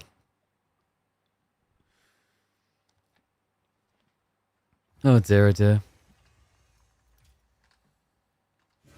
Is the VOD still up? Yep, the VOD should be on the YouTube side. I think, let me double check. We might have even put it in a playlist on its own. So it's easy to find. It's a very long VOD because I was very, like, I hadn't plotted out like how I wanted to approach teaching. I wanted to just teach her and answer the questions. So I think it ended up being a very, very long stream. Longer than I was maybe expecting. But like, if you go across the playlist on my YouTube side, there is, I believe, yeah, it's under sponsored content. And it'll be the one called Grand Finals Midweek Muster 9. We've done the PC build. I might rename that so it's clear. Okay, so G1 is going to be a win for Kitty Cat.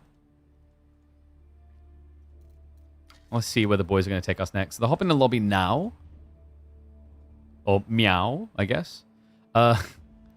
Game 2 is going to be the HRE. He's not waiting around. It's HRE versus Ayyubids. That's actually like not a bad pick into HRE. That's one of the better ones. Like that was, if you ask most pro players, they would have said that was like a 55%, 55-45 favorability towards HRE. So pretty tight because in the early age, like you can contest them with the Desert Raiders if they go for men at arms. The thing you have to be a little bit worried about is obviously the HRE archers. Like HRE archers are the boogeyman.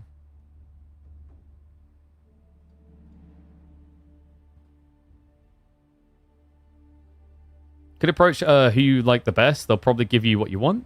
You're a reliable streamer. Oh, thank you, man. The thing is, like, obviously, you have to apply a pitch that makes sense. And obviously, like, the challenges, I've always said, with these type of things, approaching these sponsors is easier as we get bigger. Like, with AMD, the really big thing is, like, someone my size, probably not that, like, desirable if I'm not a tech influencer. But... you know, I remember when I sent a deck across the guy, he said the reason why I went with you is because you had a really good deck. You actually like had fought everything out. You didn't just come to me and ask for free stuff. That's the problem with a lot of influencers. Is like a lot of influencers, the idea of like trying to build a connection is send me something for free. Like if you're hoping to be a fledgling influencer, whoever you are, You have a much better success rate with getting sponsors and also keeping them around if you, A, think about what the integration is and how it makes sense. So, like, propose something, give deliverables, let them understand what their value prop is from you and what you want from them. Like, do both those things, what they get, what you get. And then also have adjustability. If something is not hitting, if a campaign is not resonating correctly, and you want to keep that relationship going, you should be looking to do more for it. If it's that valuable to you and you think it's a great fit long term, like look at what we're doing with Hims, right? Hims has a lot of potential money that they could invest into esports, and we could potentially get them in this esport.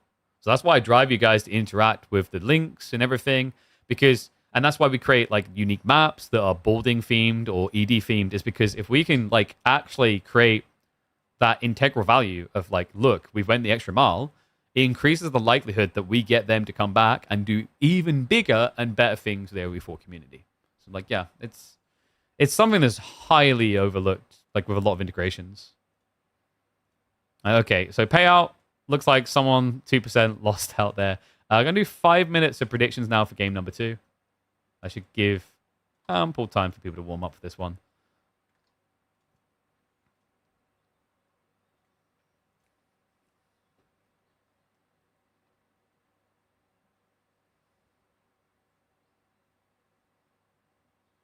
That's great for noobs that want to try to build their own. Exactly. That was my thought.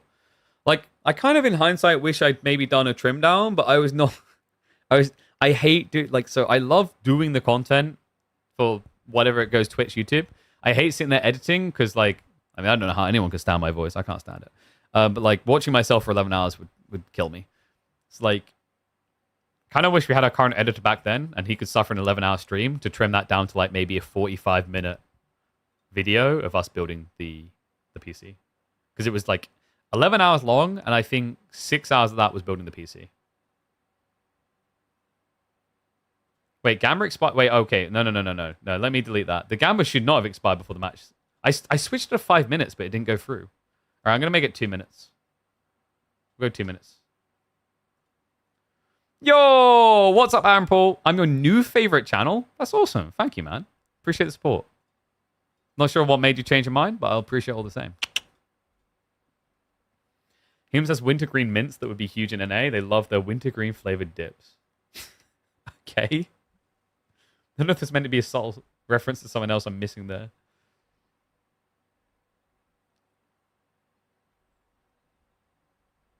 I mean, like, if anything, historically, don't the Americans hate their mints? That's why, like, you shut down the gold standard. See, we went with a different type of mint. It's still expiring before match starts? Why? Are you initiating it as well, Fat Blob? Or is it just me? All right, you do it. Like, I don't know why. I set up twice, set it to 5 minutes, and then it kept doing that. That's weird.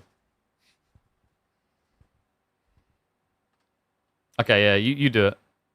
Mr. Expert. You got this. I don't know. I don't know why. Like, twice I clicked 5 minutes, and twice it made it 30 seconds. That's weird. Twitch is, like, having a heart attack right now.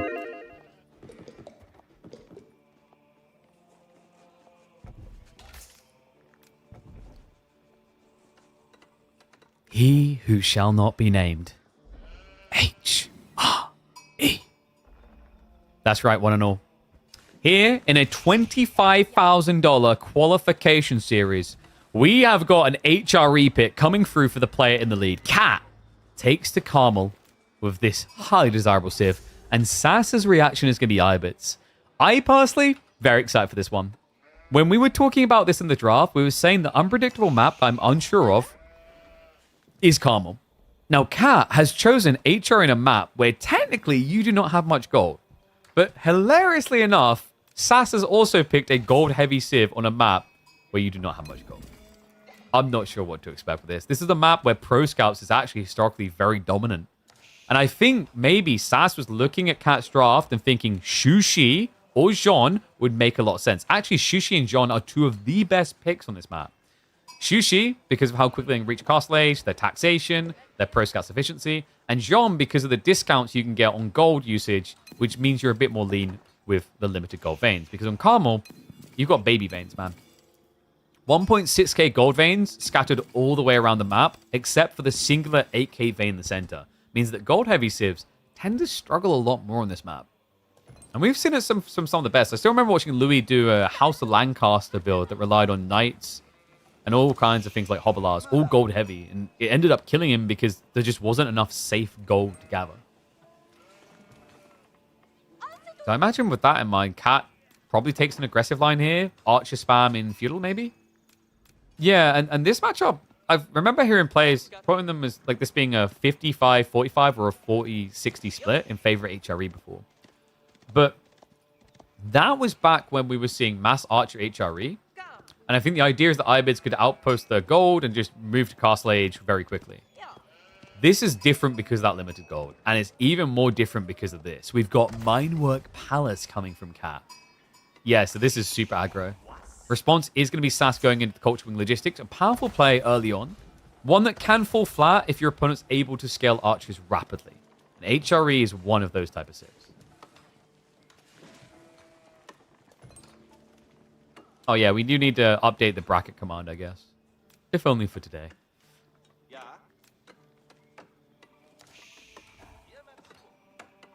In a single game, I'd wall the south and call it Helm's Deep. Imagine just like living up here.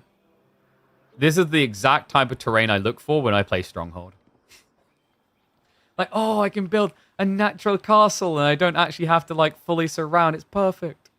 You guys heard? Stronghold Crusade is coming soon. Woo! Do I need to become a streamer for that? Crusade Definitive Edition. I think they posted a date for it, right? And I'm pretty excited. Yeah, 15th of July, because apparently there's going to be a co-op mode. But there's also new units coming. Yeah, there's like camel-type units getting added. Okay, I'll be like honest. I kind of just preferred HD's graphics to Definitive Edition's graphics. Definitive Editions has more of that kind of like blocky, rendered modern look to it. Which I don't like personally. But I'll nibble. I'll take some Definitive Edition. I do feel bad for Stronghold, the fact that they literally could not make a new game that's good. As in a new entry into the series. Bless them, they've tried. Stronghold 2, Legends, Free, Stronghold Crusader 2. It's crazy because I feel like a lot of brands milk their IP successfully, even if the games are bad. The Stronghold guys just seem to struggle a bit. Stronghold 2 was good. Agree to disagree. I think Stronghold 1 was superior. Like, was it? Someone was making a fair point recently. Like, name me a situation where the third game is better than the second. Are there many examples where the third game is better than the second? Because I struggled when that highlight, I was like, whoa, actually, yeah. Witcher 3? Okay, yeah. Witcher 3 is probably the rare exception. That's a fair one. Outside of that, I'm not sure. Like, Call of Duty 3 was not better than Call of Duty 2. Half-Life 3 is never going to exist. AoE 3 was not better than AoE 2.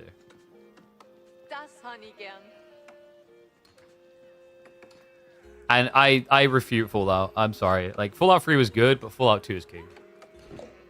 Fallout 2 is good. That game had so much elegant depth that's underrated to this day. Settlers? Oh, I can't comment on that. I played Settlers 3, but not 2. Wait, Heroes of Might and Magic. We done it. Yes. Yes. How did I forget the obvious one? It might be a bit more challenging to find a second one that's better than the first, though. I think Witcher holds up that Witcher 2 is better than Witcher 1. And AoE 2 is better than AoE 1.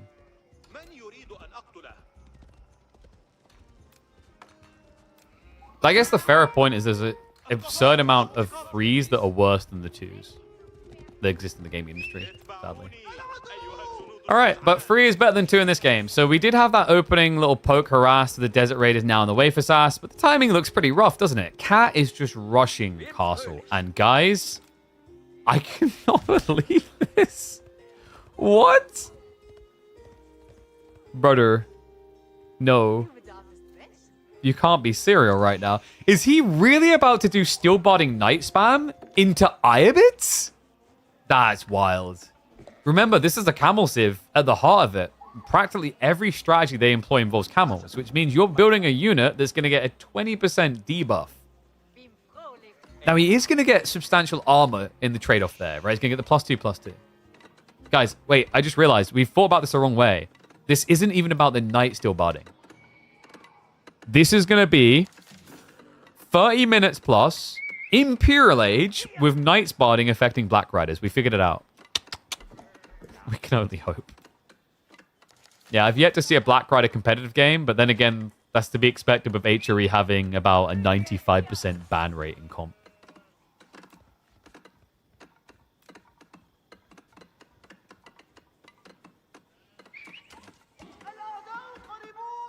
More people like Halo 2 free than 1?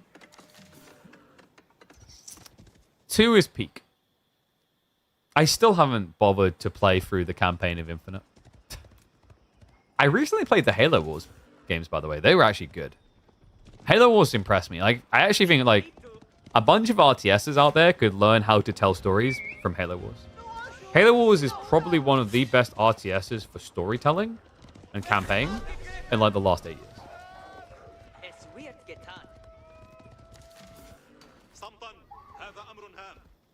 Okay, so Dervish Shove is going to be coming in. This is pretty popular. This is why Dervish Wing has just become the overall dominant choice, I think, because the Deer Shove meta is just big. And obviously they have follow-up plays, they have great aggro plays. It's just a robust unit for the strategies people discovered. So Cat, he did go for the Regnet, so he is rushing towards the relics. Sass does not have much ability to block right now because he has to keep everything with the scouts. Especially because of this. Cat is going into Horseman and Veterancy is already on the way. Yeah, not just that. Sass is committing to this strategy. What? He's mass desert raiding against fast castle mass horsemen with all pikes. Are you all right? I'm sorry, I had to do that joke. That's crazy. If the dervishes are here, maybe. Without them, I'm not so convinced. Horsemen are going for the stab in. He doesn't really want to turn around for a melee fight, not now that the veterancy is there. Ooh, good reaction there by Sass. He waited until Cat was a little bit baited in, and then just turns around with the rest of the army. Now it's A-click extravaganza. Numbers do favor Sass, so Cat does have to fall back. Yeah, didn't respect the numbers. He brought about the same amount of horsemen as Desert Raiders, and yes, he has an age up advantage, but normally the ratio is like 2 horsemen to 1 Desert Raider.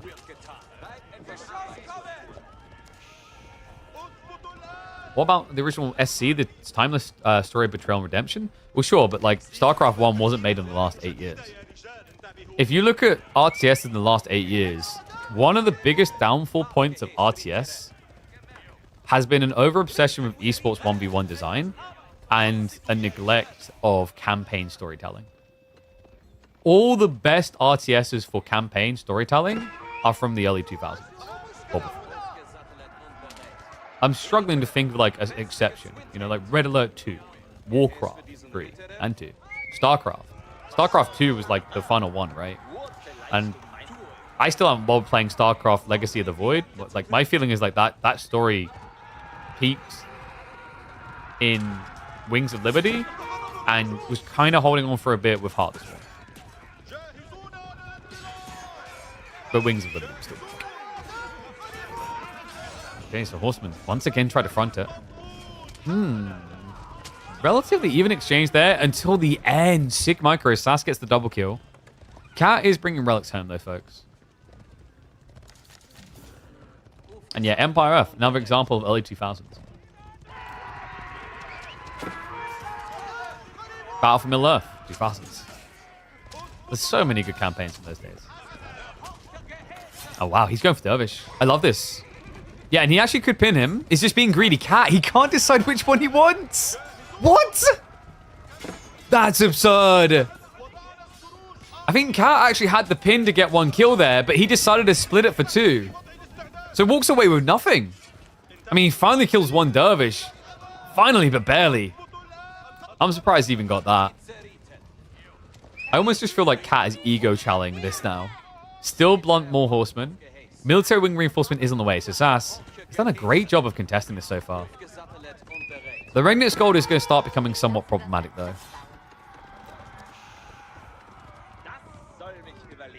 I wonder, does he just switch Lancers? Like, Lancers performs really well in this matchup, no? I thought Cat might try to add in Archers, but obviously you're going to get kited is the issue. This is what Sass is doing to him. He's just trying to make it all about momentum, right? The mobility is king. Are we about to watch HRE lose in a very unorthodox fashion? I mean, we talked about the robustness of strategy. And they're playing up against one of the... I feel like the most consistently used Ayyubids strats. Like, Mass Desert Raiders have been seen a lot these days. We do have the Prelates. I like this, just littering them in to kind of tank a bit. And the healing's quite important. But you're just seeing he's getting kited perfectly. This is crazy. And on top of that, I'm confused. Where is Cat getting this other relic? Okay, it's finally home. It's taken a long, long walk. Please walk it into the base. Please walk it into the... Where is it going? What? Did he rally it to pick up the other relic? I'm so confused right now. I think Sass just gave Cat concussion with that micro. That was sick, though. Like, the fact here is, you know, Cat has a full melee blob, no ranged, i.e. no kill secure. And Sass manipulated that perfectly. This game so far, so we were talking about, like, HRE feeling like an auto win in a draft. The reason why Sass is winning this game right now is raw out micro. He baited him very early on, if you remember that early exchange, where he noticed Cat was chasing one Desert Raider and pulled it through the formation. And since then, we've been seeing time and time again him just leverage that fact, where Cat is a bit overly ambitious on getting a singular kill here or there. Cat, we do now have scouts coming in. Is this delayed pro scouts? Yeah. So he doesn't want to come out of the base because, understandably, it's Mass Desert Raiders. They kill you. He did bring the relic home in the end. Meanwhile, Sass is going to bring the remaining 2. So 2 relics versus 6.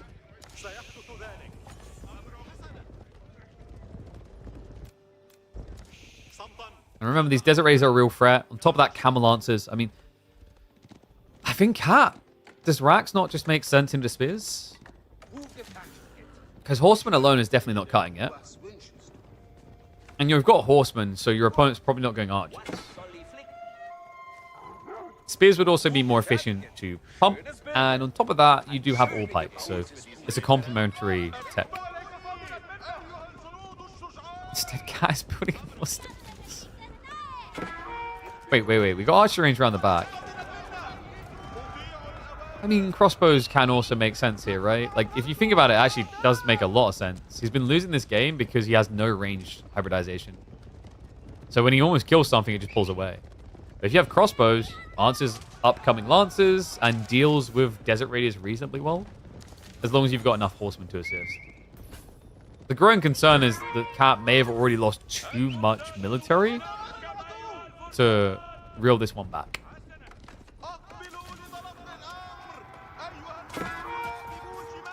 Horsemen are finally going to get a favorable fight by unfavorably outnumbering the enemy.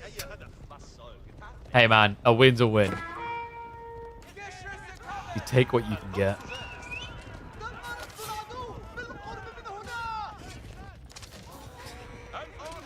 Desert Raider scaling is pretty crazy.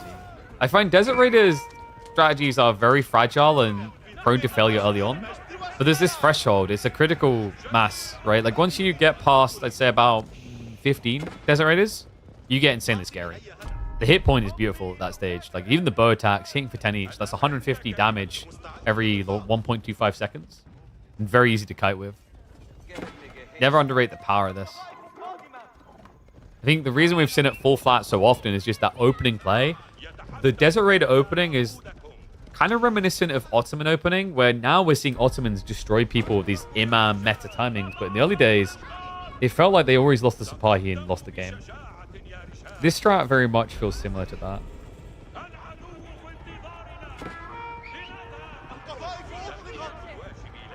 Cat has at least started to pat himself for farms, but these are not Arkan farms. And I think this is the pain point for Cat, right? It's why he also went Pro Scouts. If this was Arkan, you'd just be blobbing farms over time. He doesn't have that luxury. It's feels so uncomfortable. 2 Sacred Sites now locked in as Sass looks to dive into the base. We have got static placements. The Springles actually dish out quite a lot of damage here. Horseman barely holding on the front side. Villagers also being sacrificed. Sass, he is going to start to respect the defenses a bit. But this is looking grim, and apologies, I pressed the insert key there. Oy, oy, oy. Cat once again just losing all those horsemen. He is still trying to play the pro scouts, but we have got to switch on the flanks now. So yeah, good guard. I think Sass definitely has the bulk to try and kind of camp both sides here. And now that he's also seeing that Cat is going into Desert Raid, into crossbows, he knows his Desert Raiders can actually split like this. Because you don't usually want to come out of the base with crossbows.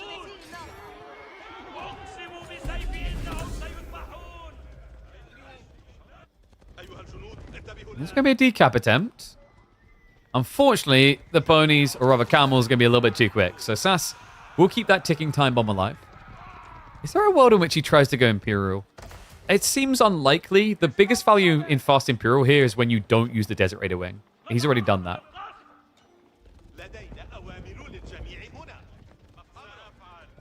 I mean, if there's any Civ that could pull this back, you have to imagine it's HRE. But yeah, it does look pretty grim. At the end of the day, this isn't your standard HRE where they look overwhelmingly strong from economy. He's got 10 prelates to try and be competitive here.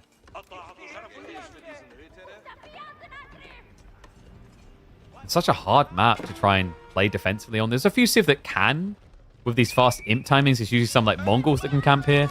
We've actually seen the Order of the Dragon can look okay as well with the 2TC build. This is suffocating. Really impressed by Sass with his performance in this game too. I love this detail. Ayyubids' dream is seeing you build crossbows. Because why not build a 800 HP unit that takes no damage? I mean, earlier on, this would have been a death sentence into Horseman. If you built this Tower of the Sultan, you'd die. What? I can't believe that. He's getting Siege Carpentry. Guys, this is a very unique tech. We never see it. It's so expensive. 500 resources. But you can see what it does there. It gives you an activatable ability that temporarily gives you melee armor and fire armor. It's a smart call when you dive deep into the enemy base. Because if you get the timing right, it mitigates so much of the effective DPS. The horsemen are going to tickle, right? They'll be hitting down for 5 damage. And then the fire damage coming from villagers is going to be reduced down to half. Pretty sick.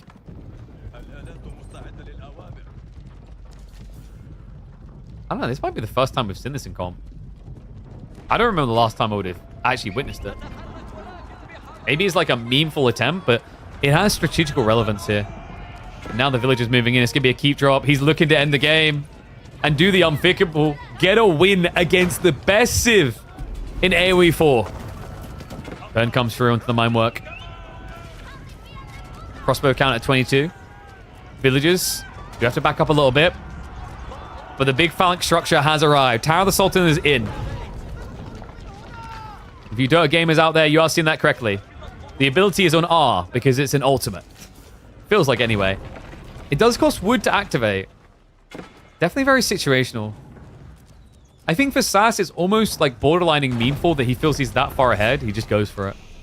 But it could have just been as easily he was a little bit paranoid about that Horseman Remax. Horseman Remax the Cat can't really afford.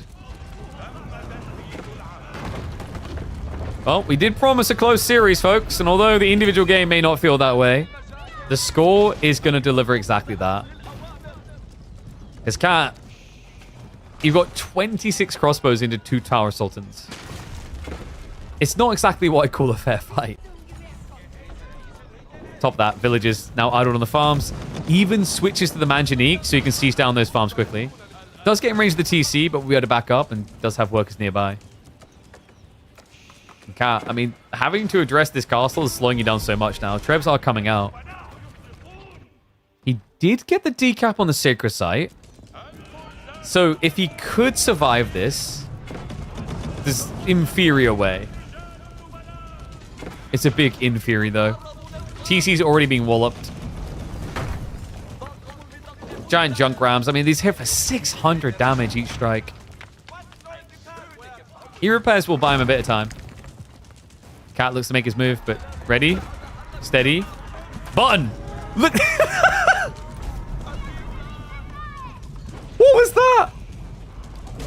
I mean, that was nothing, is what that was. A mere tickling. Baits him in, forces him away. Says come back another day. E-repairs. Now used by Cat. Now, that ability, by the way, does have a really long cooldown. You can see right there. It's on cooldown now. Starts at 90 seconds. Something I don't like about this ability is it's shared beyond between all siege. So once you use it on one, you've used it on all. Now, it's just a full blitz to kill him out. Like, he doesn't even wait for the E-repairs to finish. He ego chows it, comes out victorious, and now that's Cat without easy food access. Remember, his farms, his deer, it's all on this site.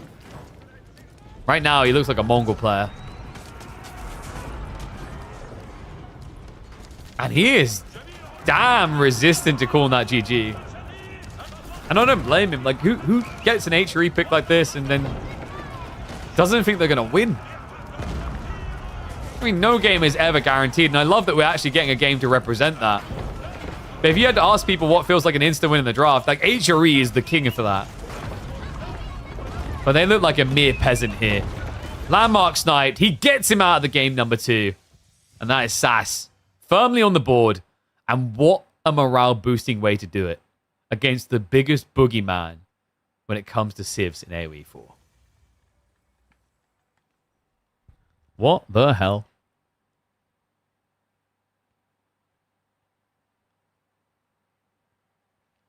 Yeah, that was a serious out micro by Sass. Holy crap. Well played. Did not see that coming. Man, the Desert Raiders, though. I mean, the Horseman... I think Horseman can work against Desert Raiders. He just kept maybe, like, jumping the gun, rushing in. I'm not even rushing in. I just think he got caught not looking. Like, it's just a raw outplay on the micro by Sass.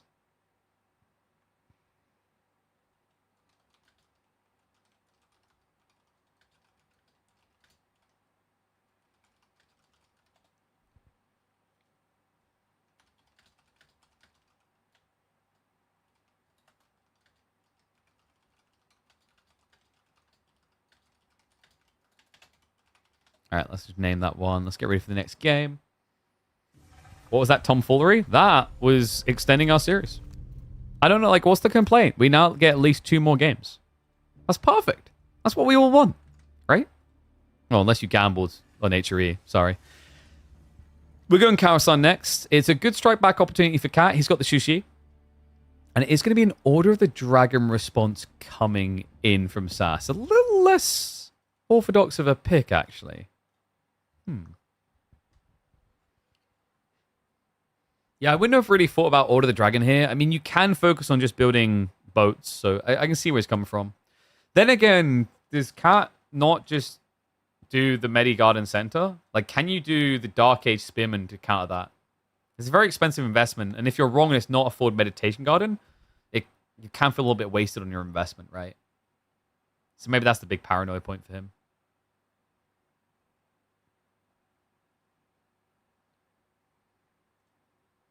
What's the betting voting thing anyway? Oh, it's just Gamba points. So, like, there's the point system that you get from watching people's channels. Is one of the main ways you get the points. And you can just use them to gamble. No real money exchanged. Yep, and also, fun little fact for you guys. If you're subscribed to the channel, you do get more bird feed to gamble with. So, like, it's pay to win Gamba. I think that's how that works. Yep. If you go bankrupt, you can unbankrupt yourself quicker if you subscribe to the channel for the low price of $5. Oh, we need to use the necktie thing, don't we? Yeah, you chose to make me wear a necktie on a day when we're not even wearing a collared shirt.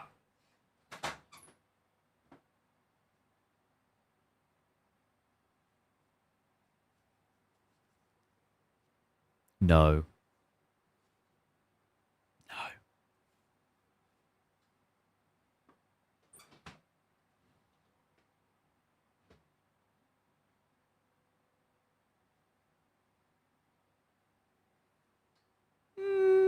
Maybe?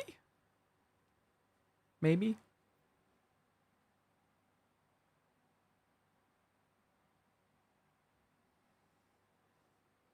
I think that works. Does this work, chat? What do you think? Dude, not only on a day when I'm not wearing a collared shirt, but on a hot day. You like the yellow one? I thought the yellow one was a bit too yellow, you know?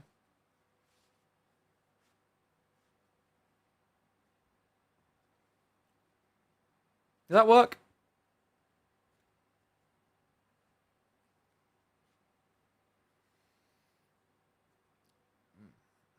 Kind of. Oh no, you want the push-ups? Why? Why push-ups? Why? Like the yellow one better? Then use the change the necktie command. You know how it works. 1, 2, 3, 4, 5, 6.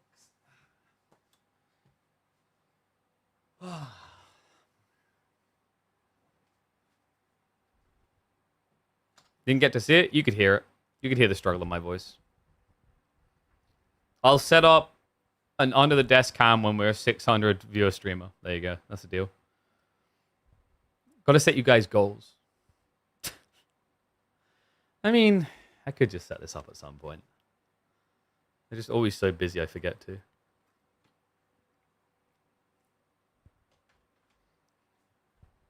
Foot cam. I mean, the problem is when I accidentally toggle like view when we're still like sitting there doing something, and it just becomes a crotch cam, and then I get banned by Twitch. GG. That's what you guys are trying to do to me.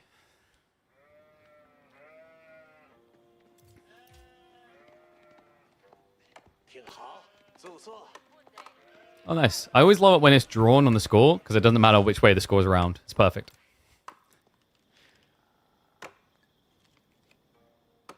After the wildness of game number 2, I question nothing anymore, but also everything. We head into Shushi up against Order the Dragon for game number 3 on Kawasan. That's right, the map where you've got double pond with fishing. So there's a lot of focus on actually securing yourself a pond to have good economy. And Shushi have looked like a bully. Cat in the north has got them in this matchup. The reason Shushi looks so good is they often do not participate in the pond. No, instead what Shushi likes to do is rush Feudal Age with the best meditation garden you will on average see on any map. Look at that spot right there. That right there, guys, may not look like much to you until you realize that that is 150 food and 75 gold a minute waiting to be secured at 4 minutes into the game. Is Cat going to do it, though? Because what I'm seeing is a guy with a lot of wood. No, he plays pond. Okay, so yeah, we've got a very different approach. We talked about this at the beginning, like maybe the idea by Sass's pick is that the threat of a Gilded Spearman will stop his opponent from building the meditation garden. And it looks like it's worked. Yeah, he doesn't want to take the risk because like one Gilded Spearman will beat 3 villagers trying to build a meditation garden. That's guaranteed. They're just like... The shivs are pitiful, right? You'd hit for 6 damage into a unit that hits you for 10 and has like a kajillion HP. I think it's like 160 on a Gilded Spearman or 140. So if he went for the 175 resource meditation garden, that would be equivocal to probably about 5 to 6 villagers. I think it'd be a fair like standpoint to put on it. Let's put a figure about 35 resources per villager. Let's say 5. And do remember that at the point where you build that, you'd have... what would it end up being? My brain with math today. Like roughly 25 villages, maybe? By the time it completes. So it's a really big increase on your economy when you'd have it. Now that is interesting from Sass. He goes shoreline fish with the workers. Yeah, so I think what happened is Sass scouted that this isn't the medi garden, that this is going to be a contest on the pond. And now he's turning it into a feudal race. But it's a feudal race that he looks set up to lose. Yeah, because Cat didn't build any fishing boats. A medi garden instead at home. Wow, Cat playing is very reserved. I think there would have actually been time for that forward medi garden, but now with the villagers being out here, it's probably a good idea. Because if that got scouted, then Sass could have walked over and shivved you down. Because that's the other funny thing. We talked about how weak normal villagers are. Gilded villagers are giga-stacked. They have 7 damage instead of the standard 6, as well as 15 extra HP. They're almost bred to brawl, it feels like. Is it by accident that they docked the same pond? With this spawn, quite possibly. I think it was scouted, at least by Cat, though. Because sometimes what you get on Kawasan is one player will spawn up on the north and then one to the south. Or one to the east, one to the west. And what happens there is you typically just divide the ponds. It's usually quite obvious where your opponent is. Not guaranteed, because I have actually seen spawns where both players would spawn south and east. So it's not always guaranteed. I'd say about roughly 50% of the time, I want to say, you get the split pond spawns. And then, you know, like 30% of the time or so, you get like the linear match spawns. And then occasionally you get all the way in the corner together. Yeah, Medigarden in the end, going to be a reliable one here. It's going to be 44 wood, 25 gold, and 25 stone. Now, the stone can be useful down the line for just securing naval arrow slits. The wood is going to be good, though. Archer ship opening, and he's actually going to catch Sass trying to build up a dock. He's going to go for it. It's high damage. Yep, and it means he can deny it. So second dock is going to be a fail. And that means he's got 3 excess fishing boats, and he still hasn't tagged up. Okay, this was crazily greedy by Sass. Cat gets to fully punish him for it as well. We're going to get Sass now setting up on the other pond. The problem is this play now might be a little bit obvious because of how awry things went here. And Sass is being cheeky. He's hanging around with the villagers, looking to sneak back in. Cat has vision, though, so he's not going to easily fall for this. He's just going to long-range snipe the fishing boats and stay close enough that the villagers cannot get in. That is crazy. And now Cat is going to be reacting on the other pond. So moves out to the north side. Sass will at least have a slight edge, but the problem is the tech timing. He might have a slight edge in terms of being here, but he won't have an edge in terms of producing military boats. We do see a little bit more urgency from Sass. It was 2 originally. He goes up to the 5. Understandably so. Like, at this point, you're in trouble. He's going to leave the second dock almost complete, essentially to force Cat to kind of, like, camp here and be a bit paranoid. But this is the tricky part about building double docks so close together. Yeah, like, the demos get insane value. Can you just body block the arrow fire with the scout? It's not as reliable as you'd think. And also, the burst damage is so high in an archer ship, it's difficult to win with that. Remember, like, each attack volley, every 1.5 seconds, you're going to be attacking for 30 damage. Scout does not last long against that. Second dock from Cat. This is usually the favorable way of doing it. Like, there's 2 tight docks by Sass, as you saw, is vulnerable to demos. This will eliminate some of the demo ship damage if you get outplayed at the start. It also just means you have more lean. Like, if your opponent comes in with demo here, you can build a boat out here. So it gives you a bit more breathing room. So archer ship opening. Sass? Wait, he's going archer ship first here. I mean, in fairness, Cat hasn't camped the demo ship next to the dock, which is a little bit surprising. But at this rate, you're going to be on fire. And I don't mean in a, oh my god, you're out of control way. So he does realize. Sass instead is now switching. It's going to be land.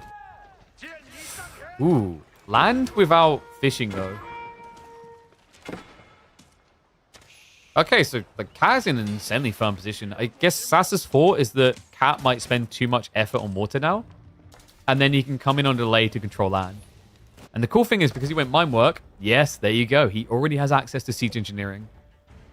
So this is Sass's golden solution.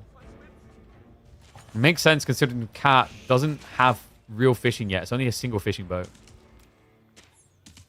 And he's also not that suspicious of this yet. No, he adds in another springald here. I'd love to see him cancel this because, like, you haven't had any resistance on this water pond.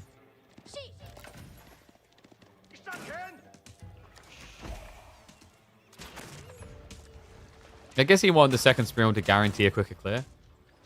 The demo is definitely overkill.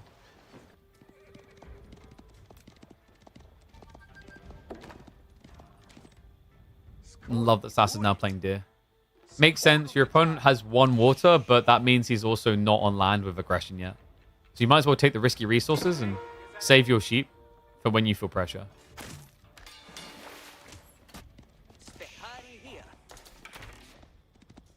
Okay, so Cat, does he just go horseman?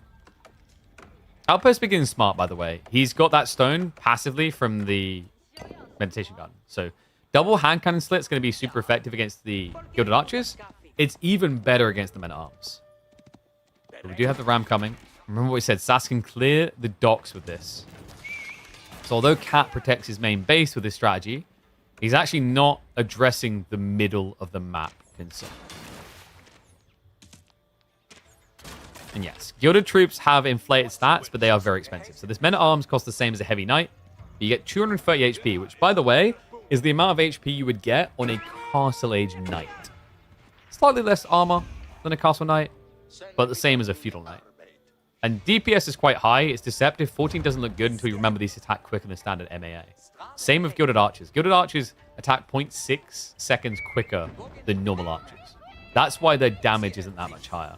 They have slightly extra range, and they have the same base damage as a longbow.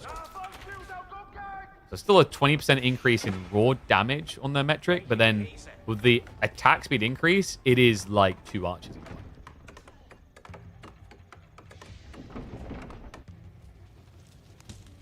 Yeah, I think they were intentionally made a bit weaker when it came to health, though.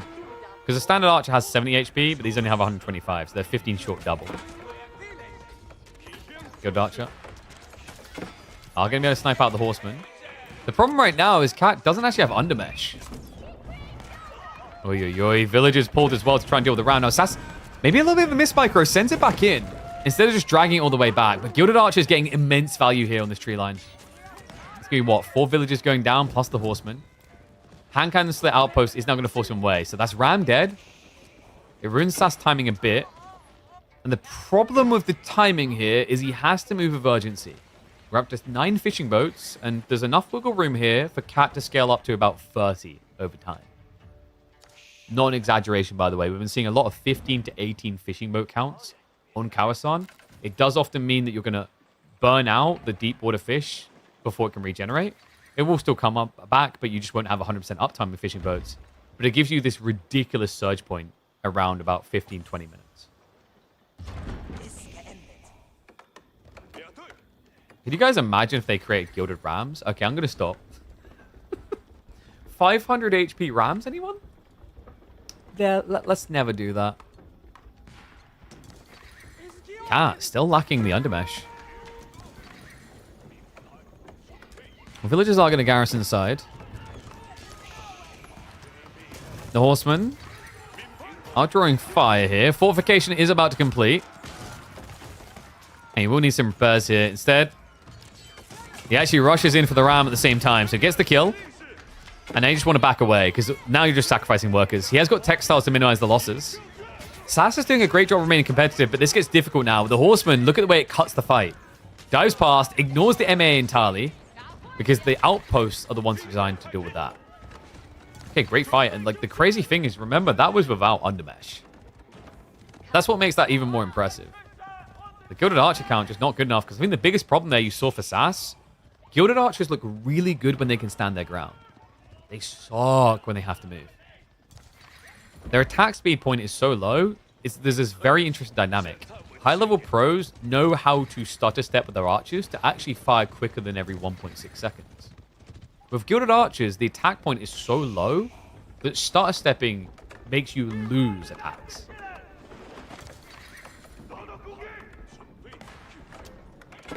Now Horsemen are going to cut the reinforcements. So Cat, feeling that comfortable that this army cannot kill him, that he's not even going to defend a home fully. Fortification coming in on the outpost. Horsemen still cutting more. They're going to look to run past the MAA. Second wave is now arriving. The Gilded Archers get baited to defend. Outpost going to be repaired. Remember, the men-at-arms are not a threat here. You can cheese them out by repairing. Kind of like a static clown car. It's the ram and the Gilded Archers that will kill you. And they have just been culled. A little bit tricky to stick to this fight now. There is just raw men-at-arms. Apparently, Cat doesn't give a damn. He says, why would I when I've got 16 fishing boats? Yeah, this might be double reinforced plastic, but at the end of the day, they're still plastic men-at-arms. Flood of horsemen, shutting him down. Sass, I think the goal here was to maybe now find his way out of Feudal Age, looking at his macro. The skip on that. He doubles down. What? I guess maybe he just feels stuck. Wait, could Cat just... I'm pretty sure you could just kill this ram straight away because you do extra damage to them when they're being built on top of your extra damage. So kind of comical that he let that finish. I guess Cat was in like a, okay, just carry on, soldier. Things already looking rough. You do you.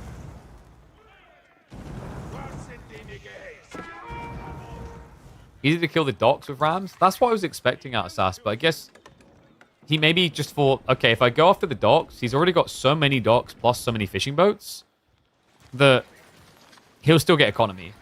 So at least Sass's goal by attacking base was this way you can kill workers and you can stop something gathering. That's the difference, right? It's like taking out the docks isn't an immediate full stop on the eco. But hitting the tree line, that could be 20, 25 workers not working.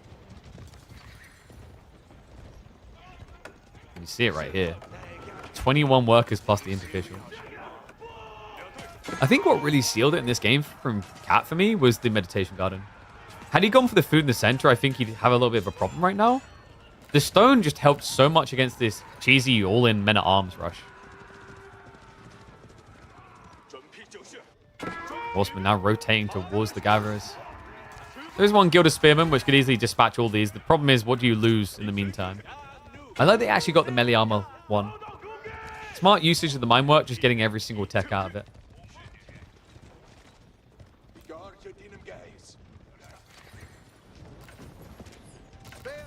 That's the problem. You might have gilded archers, but isn't a boat just a bigger gilded archer? In a weird way, yes.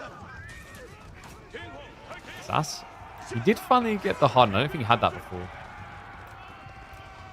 You're seeing what Sass is having to deal with here, though, right? It's like every time it looks like it might be a scary fight for Cat, he walks over.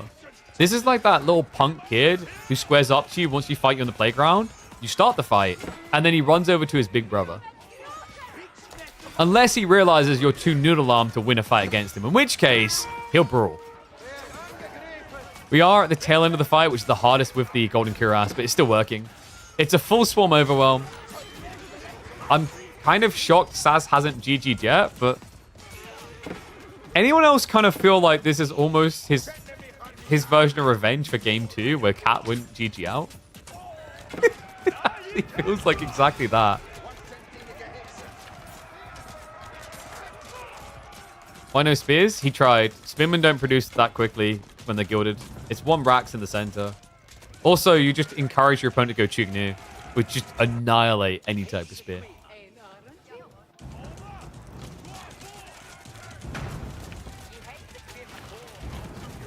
Actually, the Raw Vil difference, all the dragons ahead because he killed land workers. It's not that much slower. It's 23 seconds compared to 20. The big difference is the fact that Shushi in this game have 26 fishing boats. Alright. You've got 0 military, and you're 25 eco behind. We've got to be at the wave the white flag point, right? I mean, in fairness, Sass can't quite see just how dead he is right now. He has gone 2 TC. I respect the idea. Like, if Cat plays passively, you could eke out a recovery arc with OTD. But we can see there's nothing passive, nothing chill. Cat's sending it. Doesn't have the ram tech yet, but that doesn't take long. And now the dive comes in. Now, the E-repairs is going to be concerning here. Cat probably will look to slow down, just get siege engineering and triple ram. He could just as easily go Castle Age, though, and I think that's going to be the course of action. Because Castle then lets him take all the relics away from the map and allows an even bigger DPS difference between these two.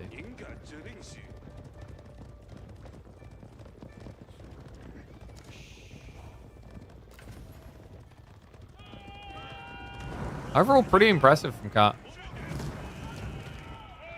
That opening dock play was pretty sick on the timing. I don't think Sass was expecting Medigard in the center. Because I do wonder if, like, you were paranoid about that, would you have just done the racks? So I don't think it's as much Cat, like, threw a crazy curveball.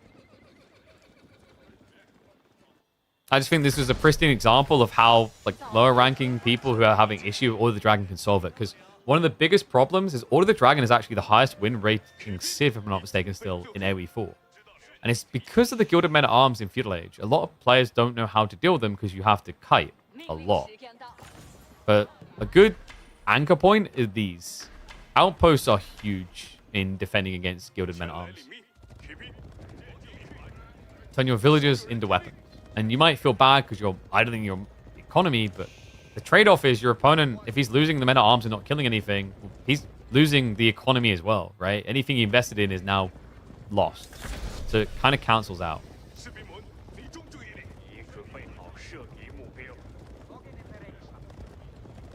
So Cat's just going to wait for Ultex.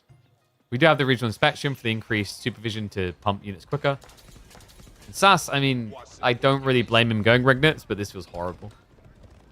You're so far behind, you have no map control, and you've gone for the greedy option.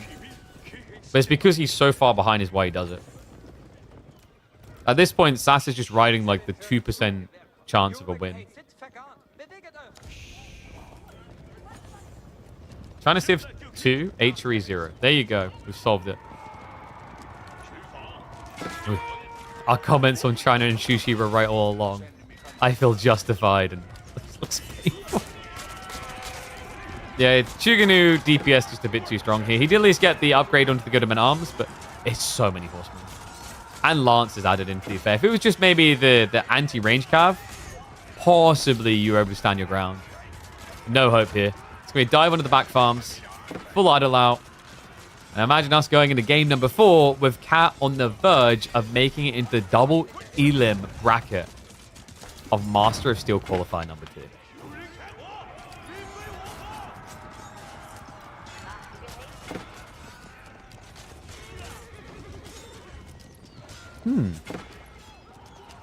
What other OP picks do we have? We need to jinx it. Okay, we've still got Knights Templar from Sass. I don't know where he's going to play out the remaining maps, though. There's still House of Lancaster. Ooh. We don't talk about this game anymore, guys. This is just two lads having a good time in a competitive series, riding that 0.01% chance of a win. Cat is so on autopilot at this stage, he's A-clicking an Order of the Dragon TC that has E-Repair. Got over 20 knights in 2 minutes. Yeah, welcome to Regional Inspection, where you can get knights out every 9 seconds. On double stable. He went for the extra imp officials. Oh my god. What a sieve.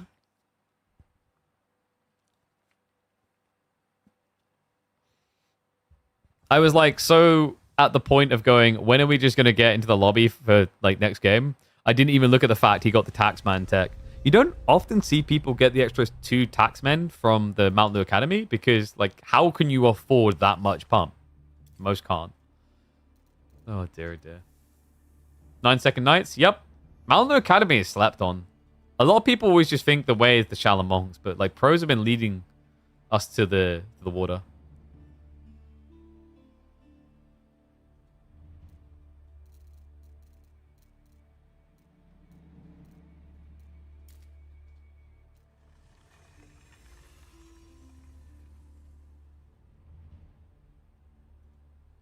Okay, so let's have a look and see what we've got here. We've got Harus versus Biz in Dry Arabia.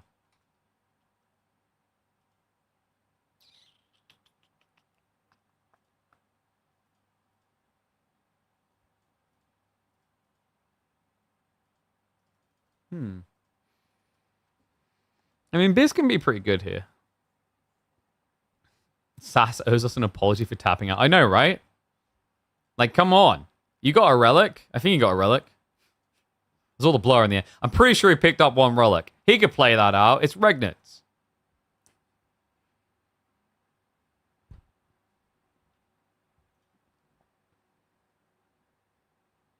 Shushi got Otman's fast training buff? I mean, it's an insult to the superiority of Shushi to compare mere Ottoman training buff to Shushi.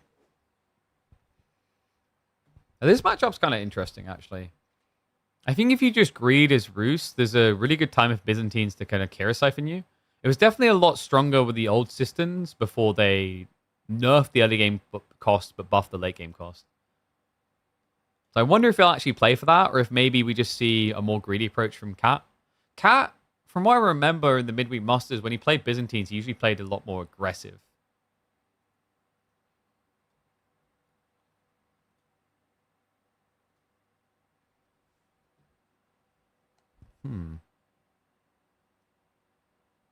Just checking the schedule as well. So we should be looking immediately after this at Starflock. I'm pretty sure Starflock, bless him, has been waiting for over 2 hours. Poor lad. And then, winner of this will go up against either Wham or Scatterbrained.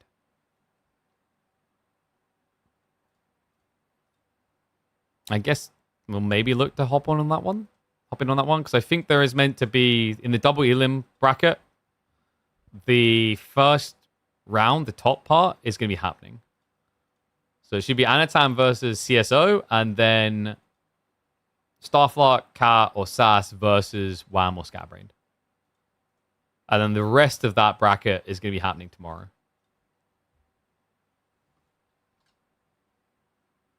What map is this? We're going to Dry Arabia. The norm. I'm going to run 2 minutes of ads, guys, so you don't have to worry about them afterwards, okay? Boink.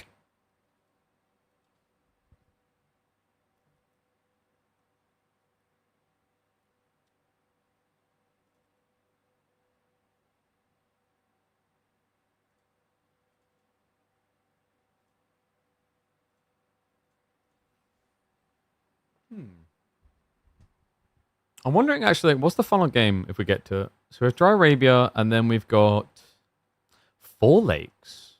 Okay, Four Lakes, and he's got Ottomans. He's still got Knights Templar. Or French, right? While on the other side is House of Lancaster, Jean, or Chinese. No, Chinese was used, wasn't Mongols. So we're probably looking at a deciding game between Mongols and Knights Templar, which isn't a matchup you see too often. And we have to remember, like, when you look at the draft, the Mongols was, like, highly coveted. Cat picked it first. So he's cooking with something. Let's update the score, by the way. So Cat, 2 on the board. Sass and Roos? Yeah, dude loves his Roos. Still think it's, like, to this day, his maybe, like, second or third most picked? I mean, maybe he practices it less because it doesn't make it through as often, but it's a civ that, for me, is synonymous with the player. So, we have 610 games on Mongols, 595 on French, and then 571 on Rus for Sass. And then 547 on HRE, 497 on Ottomans. He rarely plays House of Lancaster and Knights Templar. I mean, they're new, right? Like, that doesn't really count. Shushi, only 34 games, by the way. Now, that detail is interesting, actually. It's going to be a 1 hour banger? Oh, Jesus. I was weighing up, like, when do we end the stream? When do we go and eat? It's 5 hours already. Oh, dear.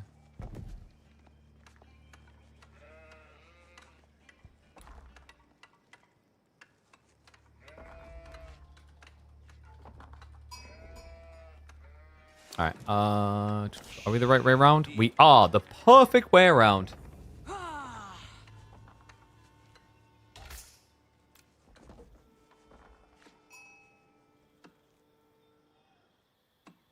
All right. Who wants a 1 hour long game? Okay, I'm not promising that. It might happen though. I feel like of all the players, one and all, that I've seen play Rus, Sass finds a way to get these long games. Let's see if it's going to happen here, because he's up against Cat on Byzantines. And if you guys have not seen this 3D Clan member play Biz, he means aggressive business. I remember watching this guy at the start of the year. He was always looking for these kind of like aligned, very fast, aggro, 15, 20-minute games. But Byzantines are different nowadays. They do not have the same all-in timing they once did because of the nerfs to systems. This is a very expensive structure now. It used to be 50 stone. Now it costs 125 out of the gate. Difference being, as you scale more and more, the systems actually feel buffed compared to nerf. But early on, it definitely hit the volatile timings that was making Byzantines a bullyish civ for the majority of players. So Dry Arabia is going to be where we're heading. If Cat wins this game, he will be through to the round of 8 to face off against Starflock.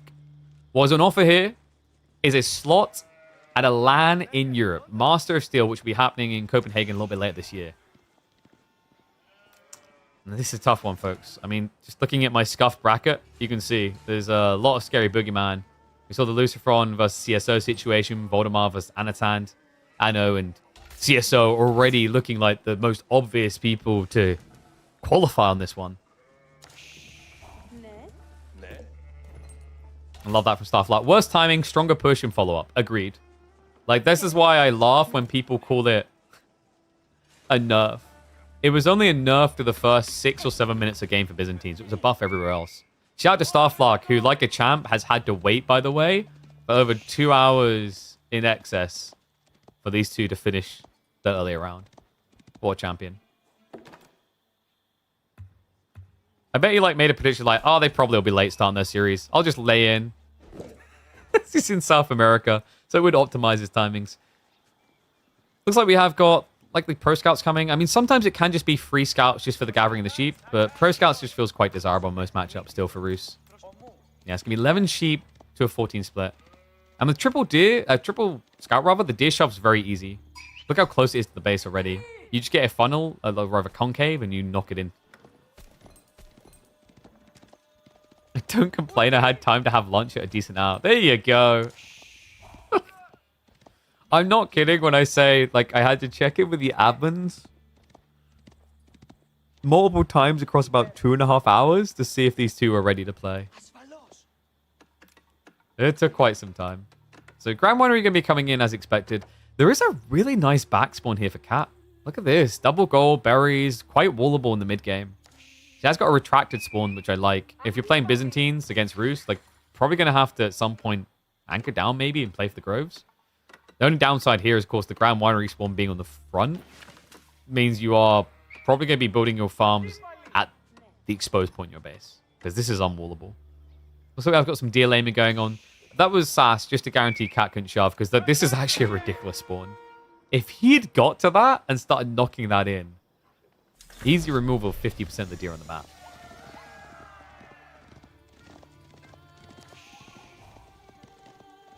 All right, how are the predictions looking, by the way?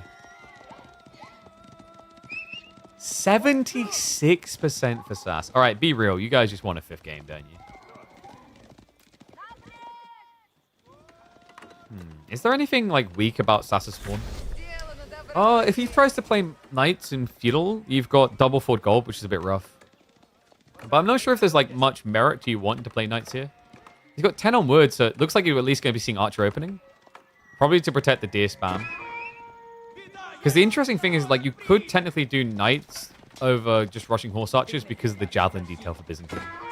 It's definitely an option on the table. And also, the other thing is, like, although the wood looks like it might be Archer range, just to be weary, it could simply just be the Wooden Fortress into trading for gold. This is, I think, someone that's historically made Roos really annoying to play against compared to most civs. You don't know what they're doing necessarily. So, for example, if I'm playing against HRE and I see them play 5 under gold at 5 minutes in, like, I'm saying that's castle, right? Like, it makes sense he's probably getting castle. This civ is an enigma. They can get castle age without touching gold at all. That's very rare in Age of Empires 4. Byzantines has a similar element at the moment. We haven't been seeing as many of them, but I'm expecting that to change for a bit of time. Is with this new system build, Byzantines can more easily get 2 TC without you realizing. Think about it. Like, most civs in the game, they touch the stone, you know they're going to be going for a town center. Why else do they need that much stone? But for Biz, between getting stone from building structures and the fact that they could just be building systems, you never know what they're really doing. We saw that used really well in a game between B and I think it was maybe Anatan, where against Malians he 2 TC'd and it wasn't obvious. Great Limitane play though. Cat following up with Javs. This is all going according to plan for Biz. Yeah, he's forced Sass to go into Archers when there's already a counterplay on the way. Now, the first wave of this strategy is going to be later than you're used to seeing, because remember, with the hit to the systems, your production rates don't ramp as quickly. Same with the gathering rates. But the goal now is, like, Sass will probably be about 6 Archers deep when the Javs start to run across the map. And then you can block him on the second Pro Scout stack. The question now is whether Sass, anticipating this play, is going to be going knights. Because right now, this macro looks like someone who wants to go castle. Tier 1 system? Oh? Yeah, he's going very greedy with that level 2. What? All the way out.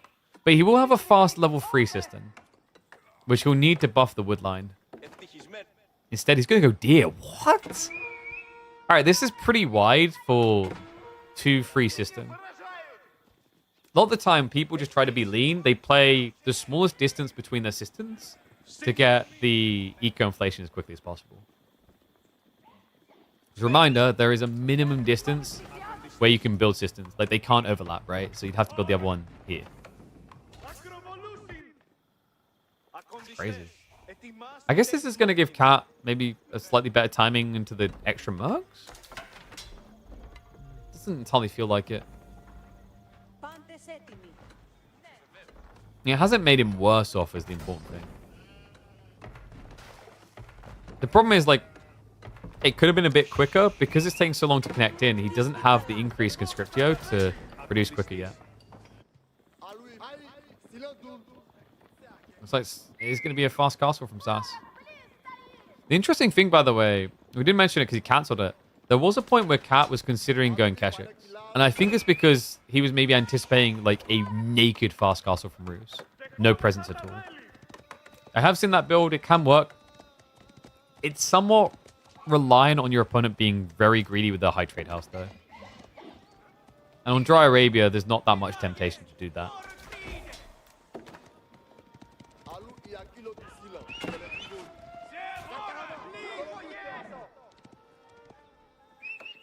It is going to be double stables. Okay, I like the switch. Yeah, going horse archers here would be really weird because you've already seen Javs. Now, I know what you're going to say. Like, why would you want to build knights into Limitane? Because your opponent can't really dive your base, but you can raid him. It would probably be worth considering just getting a few men-at-arms here for sure for Roos. But the idea of just beginning with a knight raid opening isn't terrible. I know that Sass historically loves his knights.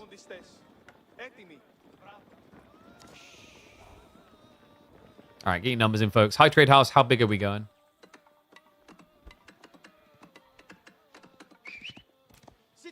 Cat. He's doing it. I've seen this a lot from him, the siege engineering timing. This is more designed to shut down horse archer spam builds before they start. So remember, Byzantines have the best rams in the game. Full stop. The Kira Siphon is insanely valuable for just one. The range, the mobility, the damage output. They're very good at actually stopping repair crews as well. I've seen it countless times where someone tries to repair a wooden fortress and the flamethrower damage hits the villagers instead. Speaking of those villagers, javelins are going to find the high trade house, but Sass doesn't commit? What? Well, color me puzzled there. With the bar so close, I thought he'd just take the 2 villager losses and complete the tech up. Instead, Sass holds off. And we have a Kira Siphon being built. What? No. If he doesn't commit soon, it's going to start getting burnt. What is happening? He's trying to cut reinforcements. The Kira Siphon burn begins. Oh my god, that health bar. What? He knows he's going to have to fight soon. That's why Cat done this, to ramp up the pressure. It's down to half HP, so you can't cancel it now. You have to commit. And here we go. Sass is finally going to admit it. Limitane are going to protect the javelins. Villagers will just go for the torch. Damage is ridiculous. Limitane are getting dragged onto the worker line instead. Textiles Research is a smart play by Sass. Minimizing the losses here, so he gets rid of the Kira Siphon. Cat is starting to stockpile for his own tech up. He's got more troopers arriving. Javs have been trading out. They've cleared out most of the archers. And the knight count is down to just 1. Limitane going to clear that as well. And the villagers will now commit. He has no choice. Finally, he goes for the age up. You have to question, was it worth the delay? What did he really achieve of this? It feels like Cat is closer to an age up than he otherwise would have been had it just been completed. Sass now weaker for it. The knight count only down to 1 with veterancy coming in. On top of that, Cat up at 9 javelins keeps the idea of archers somewhat in check here. As without active gold gathering, Sass producing knights leaves him no quick way of getting veterancy on these. He's going to march to intercept. Smart call here because right now Cat is truly trickling troops. He's back at it again. 134 gold per minute is about to get denied. And this is what I was talking about with the efficiency. The constant burn of damage. So powerful. You pay a premium. You have to pay 80 gold extra compared to a standard ramp. Sorry, 60 gold. Used to be 80. But it's totally worth it. And now he abandons the base. Now this is cool because the Kuro Siphon can burn houses as a follow-up, causing more nuisances for Sass. Sass was at least able to cut some reinforcements. Golden Horn Tower is half complete.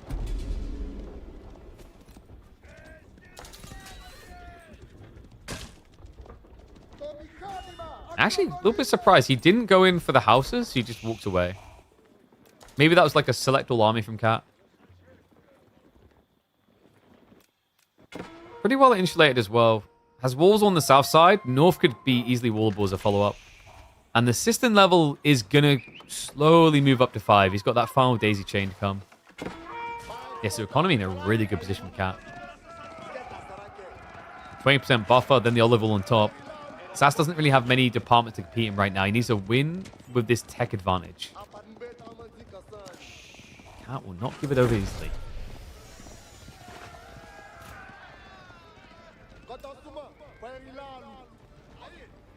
And Varangian straight away. Even though his opponent has knights. I guess he just wants to litter them in. It's kind of like when you see mass spears with a few men-at-arms. Makes archers' lives a living hell. Because then all of a sudden in a fight, you as the player against the men-at-arms have to focus fire spears. Usually over killing them, and also just drawing more attention and APM requirement for you.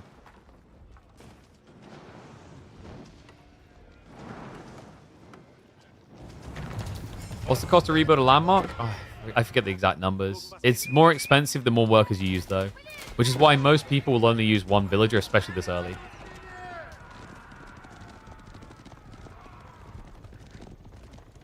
I think it's 1 wood a second, and it takes... God knows how many seconds. I can't remember. I'm sure we got a boffin who's done the raw math. I can never be bothered to sit there counting how long it would take to repair from 0 to 5,000. It's such a big deal, actually, that Sass got stripped of this bounty. The double deer just being absorbed by Cat. Like, it's not a usual for Byzantines. They love the olive oil instead. Maybe they should have loved it a bit more, because look at this, Sass. The walls weren't up. Okay, Cat is actually buying a lot of time with that move. That gets the villagers out. That's big. He's going to sneak to the south side as well. And now Limitane can come in behind. They're already vetted up. Got some crossbows as well. Gonna scare Sass away from the fight. Proscas is going to try to yoink, but good luck with that. The second wave isn't quite in yet. Let's get rid of Evangeline and Cat. Well, where are the numbers, actually? Like, what? The Limitane are pretty weak here. There's only 6 of them in total. He switched to crossbows maybe prematurely? I think he was expecting the archers to be dealt with more easily. He's able to push him back towards the TC. We do have the double camel rider, and that changes things. Now there's a huge debuff on that frontline knights.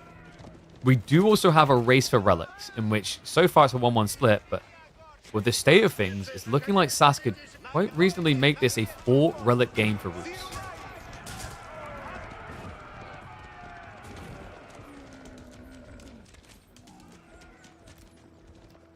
Yeah, I think Cat is kind of struggling with food a little here. Because production shouldn't really be a problem with Byzantines. Then again, he is over-leveraging single buildings, and I like he's now fixing it. His problem is he's got 4 Varangian queued up in 1. Despite the fast production speed of Conscriptio, you're stretching yourself in here. We did also lose the system on the front side. He hasn't connected in these either. Is this an oversight by Cat? He's got 158 stone. If he fixes this, it's level 5 system.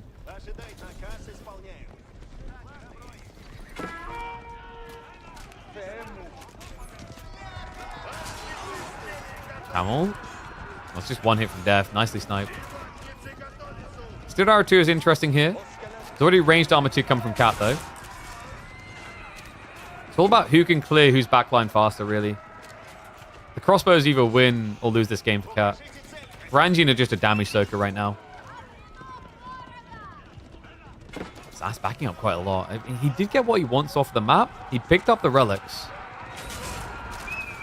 And Cat may sense that this is weakness, but in reality, it's just strategic, right? If Sass backs up, he has reinforcements waiting.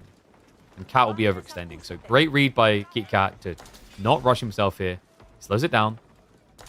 We still... Okay, I don't even know what to make of this.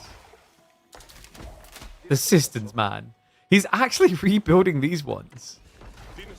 Are we just going to have 2 separate level 5 networks at this rate? We cannot mix the waters, okay? The hard, brittle water of the north is different to the water of the south.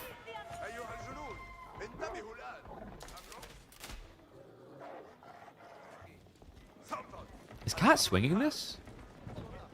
High Trade House is back on... Wait, did he... Okay, he's not back online. He didn't finish it. So no extra gold trickle there. He's going to be 4 versus 1 relic. But the problem here is Cat with Systems has a notable lead. And that lead gets bigger and better the deeper this goes because of the nature of like percentage increases on numbers additively. Right? Like, you know, 20% on 5 villages not worth much compared to 20% on 50 villages.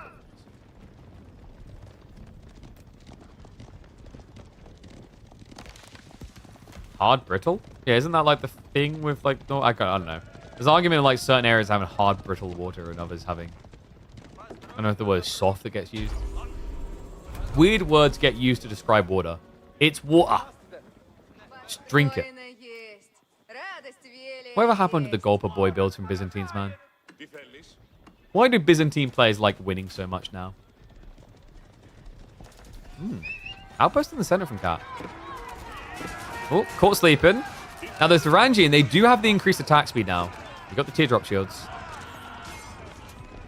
A lot of archers out of Sass. Varangian count is absurdly high though. 24 in total. More camels also on the way to debuff the cavalry line. It just kind of feels like Sass is not able to trade out against these crossbows a lot of the time. Yeah, he's spamming archers into Varangian when really what he needs gone is Expos. The backline is the thing that's slowly killing Sass, and the lead now building as Cat approaches the base. My oh my. I mean, this should be where Sass looks strongest. In his base with full production line, but another worrisome thing, he can't even leverage this plus damage because the Warrior Monk's not getting anywhere near the start of the fight, right? He pretty much would die on entry. Speaking of things that are going to die, it looks like he has found the ball gathering. Sass, isn't this like half of his food income? I think he's moving out, making food sources elsewhere, but this is going to be a painful loss. Spring on placement is on the way. But with this many Varangian, there's no hope. No, that's going to be outpost down. Villagers are going to try to run off. So we'll at least get out of there in time. But wait, he's stuck. Yeah, he's actually stuck down here. Sass is going to try to go for a counter raid, but Cat already has the walls up. And now he's going to see you early enough that he can rally troops here. He can also repair to buy time with this. Varangian? Cat? Okay, he does realize his mistake. He's going to chase them now. The one time in this game where Sass probably wishes he had a few horse archers. Yeah, you're just not getting through this. Nicely laid there. Didn't really get any pressure on the villagers, no losses. I mean, we're kind of at the position where if Cat really wanted, I think 2TC could become quite viable here. Olive groves may just be a bigger and high priority though, right? Like he doesn't actually have much food left. The berry's about to exhaust. The deer's almost gone. He's been building groves all over the place.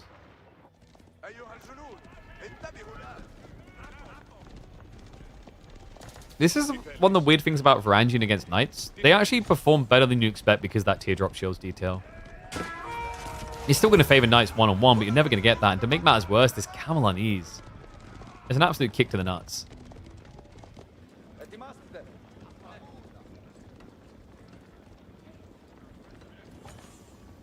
Now Horseman switch to Sass.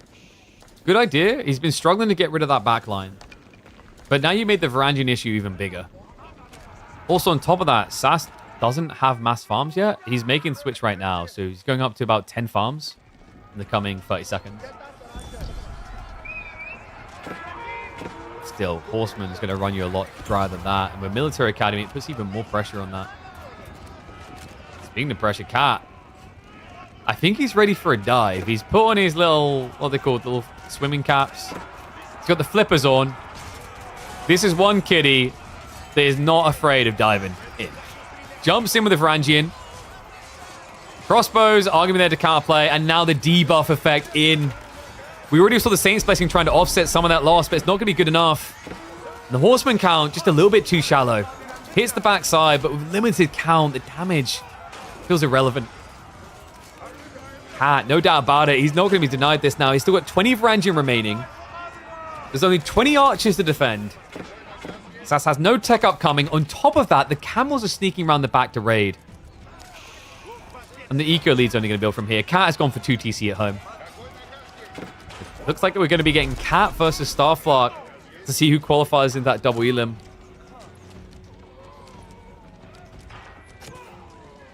Sass, I mean, like, what has he really got left? Camel's going to pick him to the bone on the back. He has nothing to actually just kill these straight away. The archers are out of position. He can't really afford to be missing food production, and he just calls it. There we go. GG comes out. It will be Starflark versus Cat to see who will make it into the top 4. Sass only has 1 shot left in the Master of Steel Qualifier 3. And it's going to be a bloodbath with only 1 qualification slot on offer. G to the G from Mr. Kitty Cat.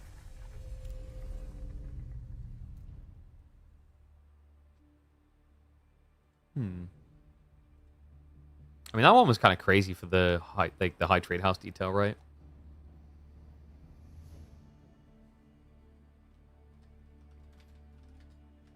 I hope you like your dear. Well done. Well done. Have to make a cooking pun. I made a skull on that H3 flag. That's what happens when they lose.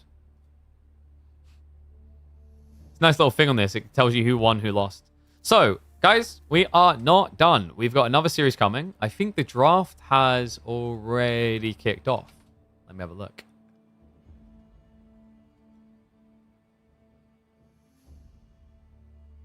Maybe not. All right, they should be drafting in a sec. I imagine Cat probably wants to quickly get a drink or something. But up next, we're going to be having Cat versus Starflark. Starflark, who I don't think I mind me saying, considering like Dumu was on his side of the bracket, maybe a little bit of a surprising come through there. But Dumu, he had to FF. He could not play. So I think the issue there, I checked the scheduling. I'm pretty sure like if he's working EWC, that would explain why he can't do it. Because EWC StarCraft is at the same time. So maybe that's why. So Dumu will not be seen online in Copenhagen. And that means that Starflark was then able to get a 3-0 victory over Ezra. Yeah, Starflark, like, dude, can you stop bullying little kids? Gully Deckle and Ezra on the same week? I mean, this is just not reasonable. Like, I'm guessing Starflark, fully grown individual, taking on toddlers? That's just mean. Do I wear lipstick or are my lips just this pink naturally? It's actually your mum's lipstick. She just kisses a little bit too hard. Ayo. Just my lips, dude. Only time I wear makeup is on Esports productions when they put the powder on your face.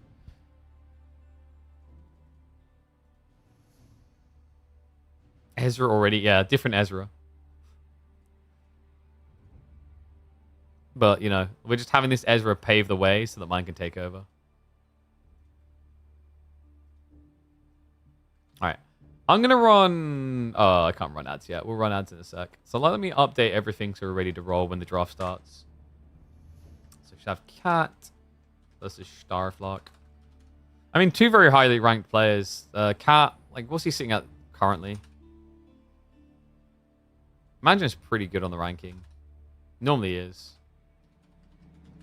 Has been before. Has he been taking a break?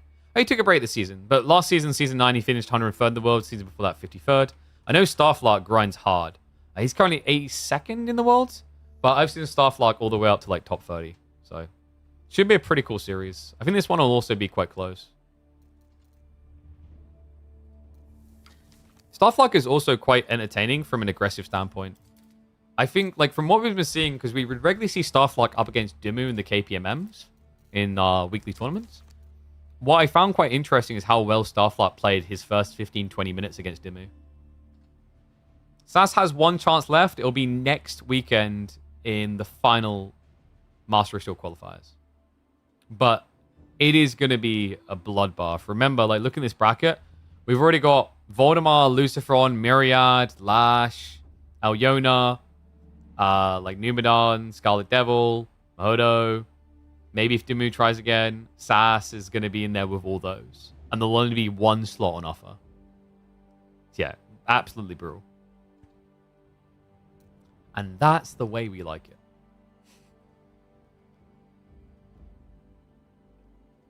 All right. I'm quickly going to grab some more water because I'm running low.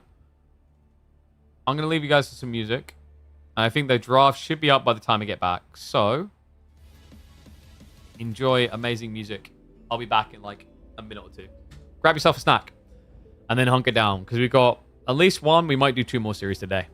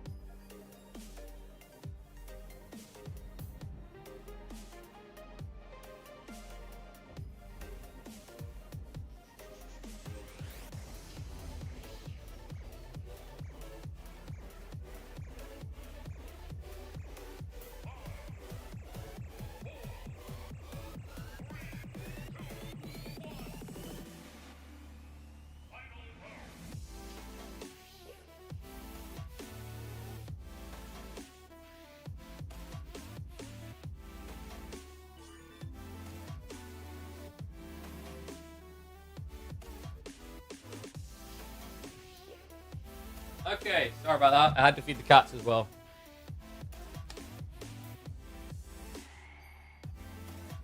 Where is Beastie?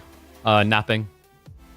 Sitting in a chair, sipping pina coladas, enjoying the fact that he's already qualified. The easy life. Okay, where's this series?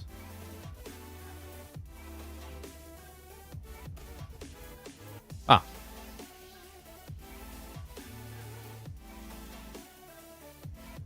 I see what the problem was. They've been arguing about which server they need to play on. Yeah, Starflight was being a nice guy. He's like, if you want to wait a little bit, that's fine by me. So they should be starting the draft in a sec, because that was a few minutes ago. Awesome. Shout out to Starflop for being a nice lad.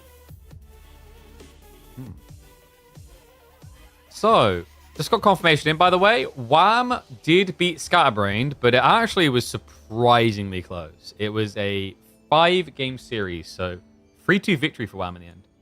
And he was made to sweat. I mean, when I said that like this should be quite Wham favored, I wasn't like looking to say that Scatterbrained isn't capable. I think like normally I'd expect Scatterbrained to like get one game in that matchup, but proves that he's leveling up quickly, which I'd love to see.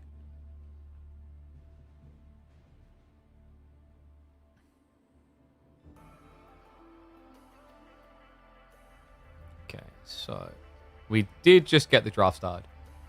Let me import that now. Cat on the left side, Starflock on the right, everything perfect. And then I haven't created the Civ draft yet. So after this, there is one more round of games playing, by the way. It is going to be that semi-finals BO5 double Elim bracket. So the bottom part of that bracket, the full lower bracket, as well as the upper bracket finals, will be happening tomorrow, not today.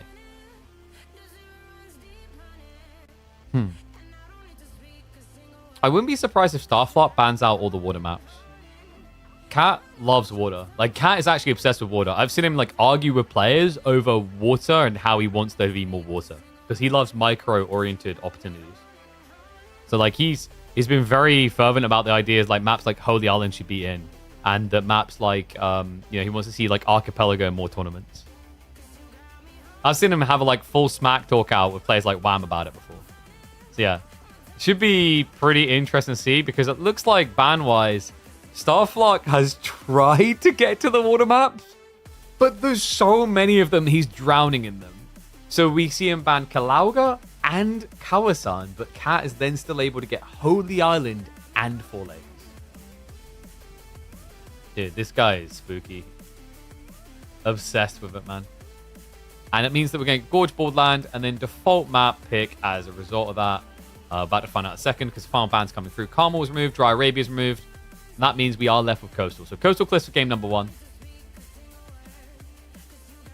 Things like Shushi and Chinese are going to be high prior already because of that opening game. With Holy Island in there, it really changes like the priority of the picks bans a little bit. I think Knights Templar you can maybe have allowed for if it was Four Lakes, even potentially Kawasan. But with Holy Island being there, Knights Templar is probably going to be on par with HRE as a ban priority.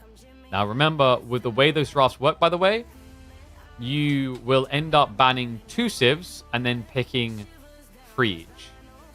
So first ban, this is interesting. Arus is a pro for both, but they also let something through. HRE on one side and Knights Templar on the other.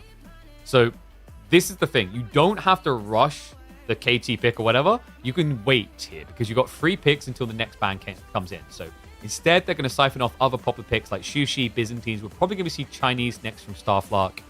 Outside that, he could think about Japanese. Works really well as well. And there you go. And that does actually now leave the double China pick for Cat. He usually likes Mongols, but I don't think they're that prior of a pick here. It might just be he does it as comfort. I've seen him do this before. I mean, we literally just saw him do it in the last series where he first picked Mongols, which is still living rent-free in my head, considering the Civ didn't even come out. And there we go. Double Chinese Civs, HRE to round out, Knights Templar on the other side for Starflock, obvious. And now final bans. Ayyubids could make sense to protect your double Shushi Chinese. I don't think you care that much. Like, what's the biggest punishment? English? English could be an interesting ban, just to remove hybridization, because like English has looked okay on Holy Island. I don't know if it's really that high of a pick anymore. House of Lancaster could also be a desirable ban. Yeah, House of L's has been looking too much like a House of W's, especially with maps like Coastal Cliffs. Ayyubids is rated highly on there, but Marlene's also as well for Coastal would make sense. Okay, that's brilliant. It's going to be double Mongol. Cat getting Visa and B not? Yeah, I don't know what's up with that. Yeah. I don't know if it's because Cat had a Visa before that it made it feasible or something. Maybe there's something I'm missing there.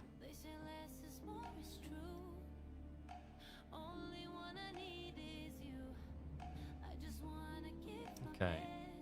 And looks like we are just going to I don't think there's like anything too high prior left, right? Like Delhi would be interesting. I don't think it's been highly coveted on these drafts. So I'll probably see Delhi now from Starflock. I think historically he plays quite a lot of it. And then response would be, what, Ayyubids Malians from Cat? Which is really nice to kind of round out the end of his draft. So maybe Starflock wants to intercept that with like maybe snatching Ayyubids. Yeah. Ayyubids snatched away. So now French, what's left for you? You could play Malian here. Malian Delhi, that gives you kind of like a layer of protection. And Lancaster getting left to last is a little bit surprising. Yeah, I'm actually shocked it's getting left all the way until last. Such a good civ. From what we've been seeing anyway. Like some very interesting robustness. Ottomans is cool.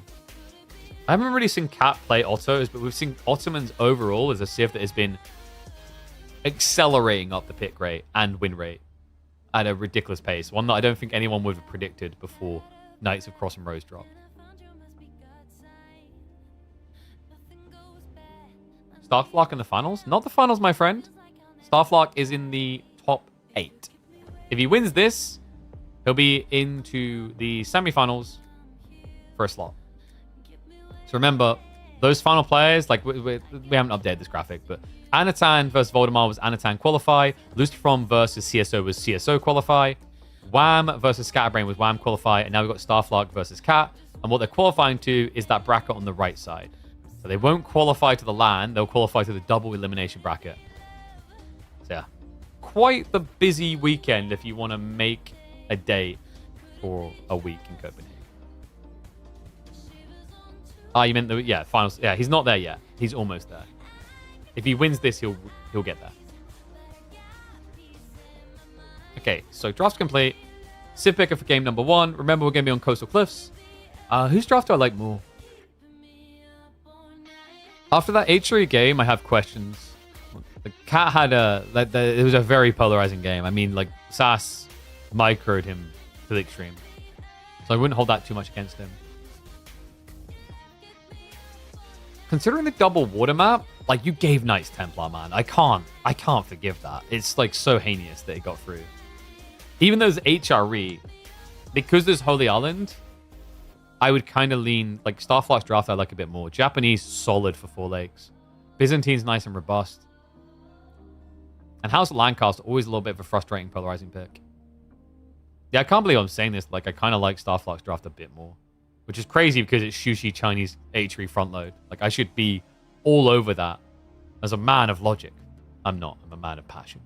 But, you know what I've been passionate about? Opera GX. Mr. McLover to this brand. Final day. And then we're going to see if we can maybe get them to come back in the future. Because they'll be reviewing the results of this. Opera GX, of course, there's a performance thing with sponsors. They're always after something. Some just want people to talk about the brand. Others want buys, others want downloads. Well, this one's a free thing for you to guys do. If you want to support the channel, !Opera GX to download a free browser, create a free account, and then you'll become one of those amazing 263 new users, which gives more money to this channel to run tournaments, etc., do broadcasts, etc. Totally free to do. We've been using ourselves in the background. You can literally see it right here. This is Opera GX. So we've got the gaming corner I absolutely love. There's a built-in VPN, and there's also things like the CPU and RAM limiters. Like, guys, let's be totally real. We all, once in a while, decide we want to play Forest Nothing. And then we discover we can't do Forest Nothing. Why? Because our CPU can't handle it. Probably because we've got the browser opening and you're watching my stream. I mean, you could close my stream, but that is also heretical. So why not just use Opera GX, minimize the CPU usage while still watching the stream, and you can still play games of Forest Nothing. It's a win-win-win-win situation. Go do it today. What I'm going to do is get ready for our G1. So, draft-wise, the boyos, what are they going to be cooking with here? Chinese John.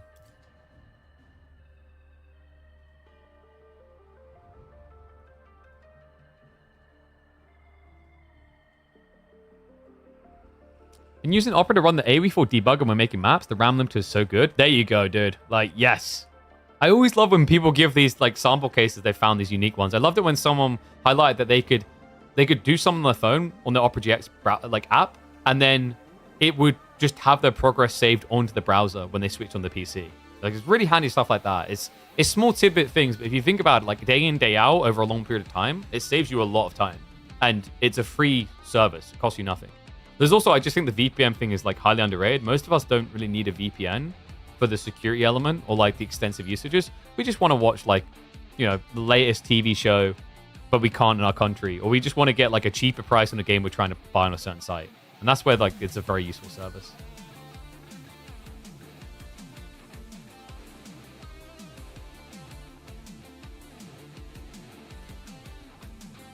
Also have a job as a used car salesman?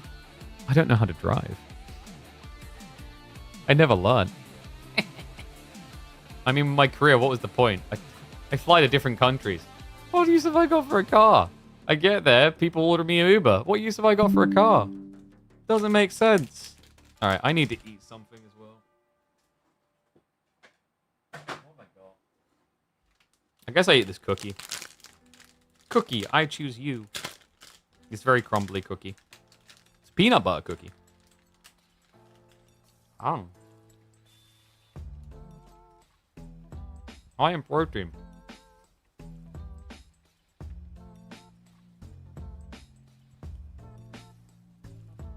I'm a funny guy. Thank you. That's the goofy smile.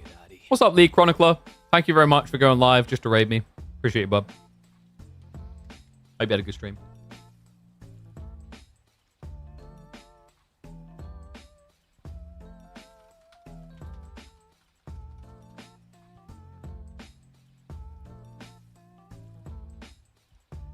Where was I in the prime of SC2?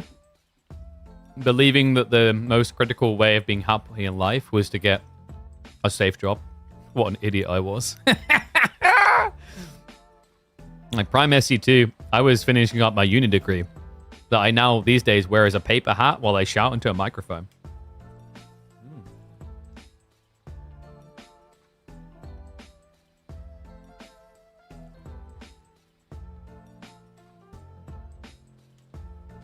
Cool. This cookie's a bit dry. Like my humor. Woo!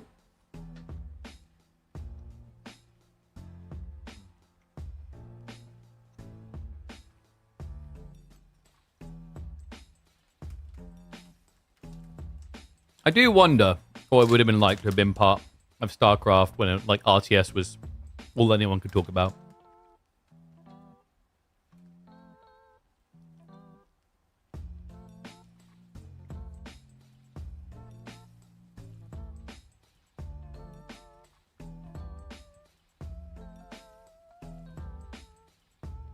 Universities overrated?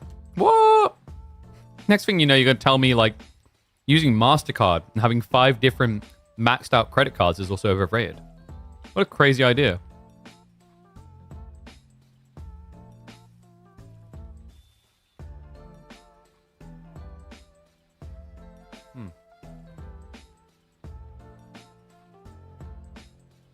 This stuff takes so long to chew. Did you guys see that, by the way? MasterCard and Visa, between them, own like 80% of the market. And with that position, they're able to leverage terms and conditions to have over a 50% profit margin in an industry where people go into debt and lose their houses and everything else, right? And the crazy thing is they threaten companies like Walmart, etc., with like pulling the debt early so that they don't use smaller competitor credit card and whatever companies.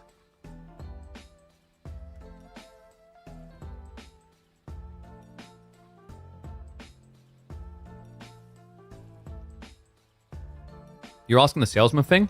Oh, dude, I got you covered on that. If you really want me to sell you to Opera GX, let's be totally real. Like, what is most of your browsing history looking like? Foot pics. Like, this is the kind of stuff you're probably like, maybe not you, maybe that's not you're looking, but there's someone, right? I haven't set it up because I have a dark garage studio at the bottom of the garden. No one's looking. But if I wanted to, you can actually set up a hotkey so that instead of it showing whatever you're looking at, you press that hotkey and then it'd be like, it would just show up with this. I actually should set it up to show you guys. Like, I'm not even kidding. This is an option where just like all your tabs would change to things like fuzzy kittens. It lets you hide whatever you're really doing. You know? And maybe you're an Andrew Tate enthusiast. I'm not judging. I probably should. If you were, you could actually just hide all that.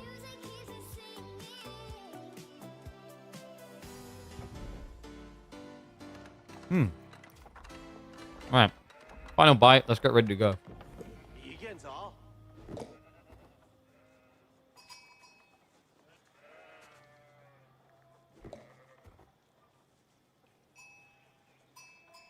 That's true. Like, if you're a math nerd and you don't want everyone to know you're a math nerd, you can just hide all of those and have it pull up porn instead. See? Like, this is like the polar opposite. So nerds just don't want to be seen as nerds. Little freaky ones don't want to be seen as freaky ones.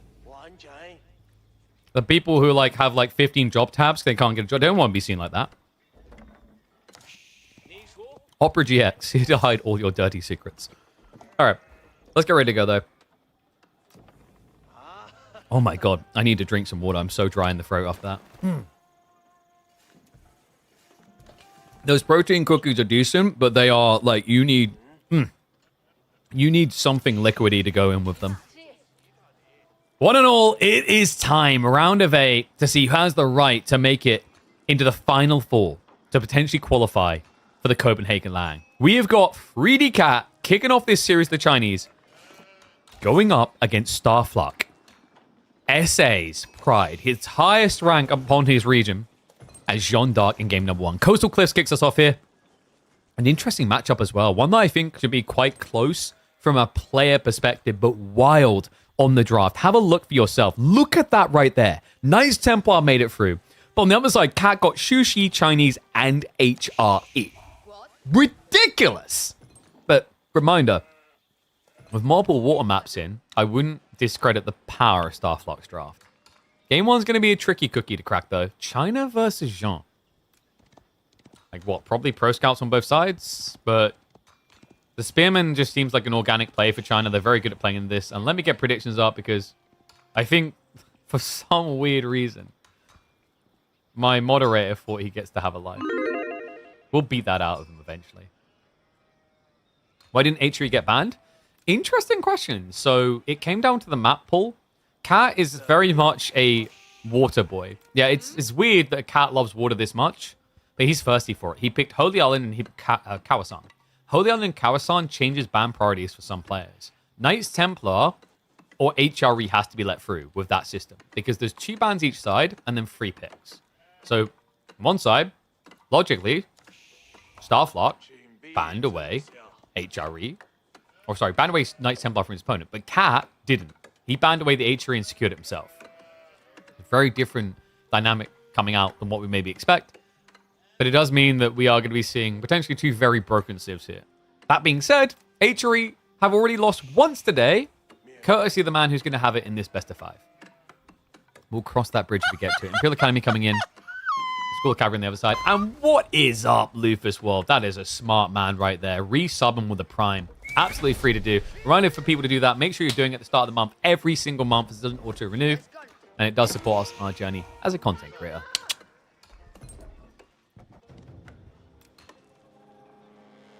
Okay, so the question first is like, do we see pro scouts or is there a way you could be more greedy? With the tier stack locations, I doubt you can be that greedy. Especially with Starflock doing this. You're just pushing them even further away. So like, normally with China, you don't open stables.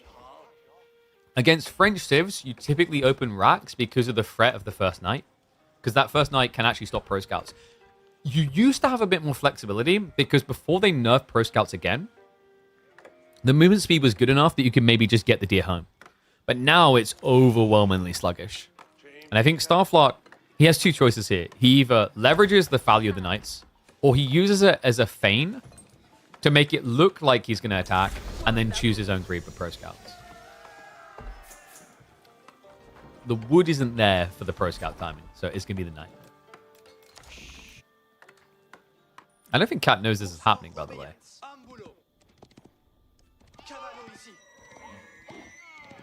Yeah, he's actually not wise to this whatsoever.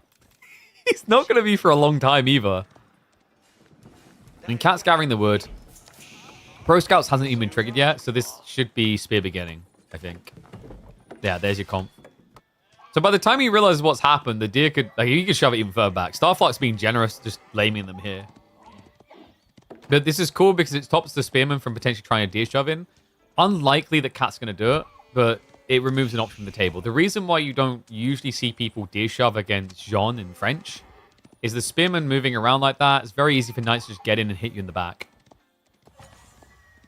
Look at this. Talk about back up against the wall when it comes to timings. 40 seconds away on Starflock having the Pro Scouts.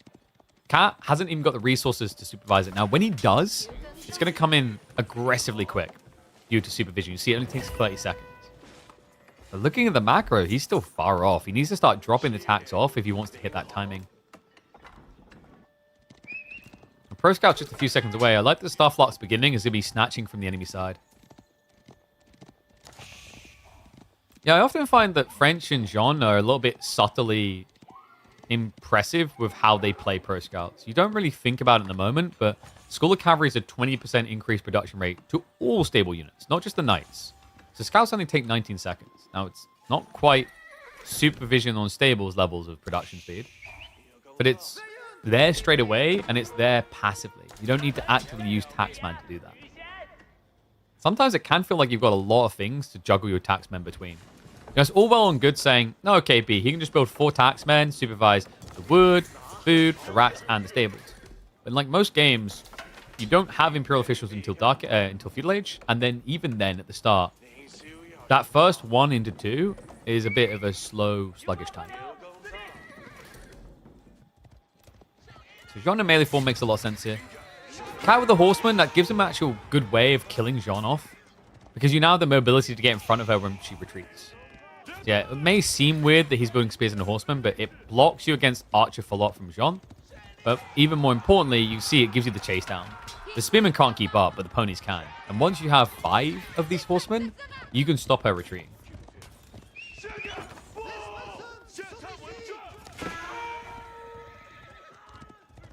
Press Scout's now complete. Divine Restoration is coming off cooldown soon. Starflight's just going to have to escort this scout home or just give up on the deer entirely. The reason he hasn't just dropped it and ran is that he's trying to catch Cat being overly aggressive with the Horseman. But yeah, you're going to want to drop this because also it's not just the scout, it's the sheep as well you could give over. He's going to come through. Ooh, he sticks to it. Yo, yeah, look at the position now. Jean can just frontline all of it because you've created this little funnel point. So the Spearman couldn't get around onto the scout. Jean's going to absorb it all. Divine Restoration Pump comes through. Great start to this fight from Starflock. And Cat has to run back home with that little tail between his leg. I say leg instead of legs because I think that Zweihander from Jean may have taken one of them off.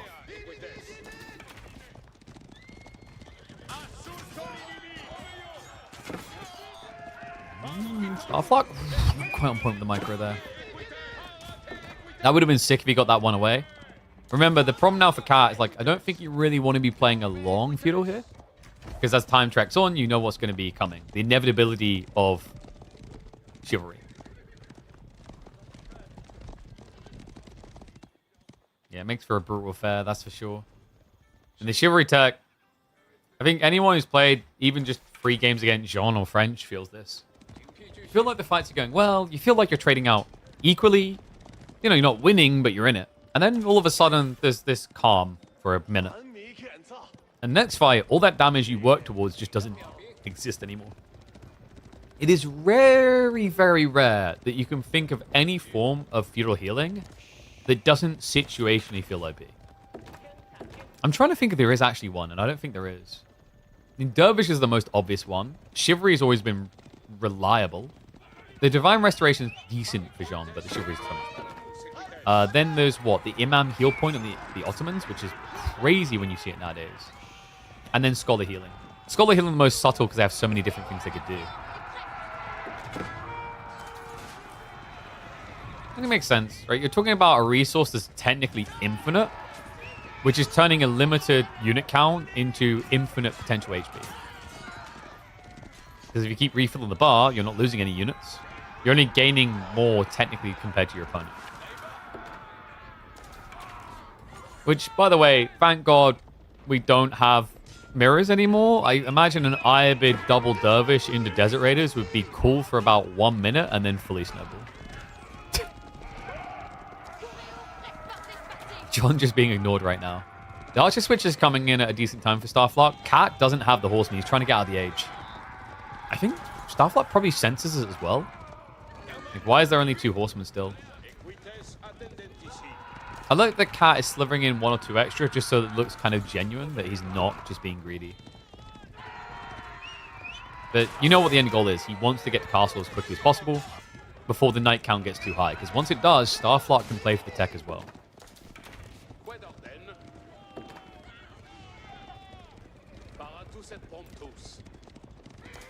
Also, what's happening with Cat's economy? Food, gold, sure, but the wood is an interesting one. Ain't no way he's thinking of farm transitioning this early, surely. I mean, that'd be pretty wild considering he played Pro Scouts. You don't want Nester Bees. There's not that many archers. Springalds doesn't make sense. Maybe just like triple stables? You can beat back the French Knights because you'll be an age ahead. And Supervision gives you a timing. That's what makes the wood even weirder. Like, do you need the stables for that play? Not necessarily. So there we go. It's a triple archery range switch. Yeah, he's trying to go full crossbow. That's pretty sick. Starflock does scout it early, though. So already knowing what he's up against, it means that Starflock can just aim to add in more archers. Archers which were already obligatory due to the spearmen. He actually blocks 2 of them from completing. Gets a worker kill. Tech up is there. He's going to show respect. Now, the reason why crossbows is super good here for Cat, it's not just about the knights. Jean herself will be counted and remain counted. Yeah, there's some situations where range units shooting Jean makes her role play as a porcupine. Lots of little pokey sticks coming out of her, but she's not going to feel it. This is not one of them. A crossbow will do enough damage that if you get just 11 of them, it's, I think, no, it's not an insta-kill, is it? It's like, I think it's 14's an insta-kill. Because you end up doing 21 damage, I want to say it was. Yeah, 21 damage into a 225 HP unit. And the raw damage going through is 18.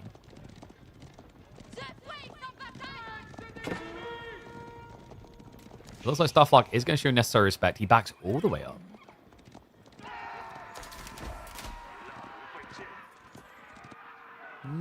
Didn't really get much for that raid attempt either. A worker kill. Other side, we do have Cat trying to be cheeky on the back. But it's a pocket of horsemen. So Cat is taking the full infantry comp approach here. That does mean he's going to want to consider walls. Otherwise, the knights are going to be able to slip in. Love this idea from Starflock. Probably worried about the potential for lancers going into spearmen. But as much as I love the idea, I love it when I think about his vision. With God vision, we can see there's literally no reason behind this.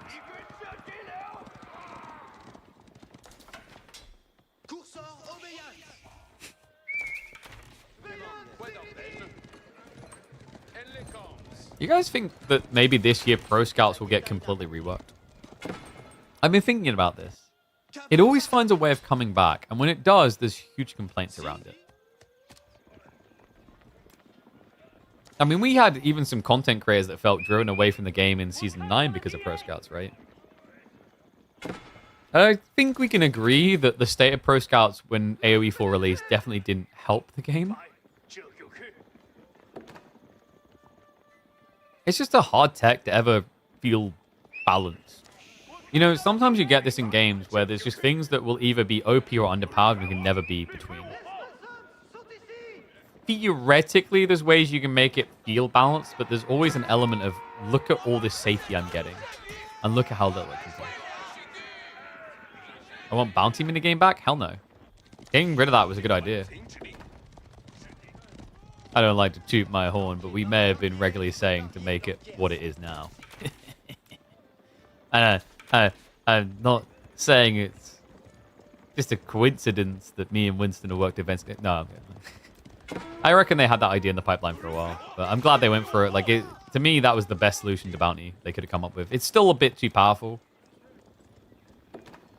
but it's vastly better than what we had. Okay, so Barbin coming in. Cat is just going to slow roll this now.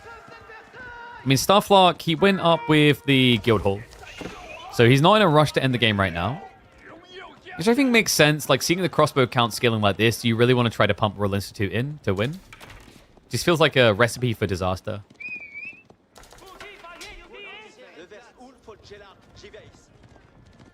We do have both elite techs waited on by Starflark.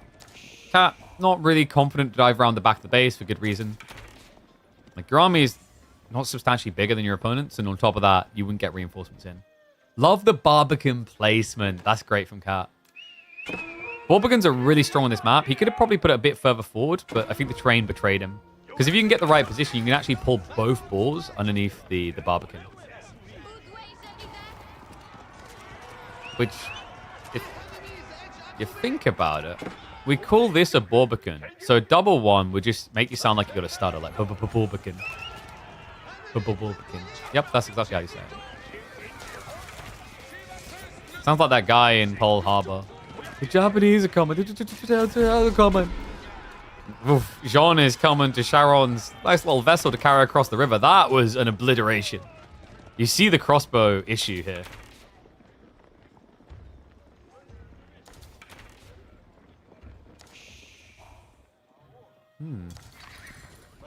Stuff like, what's the answer now? Do you play mangoes? Springles? This comp isn't looking great. Horseman's a cool idea, but does he actually have the food for that? Doesn't feel like it? You'd be surprised how quickly you can hoover through deer 16 minutes in when both players play Pro Scouts.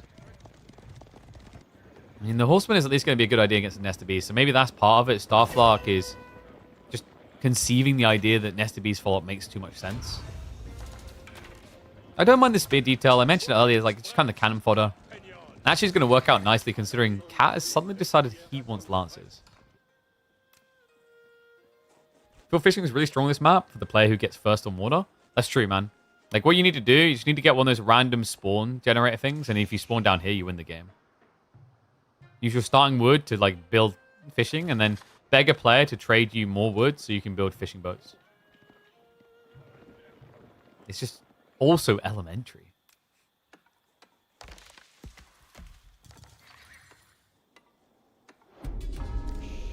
Okay, so Cat's gonna hang around for the sake of it. I wondered if he'd do that. It's quite nice here. It's just extra gold trickle.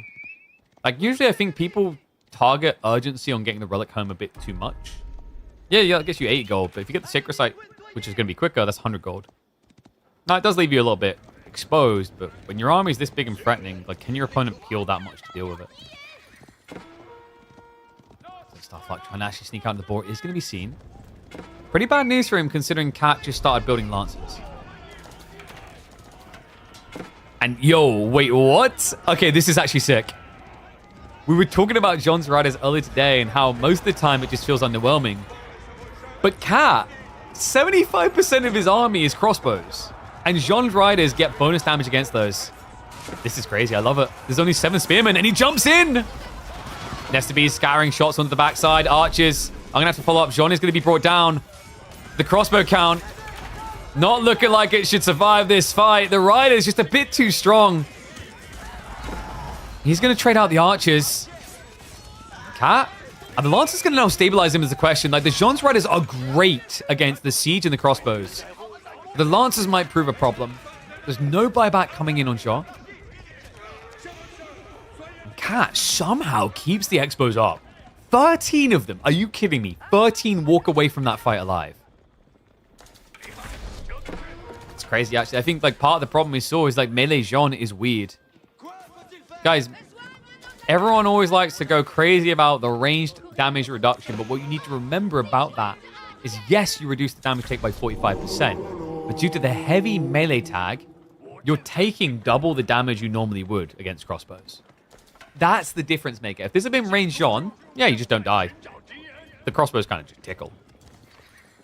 But with the fact you've got that heavy tag, it's melt mode.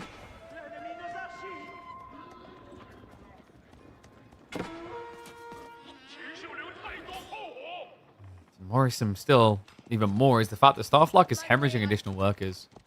Lancers have been slithering in. It's going to be a 4 relic game. 5 potentially possible considering Starflark doesn't care for them. And I think despite the fact that the John's Riders look cool, that fight wasn't the big win he absolutely needed. The problem with John's Riders is that they are expensive on food. 180, even with the discount, you're paying a lot still. And you have to remember, this is a limited run for Starflark. He doesn't have many farms. His guild hall only has 1,000 food.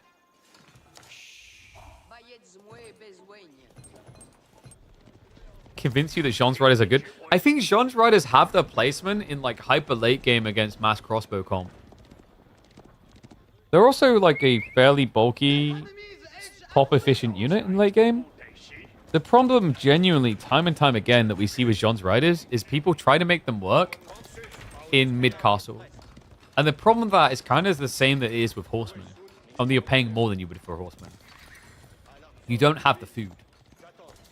Like, if we were playing Scarguard, if you guys remember that map with, like, 80 deer on it, yeah, the John's Riders could probably work. You'd have enough food for it. But on a map where you're only getting double deer stack, which is worth, what, 7,000 food? By the time you're actually building into these, you're probably down to, like, 2,000 food or less. That's not a lot of Jean pump. Yeah, I think at this stage, Starflark's just lost too much. It doesn't look like a lot, but it really is with Song on the other side. Up to 13 worker kills. He's still finding more. Double Sacred Site lock-in now coming through. Starflark maybe tries for Hail Mary with the Guildhall pull and just goes for a Red Palace. I think it's probably the only thing he has. No, guys, seriously, John's Riders are great. Like, look, if we ever do that Road to Conk series, if we ever actually like hit our like live stream goals to do that, and you guys run into me on ladder, I really just need you to build John's Riders. Can you do that for me? Just like build all these guys, all of them, and build Melee Jean as well. Thank you, appreciate it. Yeah, Jean is just a liability at this stage. Riders are also a bit wonky on timing. They take 7 more seconds than Horsemen to build. And they're still Spinman to contest you. Count looks a bit too low. Double Nested B is going to be good enough for the Archers. And I think we are going to be cruising through with a bruising for Starflark in the first of these 5 games. He does get the dive in to kill one of the Nested Bees, but there's just nothing. This is a cat that cleans his bowl.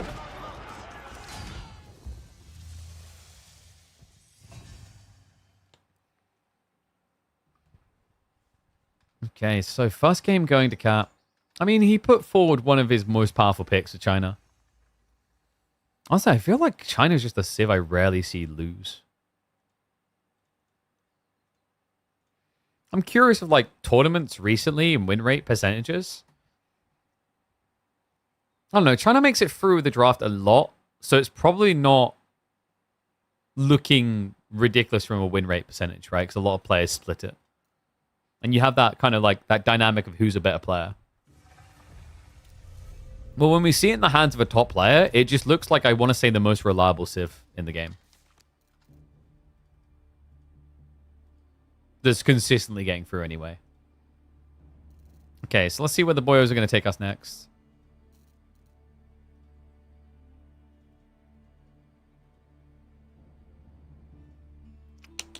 All right, we're going Boardland. Boardland with Malians versus Byzantines. I mean, pretty good map for Malians because of the Pro Scouts, but Byzantines in the past have been known to be a really big nuisance with that Kira Siphon burn onto the pit mines. One problem is you can't go for the Dark Age rush against Malians due to how expensive the Mitanni are. Don't understand how you can let Cat get Shushi, China, H3. Easy. You just ban away Rus, Knights Templar, Mongols, and then you pick Byzantines, Japanese, and Knights Templar. I mean, it's pretty straightforward to me. I ain't got a diploma in these things, but just seems like clicking buttons. All right, so where are we for game 2? Is it kicked off yet? Have they not started yet?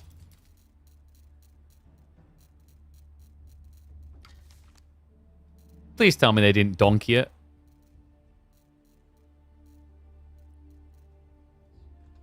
Did they forget to make the game viewable?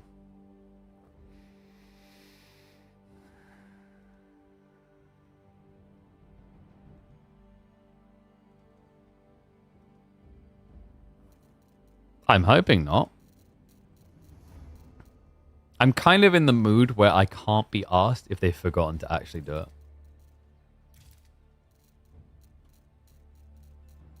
Alright, I'm going to restart my game, see if that fixes it. If not, we have le problème. And I have no easy way of getting it fixed. Thank you, Credenza. Appreciate you, bud. Yeah, I mean, I'm hoping we can watch it, because otherwise, like, we might just be at call it point. Let's have a look. I'm hoping it's just like a spectator client issue that gets fixed on a reboot. Fingers crossed.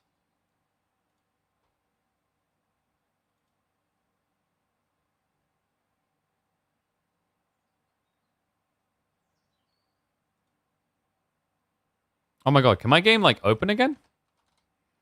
You ever get that thing where you close AOE4 to just reboot it, and it takes, like, a gajillion years to say, ah, yes, Master KP, you've closed the game.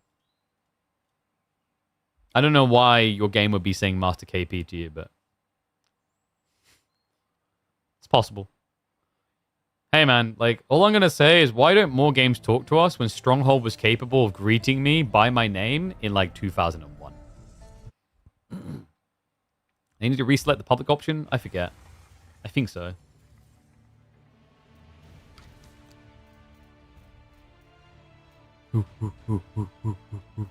Give me game. Now, the internet thing you're trying to sell us? I do. This isn't an Opera... If Opera GX ran the spectator function, we'd be fine. This is an in-game issue. And they didn't make it spectatable. Bruh.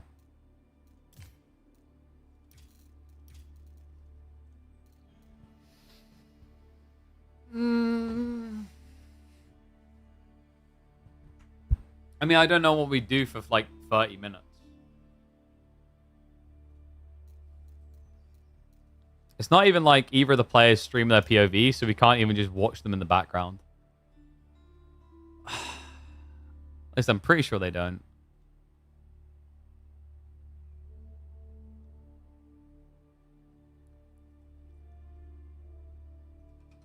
Let's have a look. Is there a cat?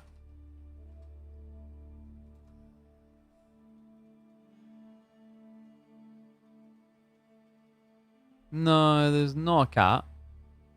Is there a Starflock? Starflock likes to stream. I do not think there is a Starflock.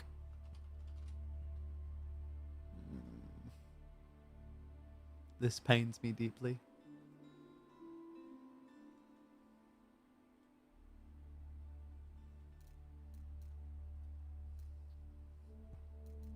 Cast BOTC games? Isn't that over? Bold move to run that on the same weekend as a 25k tournament qualifier. XD. Oh. I'm not gonna lie, I might just call it.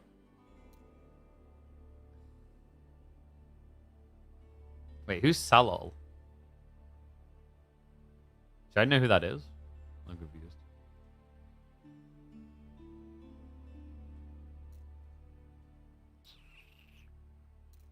Should we just raid the other channel? Upper Tree. I think I've heard that name. I'm not like deeply ingrained with SC2. Esports is a little bit later in life for me.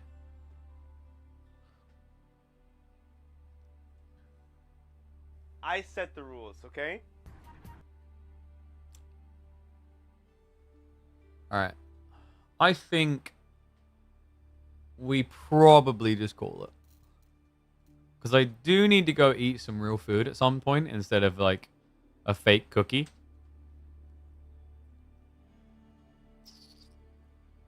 And we have been live 6 hours. I feel bad about it, but it's like... I mean, I don't want to put the bonus on the players because sometimes there is like a spectator bug that just screws you. But like, if it is a player forgot to make the game spectatable, I am legit kind of at the point where I think like as a as like a scene, we should genuinely be like penalizing that. I thought about it like KPMM, but the money's not high enough for penalizations to matter. And like when you're talking about EGC tournaments, they've got an admin on standby to tell them the game isn't like viewable, and so they can remake, right? But here, dude. Yeah, sorry guys, I'm just gonna call it. I mean, I've got things to sort in the background. I'm gonna get my testicles lasered on Tuesday, so I need to go get everything in order in prep for that. Next stream will be on Monday. We'll just glaze over what I just said as well. Like, don't read into that too much. What lasers? So next stream's gonna be on Monday when KPMM returns, and then Tuesday might be hit or miss depending on the procedure. But probably be good to stream. Hopefully, we'll see how it goes. Yes, Monday definite stream, and then obviously we've got Thursday and we've got Friday where we'll have the grand finals day for KPMM, and then Friday will be the next edition of Hims Cup, where we should be rotating a new map in, which Kayu's been working on. I'm looking forward to revealing that.